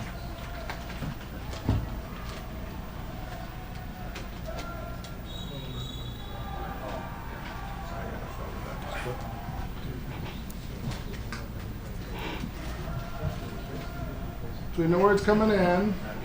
It's got good position.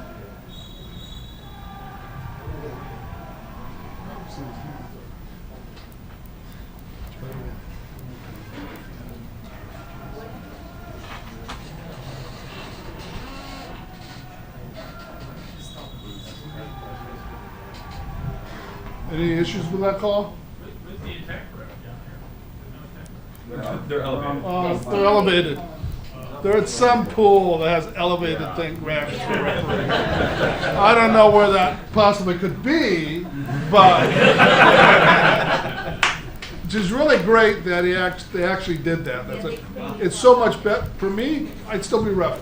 I think we got to let him play a little bit more. Yeah, there's only one.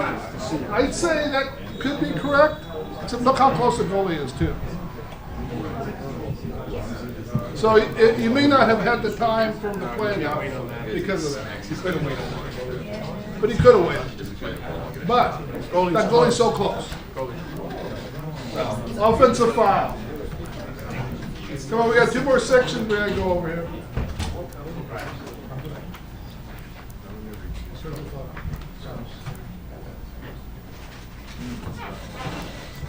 Commits a foul in order to gain and maintain positional advantage. An offensive foul should be called. In this clip, you'll see the attack referee is in the perfect position to see the hole by the center forward.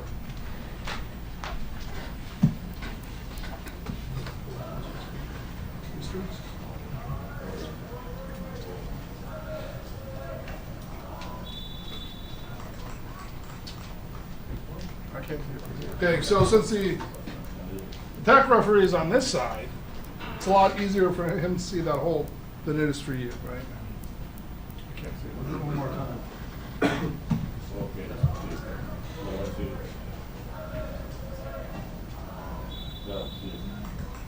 can't see it at all. One more time, then we'll go past this one. That's him on his arm right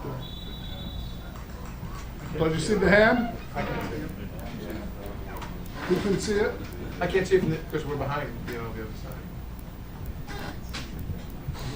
No, I mean, it's not your fault. No. Look over here.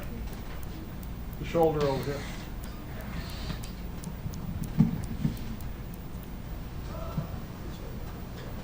See how there's a dark thing on his shoulder? Or darker?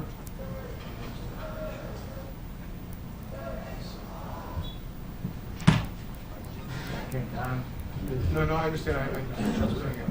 So I believe you. All right. Point of emphasis.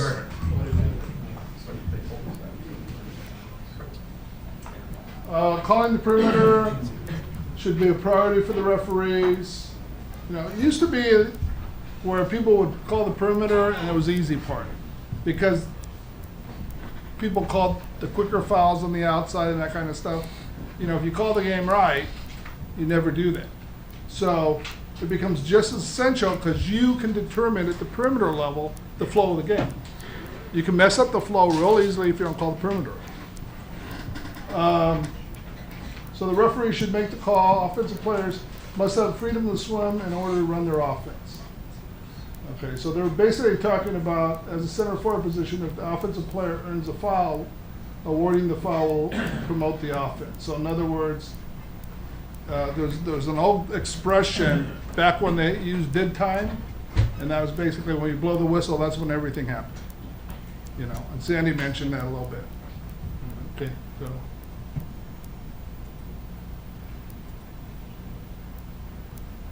Okay, perimeter referee must be aware of what's going on, both at the ball and 1 and 2 pairings away from the ball. Foul earned at 5 meters must be awarded unless it should be the advantage of offending team to make the call. And the first clip will show number 4 position, but watch the pair at number 3 position away from the ball. Okay.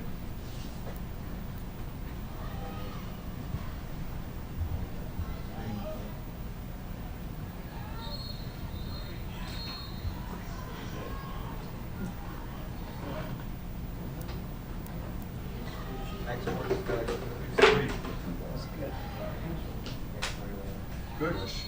Oh, it's good. That's awful.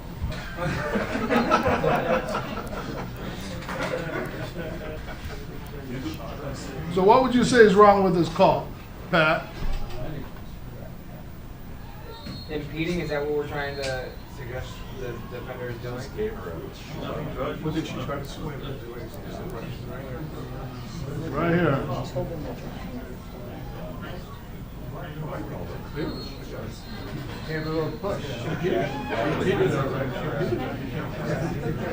Okay, so there's a check on the outside, you're saying, with 1 or 2 hands?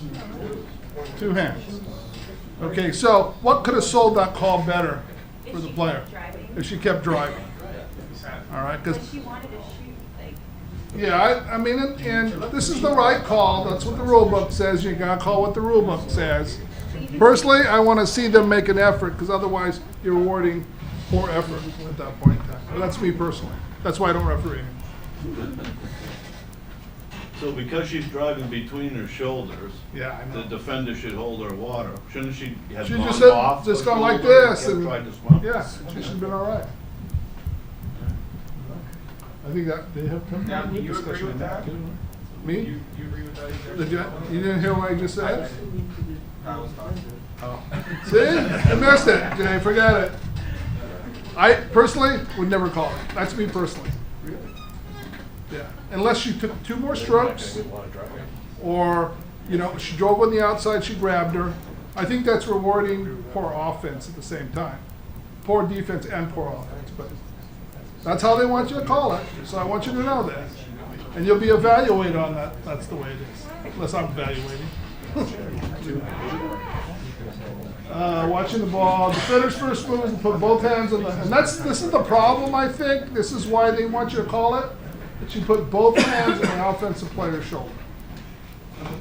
4 or 5 flat around outside the 5 meter line, a special area of concern for collaboration. Okay.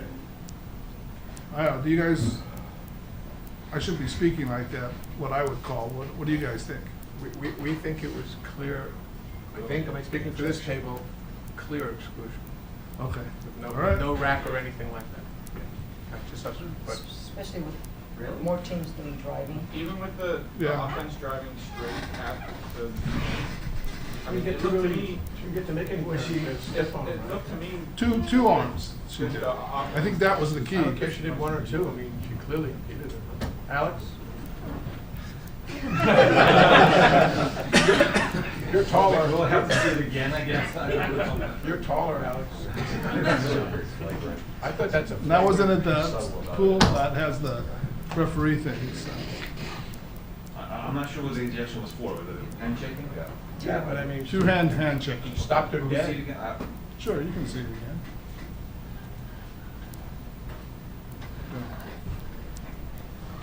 This pair right here. She tries to swim in, but She might have a suit grab there. Still awful. But that's one of the big things that Bob Corb wants. Yeah. And I think the big thing on here, Pat, so, because I just saw you here, it's awful, is what I didn't notice the first time. She held her first, and then she made another effort to go, and she put 2 hands on her at that point. Do you think that's a rack? Not to me. Do I think? What does the committee think? As I sit This here is as a important coach, right now, yeah. As I sit here as a coach, I'm like, you know what? You tell me what you guys want to call that, and call it, because I could see both. I could see both hands down, checking her. I could see the offensive player making a move. So I don't have a problem if it's nothing, or I don't have a problem if it's an exclusion. As long as it's something. As long as it's something, but I don't think this is up for debate. This is like, a decision has to be made on this. Okay, so the decision made is, it's an exclusion. Okay? So, But in the discussion, we've heard, not just because there's 2 hands, that a 1-arm check like that is sufficient for the exclusion too. well, she got 2 times to try it, so. Yeah, but the question is, would one hand be, if she did one hand like that and stopped it, would that be? Okay, let's watch this clip again. So I'm gonna break it down a little bit. Alex, I think you got out of this thing, you know that? Puts her hand, she drives once, okay? Then she puts 2 hands on her and she tries to drive the second time. Honestly, can I say something here? Sure. Here's my problem. I agree. The offensive player is already in front. She made the decision to stop, let the defender to catch up to her. Right. Now, I think she's just trying to get away from the hole in the water or something. It didn't look like a drive to me. She's trying to release their. I think she's trying to get away. Yeah. Look, she stopped. Tell you what we'll do, is we will, on Thursday. Tactically, I Okay. tell you, she stopped because she saw the post up there, and Yeah. she didn't want to bring that defender in, so she pulled out. Now, she sees 2 meters is set to the 1-2 side, she's trying to release, Exactly. defender checked her. She's trying So, to- like I say, I don't have a problem with no call, But what is it? but it's like, So I think what we'll do. decision has to be made on something like that. I think that's a good call, because the ball is not going into the center. That's the main focus of the offense. The player's trying to drive. The player at 5 has the ball up, ready to give a pass if they got open water or something. But if 5 had the ball and they were ready to put the ball into the center, then no call. Jay? But that definitely, I think. is- Looking at it from my, if we're thinking about, we're supposed to look at what the offense wants to do. The center set to the 1-2 side, the ball's at 5. You see, it's all jumbled up, so we'll call it the 2 releasing after this girl had previously released. She worked the ball from, I guess, the 4.5 to the 3 to the 2 for an entry pass. And so I don't understand why that was harsh enough for an exclusion when the girl nothing was taken away. See, release there. If she wanted to make a move, she wasn't going to be able to do it because she got shoved. You don't know if she wanted to drive or Why is she going to drive down there? Well, I'll tell you what we'll do, since we have such great discussion on this, and we're not gonna resolve it right now, we will check on our Thursday call. Could you write that down, Sandy? Our Thursday call, this film as well as the. See if you're allowed to hand check, like decide on whether or not you can hand Yeah, check. if you get a hand check at all, then is she out? Then she should have been out the first time. Okay? Okay, he's watching the ball, pairs away from the ball, defender's first move is to put both hands on offensive shoulder, 4-5 flat, around, outside the 5 meters, special area of concern for collaboration. At the ball, if the ordinary foul is committed, it should be awarded, no automatic whistle.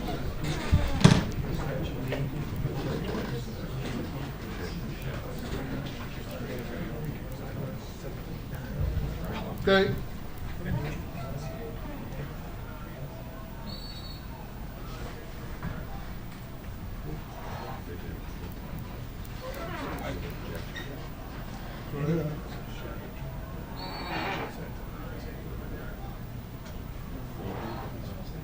Okay. So no whistle needed. Go ahead.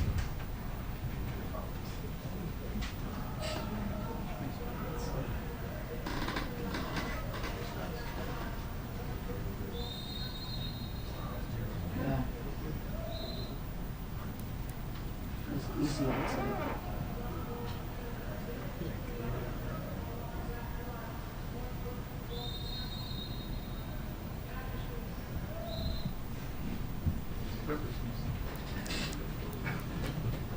So, does everybody agree with that ordinary that just happened? Yeah. Okay, so why don't you agree that there was an ordinary? Because it wasn't a foul, basically. Plus he had advantage. He had advantage at that point in time to pick up the ball and shot it. Okay? In order to run their offense, attempts by a defender to prevent this movement must be addressed appropriately. Okay, go ahead. Go ahead. Okay, remember the defending player is entitled to the space between the defender's shoulders. So you get this. You don't get this, you get this. So I got a point drive.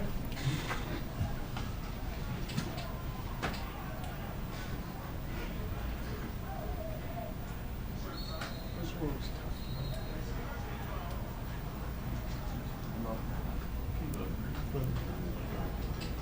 Oh, sorry. I forgot that thing.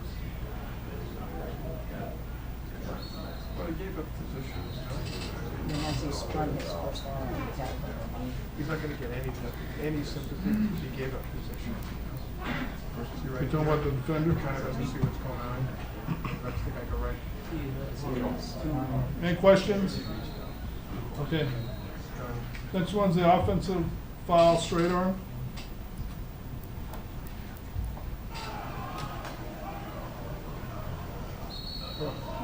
Do that.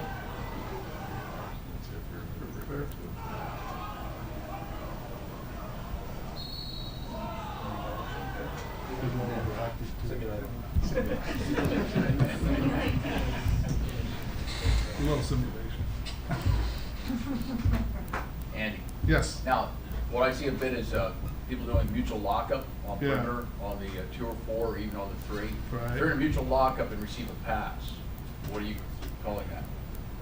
In other words, not saying anybody initiated, there's no like pulling and tugging, they're in mutual lockup when he receives a pass. You have to On remember, perimeter. somebody always initiates. Well, I'm just saying, Can't tell who. what, just. Somebody in always like- initiates it. If you don't see the initiation, then you see it neutral. But if you see, at least what I've found in all the videos that I've watched, if you see the offensive player get the top leverage and advantage, then you've got something you can call. Well, let's say your eyes go on it, you see that they're in a lockup, and they're sitting there and they're just happy. And then the And then the defender's ball not comes doing into the anything? offensive player. What is that Defender's called? not making any effort to try to get the ball? Once the ball comes in, they might, but yeah, I'm talking about the point where the ball comes in. Yeah, the ball comes in, he has the ball in hand, okay. Now, if I have the ball in my hand, and I'm on the perimeter, I have my hand on the defensive player like this, what do? Do I drop my hand and then work with the ball and move away? Or do I take and push him and go away? If you see that push and go away, it's an offensive. Not even If you getting that see him- complicated. If you see him Let's drop say his that hand keep on- down, no. My question's way before that. If Question is it's only when he shoulder, receives the a pass, ball, is that okay? and I do this. Yeah, it's neutral. Or I do Right. this and do like this. That way. Okay, you receive a pass, are we okay? Yeah. No call. I'm making no effort right now to Right. do anything? Well, the burden of responsibility is on him right now to attack me, which he can do because I have my Okay. hand on the ball. That's all. So I'm nothing. just curious. Because if it's 2 meter, it's a failure of this lockup. We got a lot more slides. I'll do it so this is good out. We can take a quick break. I don't know. We gotta be done by, it's 5:15 already. You guys on the back? I said that loud enough so some people can hear. Okay, let's take a 5-minute break, only 5-minute break, so if you need to go to the potty or do something, let's go to the potty.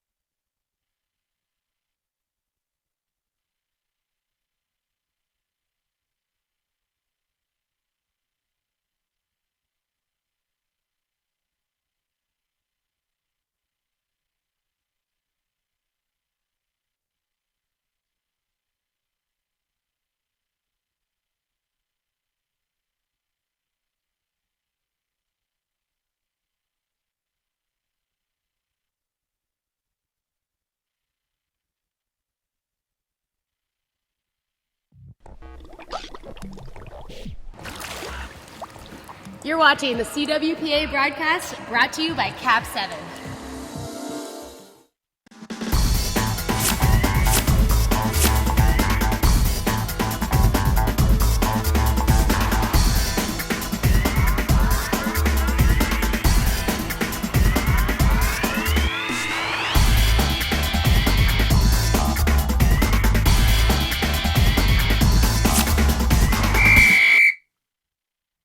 Hi, my name is Kelly Eaton, and I'm going to give you a few tips on basic 8-beater.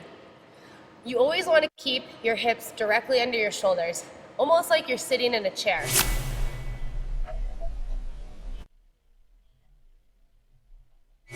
Make sure you're flexing your foot from out to in, so it's almost like a breaststroke kick, but with the additional foot flexion, like scooping the water each time. So again, sitting up straight, shoulders back, knees apart, always 8-beatering in like a breaststroke kick, but flexing your foot. And at all times, you can add in some sculling back and forth.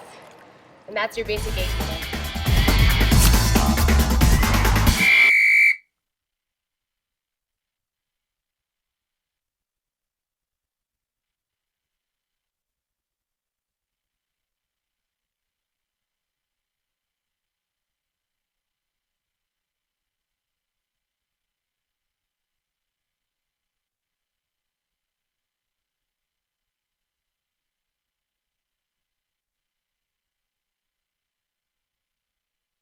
Cleanup items. How many people were sitting next to somebody that's no longer here? And I don't care if they were here or don't. You're not thinking, because whoever isn't here, they're going to have issues, because we're going to start the test at 8:30 tomorrow. Because may not get to some items at the end of that we're supposed to do today. So we've got to get that done. So we may have to use that time, and the welcome won't happen. There's no such thing as welcome. All right? We're not a very welcoming person, so if you know who was sitting there, does anybody know the guy who was sitting here? Yeah. Did you text them? Yep. Okay, thank you. Anybody else? I don't care if they're here or not, I just want, Pat's here, he's over there. Anybody else that you may know who left? Okay. Just let them know the test is gonna start at 8:30. There's not gonna be a welcome, because Ed's not very welcoming.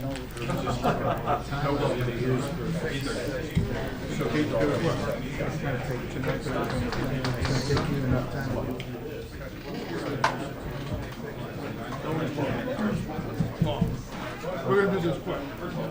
Okay?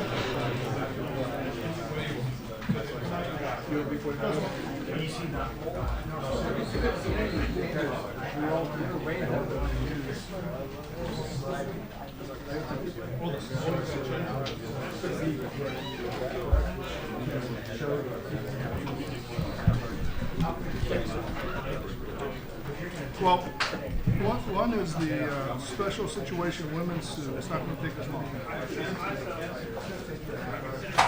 I know, because that's 32 more slides. We got a minute of slides. Okay, offensive foul, please, bro.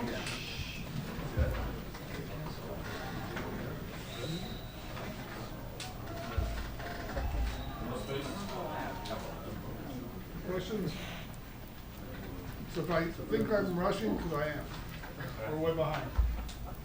Talking points for Polo number 5.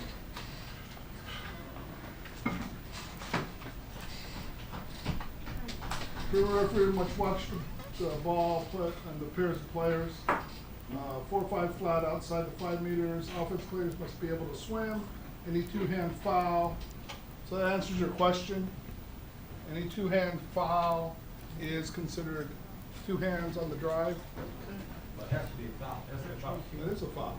So you got 2 hands on a person that driving?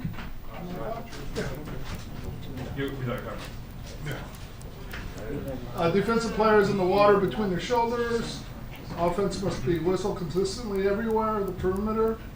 And the referee must ensure that the free throw are taken properly, including the direct shot signal.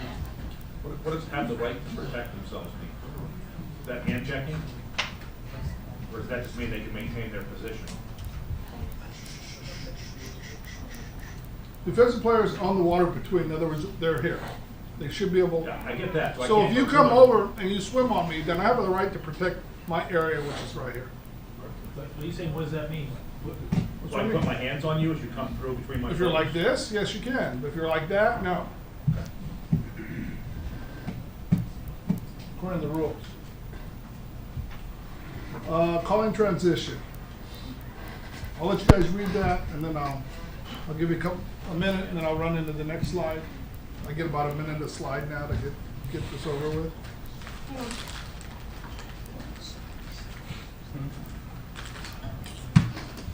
Okay?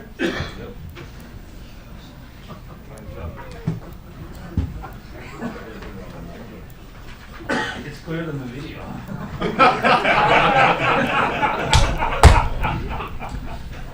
Both referees must be aware of the potential advantage. Rule 3, 5, 7, 10 provide a framework for calling the transition. If the offender uses two hands to foul in the situation, he or she is excluded. If the defense commits an ordinary foul, that would promote the attack. If called, a free throw should be awarded. So let's look at some clips.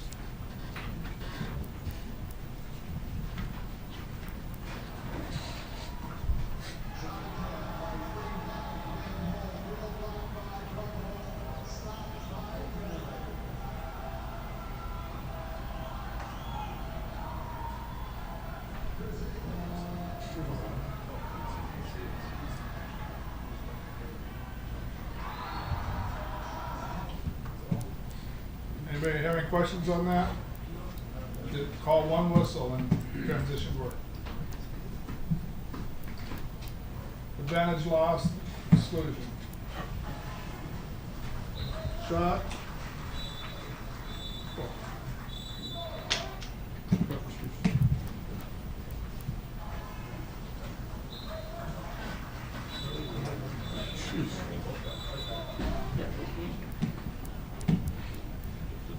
Yes. Somebody have their hand up? Great, thanks. Did you guys see the hole? Yeah.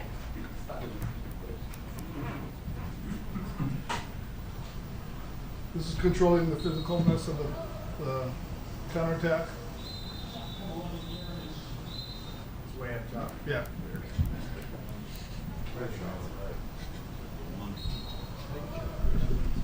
The top. What was called there? Objection? Objection. Exclusion.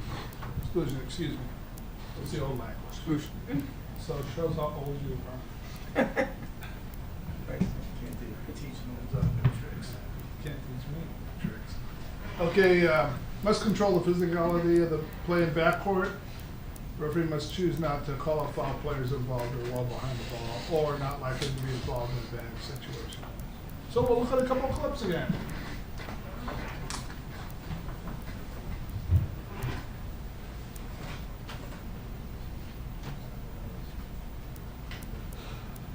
Forward, center forward, dark cap, then kicks off the former center forward, white cap. So let's watch it.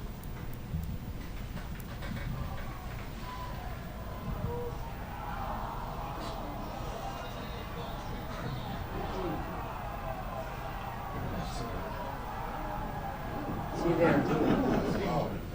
That's what I'm talking.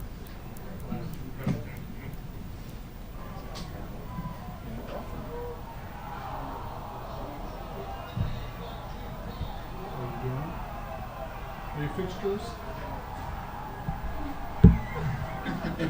Not being held at that point. Magic plays. Okay. There was not a, Is there a contra on that? there was not a contra call It was there? not, but it should be. A dunk once or twice.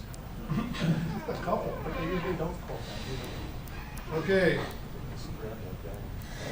They're tangled up, extracurricular activity both above and below the water. The referee checks with his partner and then makes a double exclusion.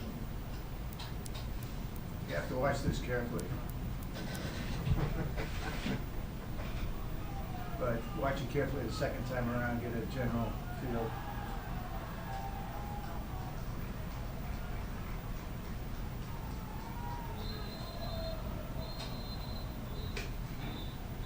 Just Just remember where those players are the next time you watch it.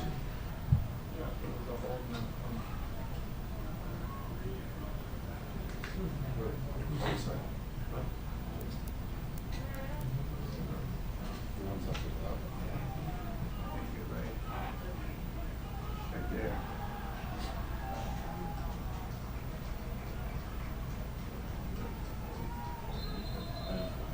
That's where you see who started.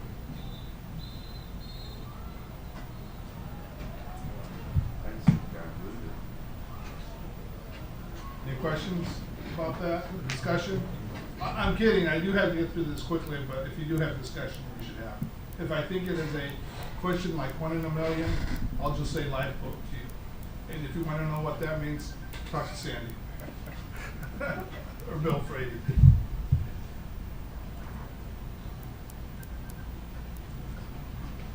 So simulation, offensive player, is gaining, oh great.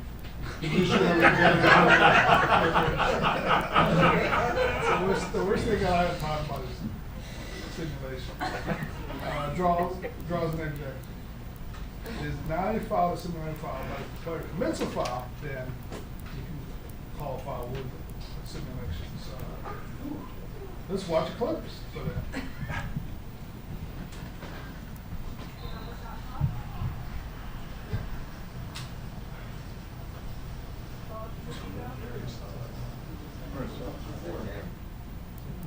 We saw that earlier, so.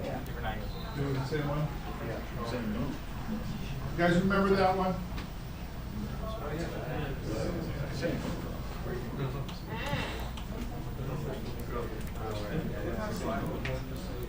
Okay, the dark player, in the dark cap slows down and ducks under the defender in the white cap. This is an offensive impeding, rule 6-9, and an offensive foul should have been called. In transition.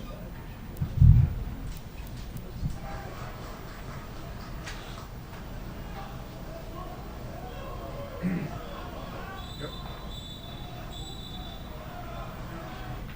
Cool. Do you see that? Yep. It's not simulation. There. Why is that simulation? The question I have is why should that be an exclusion problem? No, I have no problem with that. I don't have a problem with why you call it simulation. We don't call it exclusion, it's a worse penalty. But these are things that show simulation. That's what what they're trying to show. So there may be other foul, there has to be another foul associated with this, obviously. Simulation of a simulation. Can you show one more time? Sure.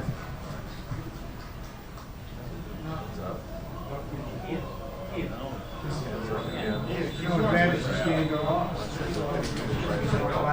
You just swim, I mean, it'll be all right.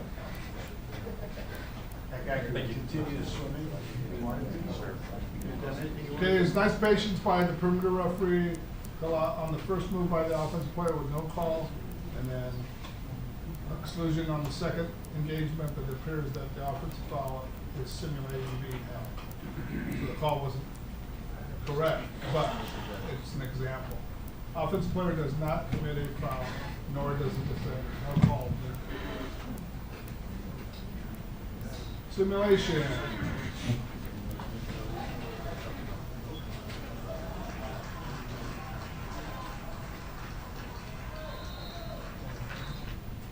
Right. Yep. Soccer, it's checked out.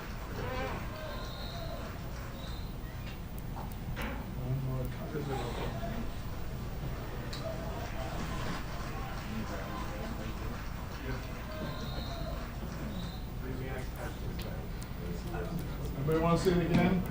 You guys are okay with it? Offensive play in the dark cap, slows down and gets in front of the defender in white cap.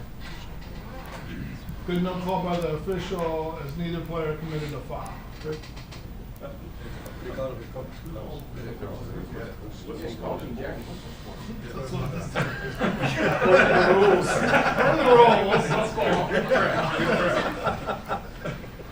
Okay, guys have messed up the video. Just saying. If an offensive player gains an advantage by community foul, an offensive foul must be called. It's offensive foul is a big call, loss of possession, so the foul must create an unearned advantage.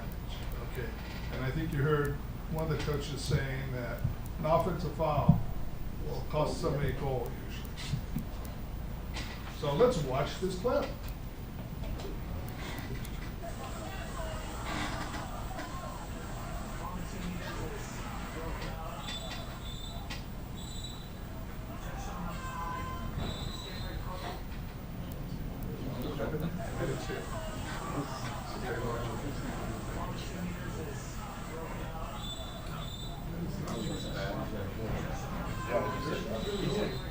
No advantage gained, no advantage lost. No call. Exclusion called, but it appears the offensive player is simulating being held. Offensive player does not commit a foul, nor does the defender, no loss of advantage. Number 6, final. 2 more slides. So is the range of acceptable calls is a no call or a simulation offensive? Is that? On that one? Simulation is not in the rule book, so no call is We spent an hour talking about it. I know. Simulation is not a foul until there is a foul. And you'll never get that time back in your life.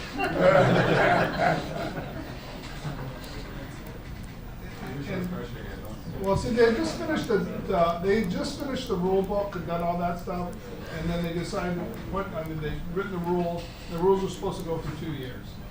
So they decided that this should be a point of emphasis, okay?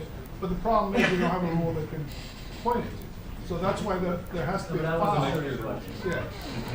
What? My question was serious. What's the range of acceptable calls In that one? No call. No call? No call. No call. No call, period.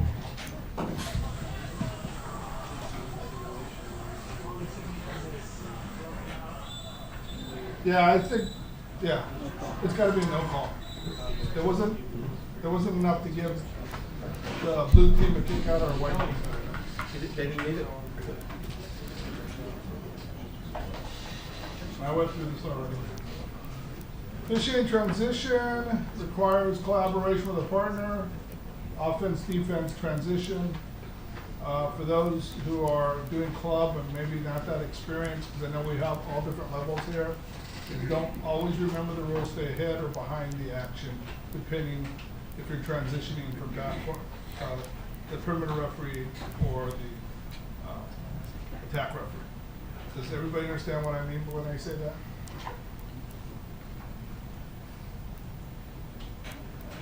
Control physicality, player safety is number 1 in the game, obviously, and referees should apply the advantage rule consistently.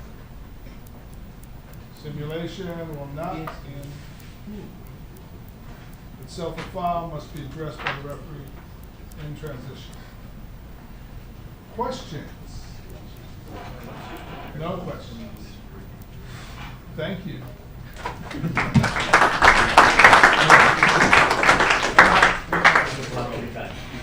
Okay, I'm going to make a real quick announcement again. If you know anybody that wasn't in here or you weren't in here when we talked about it, we're going to start the rule test tomorrow at 8:30. Okay? You hold?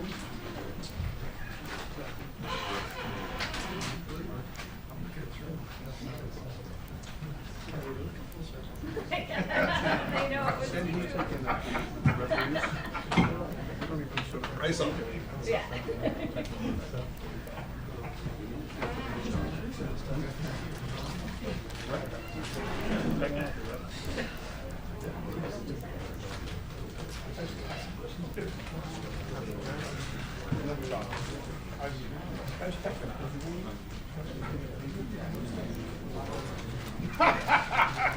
You're grading it.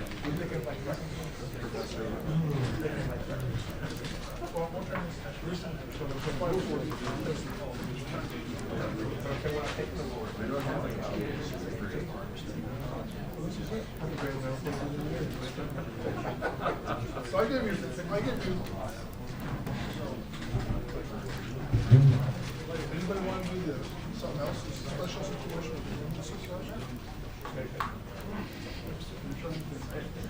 Good. Hey, yeah, you're gonna be a while. Do you want to see if one of us wants to do another section? No, I can do it. You can do the picks? I can, yeah. Good. See?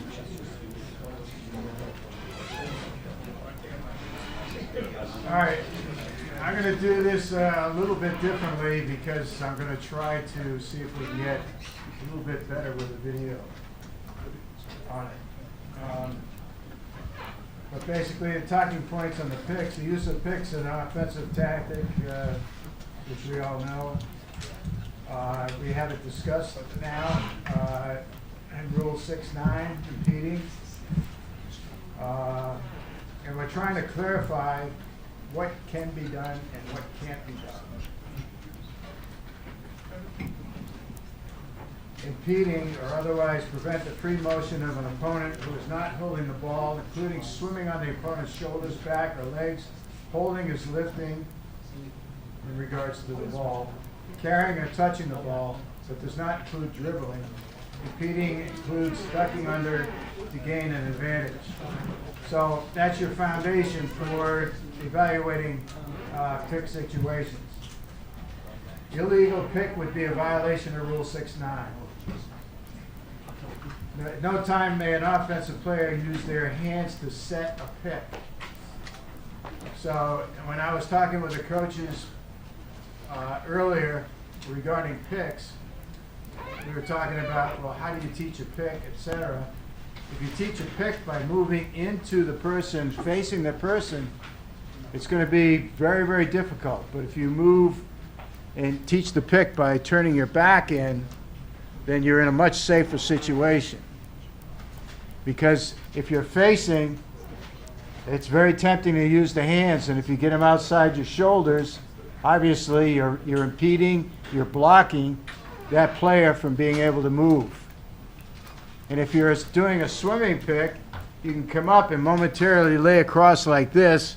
If the player is right here, you can momentarily lay across like that, but you got to keep swimming. You can't stop there and try to put your arm around here and get your legs up and behind and make it that difficult or so difficult for that defensive player to get around it.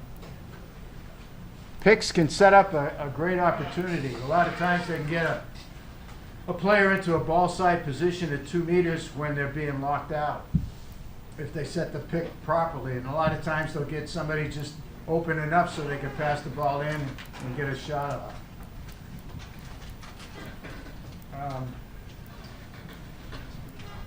And as I said, and as just explained, you can't extend your arms outside the shoulders. Otherwise, you're going to be in trouble. And it's a lot better if they back in. When setting a non-swimming or stationary pick, offensive players must be set before making contact with the defender. So if Pete is swimming down and I all of a sudden just come out of nowhere and come over here and go right up and make contact, no. Now if I come over here and just stop, he's going to swim around me because I have established myself. This is my place in the pool. So if you think along those lines, you can really differentiate whether or not it's a legal pick or an illegal pick. Once players setting a swimming pick make contact with their opponents, they must keep swimming or they must follow the guidelines above for a non-swimming pick. So I think it's pretty clear. Does everybody kind of understand that? Anybody have questions? So if you're setting a stationary pick, you can't initiate contact. But if you're setting a swimming pick, you can initiate contact, and then you have to be at a stationary pick. No, you can't initiate contact. That's what it just said. A swimming pick. Well, let me go back and see how he worded this again. You can't stop. I understand your point. I understand what you're saying. You've got to keep swimming. You can't go in and initiate contact. You can stop if you don't make contact. You can stop, and then it's up to that person to move either way. But now that you stop, now it becomes a stationary pick. So I can turn like this, but I can't use my hands, and I can't move into. If he moves into me, or she moves into me, it's a different situation. Does that make sense?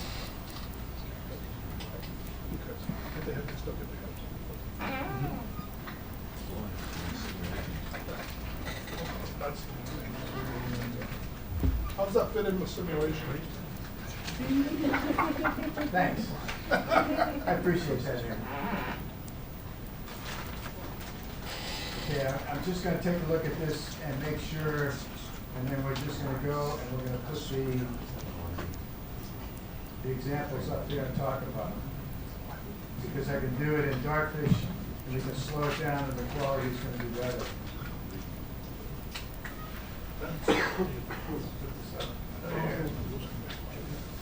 Okay.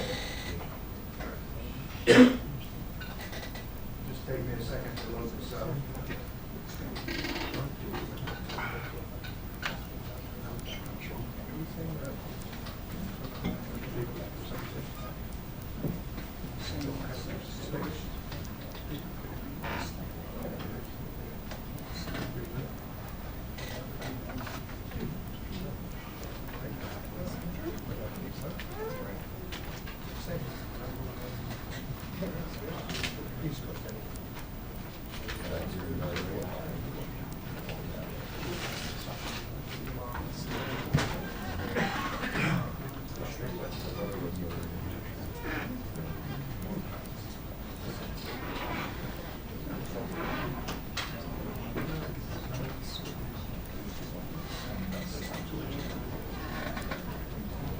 While he's looking for things, tomorrow it's an open book. So if you have it on your iPad or your iPhone, you can also use that on your test. And I say that because it's pretty quick looking up things on your iPad with words. So that's my hint for the night. Otherwise, there'll be some true and false questions on that. Can we collaborate with our other reps? No, you can't collaborate with the other reps. Can you have other notes with us? You can have any notes you want, open book, open, yeah, any of that stuff you want. But you're going to be able to look up things faster if you have an electronic device. That's all I gotta say. Okay, sorry, I thought I'd fill it. Yeah. Okay, here we go. Here's number one. Let's check and see what happens here. This is after a goal is scored. This is when you're going to get special situations popping up quite a bit because there's a lot of time on the shot clock starting from mid-pool as opposed to in transition. So you're apt to get, and especially after timeouts as well, that's when you're going to get the most activity.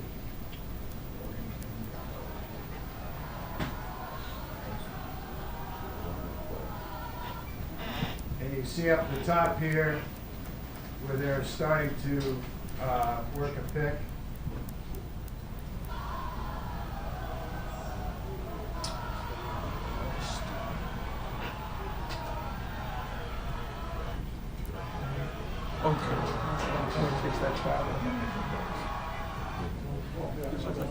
So now take a look at it again, so because you can see where the area is going to happen. It's going to happen right in through here, and you can see how it frees one player to get a good ball side position and receive the ball.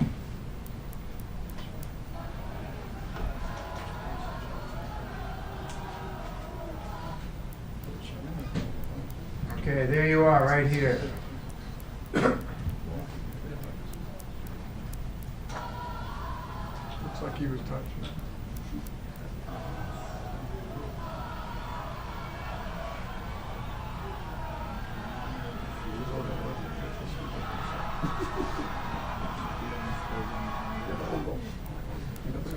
Now take it back, and then you can tell me opinions as to whether or not this should be a legal pick.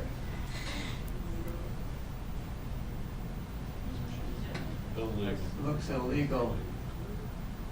Facing him, using his hands. Well, he makes contact. Can't make contact. He makes contact. That would be an illegal pick. Yeah, he makes contact. Now, if he had just come in right here and it turned his back, he would accomplish the same thing and it would have been legal. As long as he didn't make contact. Well, you can't ram him, but I mean, if he turns his back and then that player trying to get around it makes contact. That's okay. Yes, that's okay. Andy? I was just saying that the white guy's stupid. Basically, that's what I was saying. They didn't communicate at all. They didn't communicate at all. No. Well, that's the thing you'll find on a lot of these picks because they come up so quick, the players don't have an opportunity on defense to adjust. And that's why a pick is a good offensive situation. I didn't really call him stupid when I was talking to Pete, but.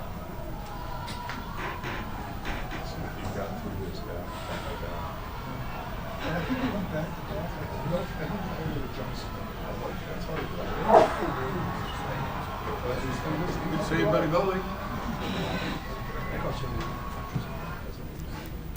Okay, let's take a look at number 2. Let me see what actually. Whoa. Okay. We have a little controversy because Bob labeled that as legal. Oh.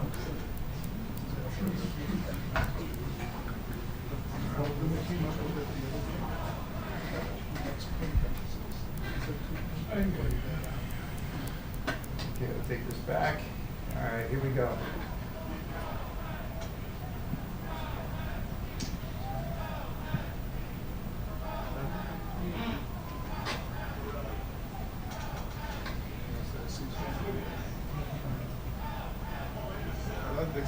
Nice move. All right, now we can take it back so you can watch exactly what happened because there was a lot of action in that one situation. Okay, we're gonna have a pick situation set up in through here. This will be the first.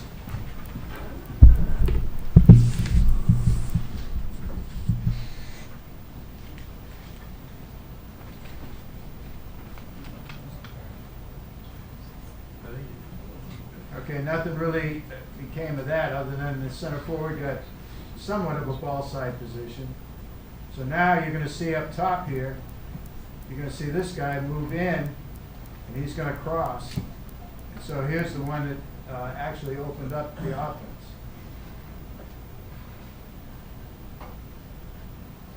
Now he stopped. Doesn't really even pick him. The defense just. Andy, you can say it now. The blue guy. Now you can say You're stupid. defense was really stupid. It must have been number 2. And obviously, they get the ball down, they get it right in. And we come around, get a nice shot attempt. And the goalie saves the day. All right, one more time in quick action or in regular motion.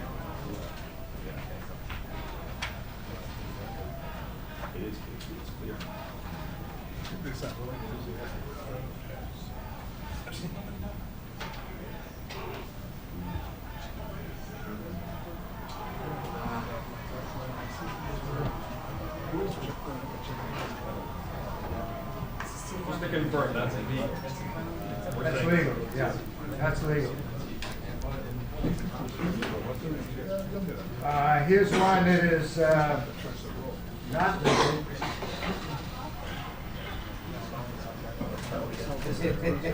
And you've already seen this many times. Ooh. And right here you'll see the little boat. Hello, how you doing? And everybody's clear on that, that's illegal.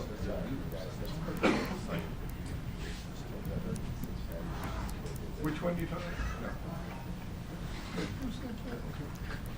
Okay, this one is labeled as legal, and let's do our best analysis of it.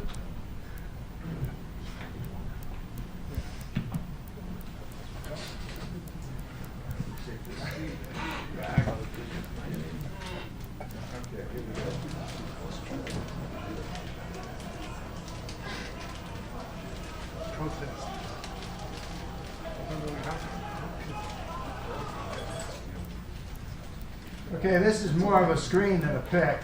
It's basically swimming around the 2 meter, the center forward defender and the center forward. And we'll just take this right back here. So you see where he's going to come down and just swim around behind. One of the things you have to look out for is a little bit of holding that might go on here to free this person when he zips around the other side.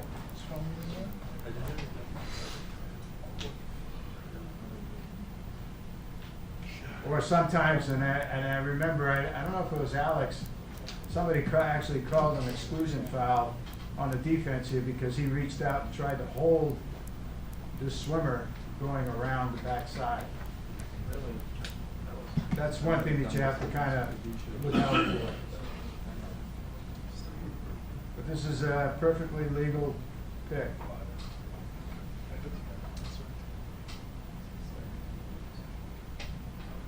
And I don't know if this does anything more than just open up the center forward to ball side position. And that's basically a way of running it.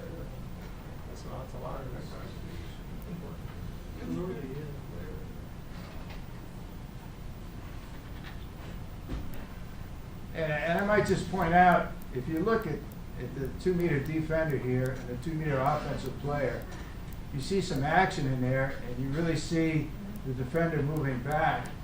And basically that's because this offensive player is doing a good job with his legs, and without butting his head back and without moving his shoulders back, he is moving that defender back. Now the defender's going to get his hands in the water, but then he's eventually going to get him up in the air. Does that mean that he pushed off to get up in the air?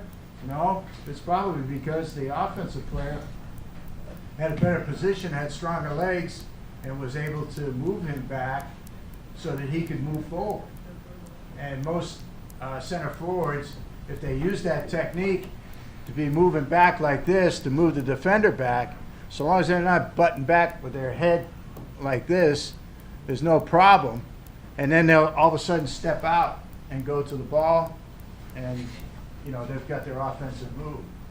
But I've seen many times where the referee will actually call an exclusion on a defender because the offensive player is moving back, and that guy is sinking down because he's losing, he's losing his legs, he's losing his horizontal position. And they'll call an exclusion foul. But hey, let this guy do his thing. He moves back and does it legally. Then he can step out to the ball. He's got a heck of an advantage there. Let him play out his move.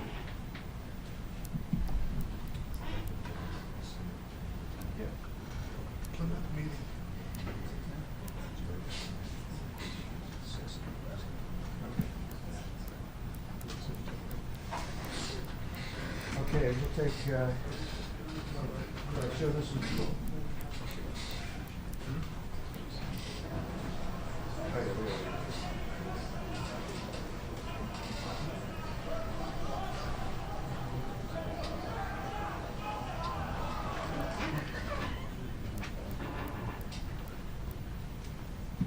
That was a good no-call situation.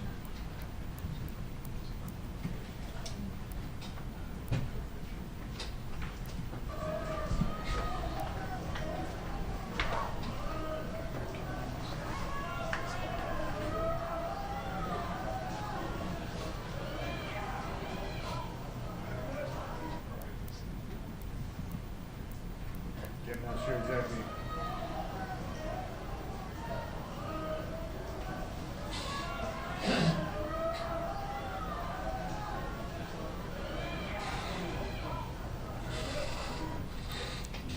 Okay, what do you think? What do you do? Okay, we're looking at right here. He'll swim around and come around behind the center forward and the center forward defender. Right here. Okay, he comes down, comes around. There really isn't much of a fixed situation there, more than there is a little interaction between these two right here. Do you call anything? No. Something happened. That's kind of away from the action of the ball. The ball's not ready to come in, so you basically have a no-call situation.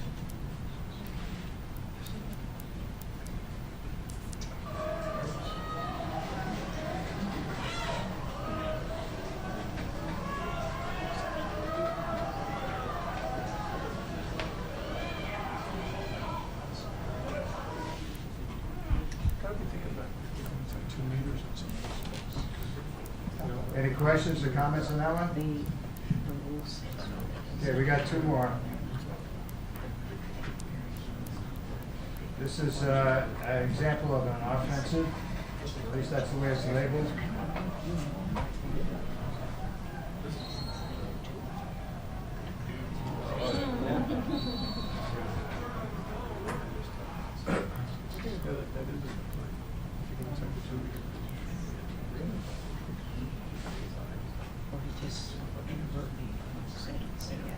Okay, we're looking right here, this particular player.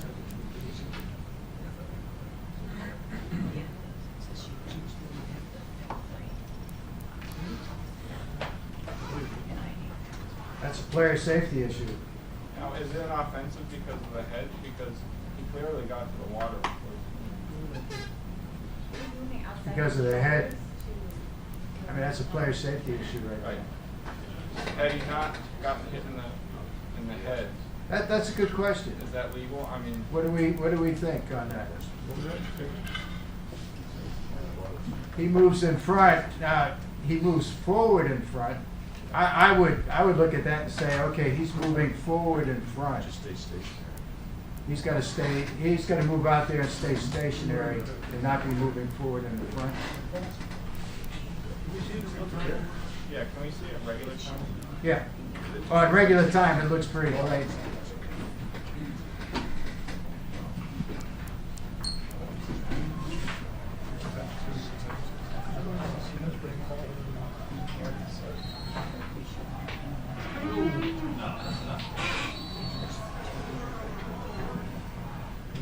What's the consensus?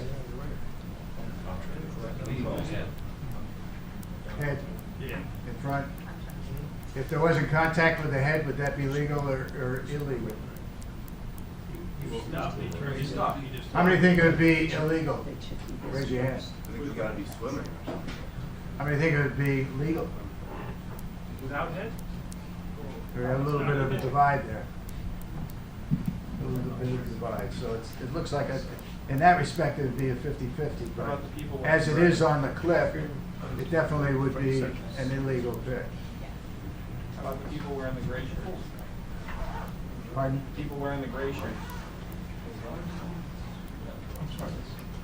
I say. I say it's an illegal pick. Illegal pick? I say, yeah, illegal. He's got to stay Stationary. Stationary. So if you take the head out of the picture, Yeah, it still has to be still an stationary. illegal pick.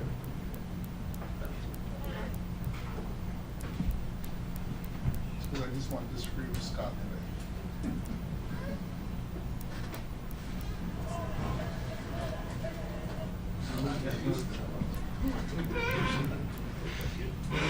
You might recognize some people in this.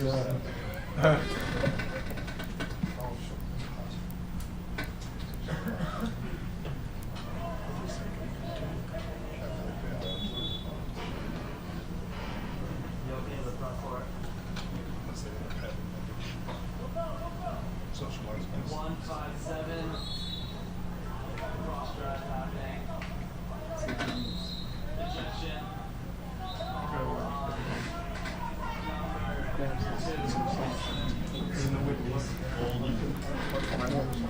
Alex, you remember that one? Watch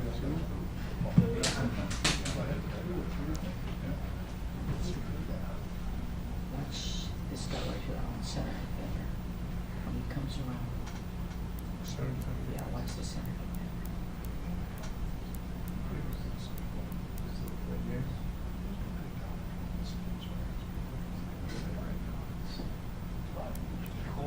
He's gonna hold right there. Yep.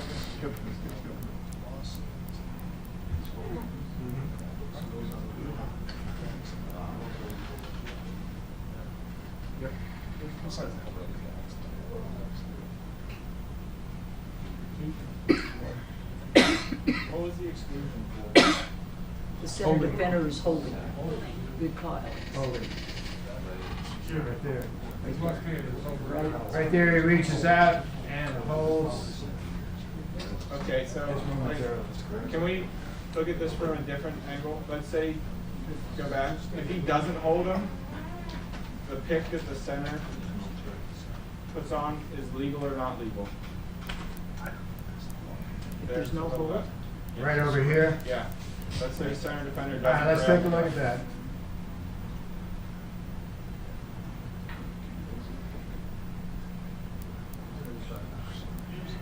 He moves into him, so I'd say that's illegal, but that would be my opinion. That would be an illegal pick on this person's part right here.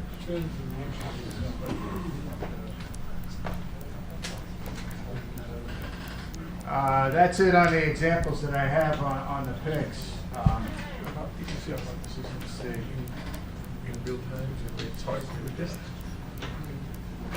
Okay, just on a general wrap-up, anybody have any questions of the distinguished panel over here? Is there anything that we didn't cover? Okay. Thank you very much. We'll see you tomorrow morning. Hey, really quick, like,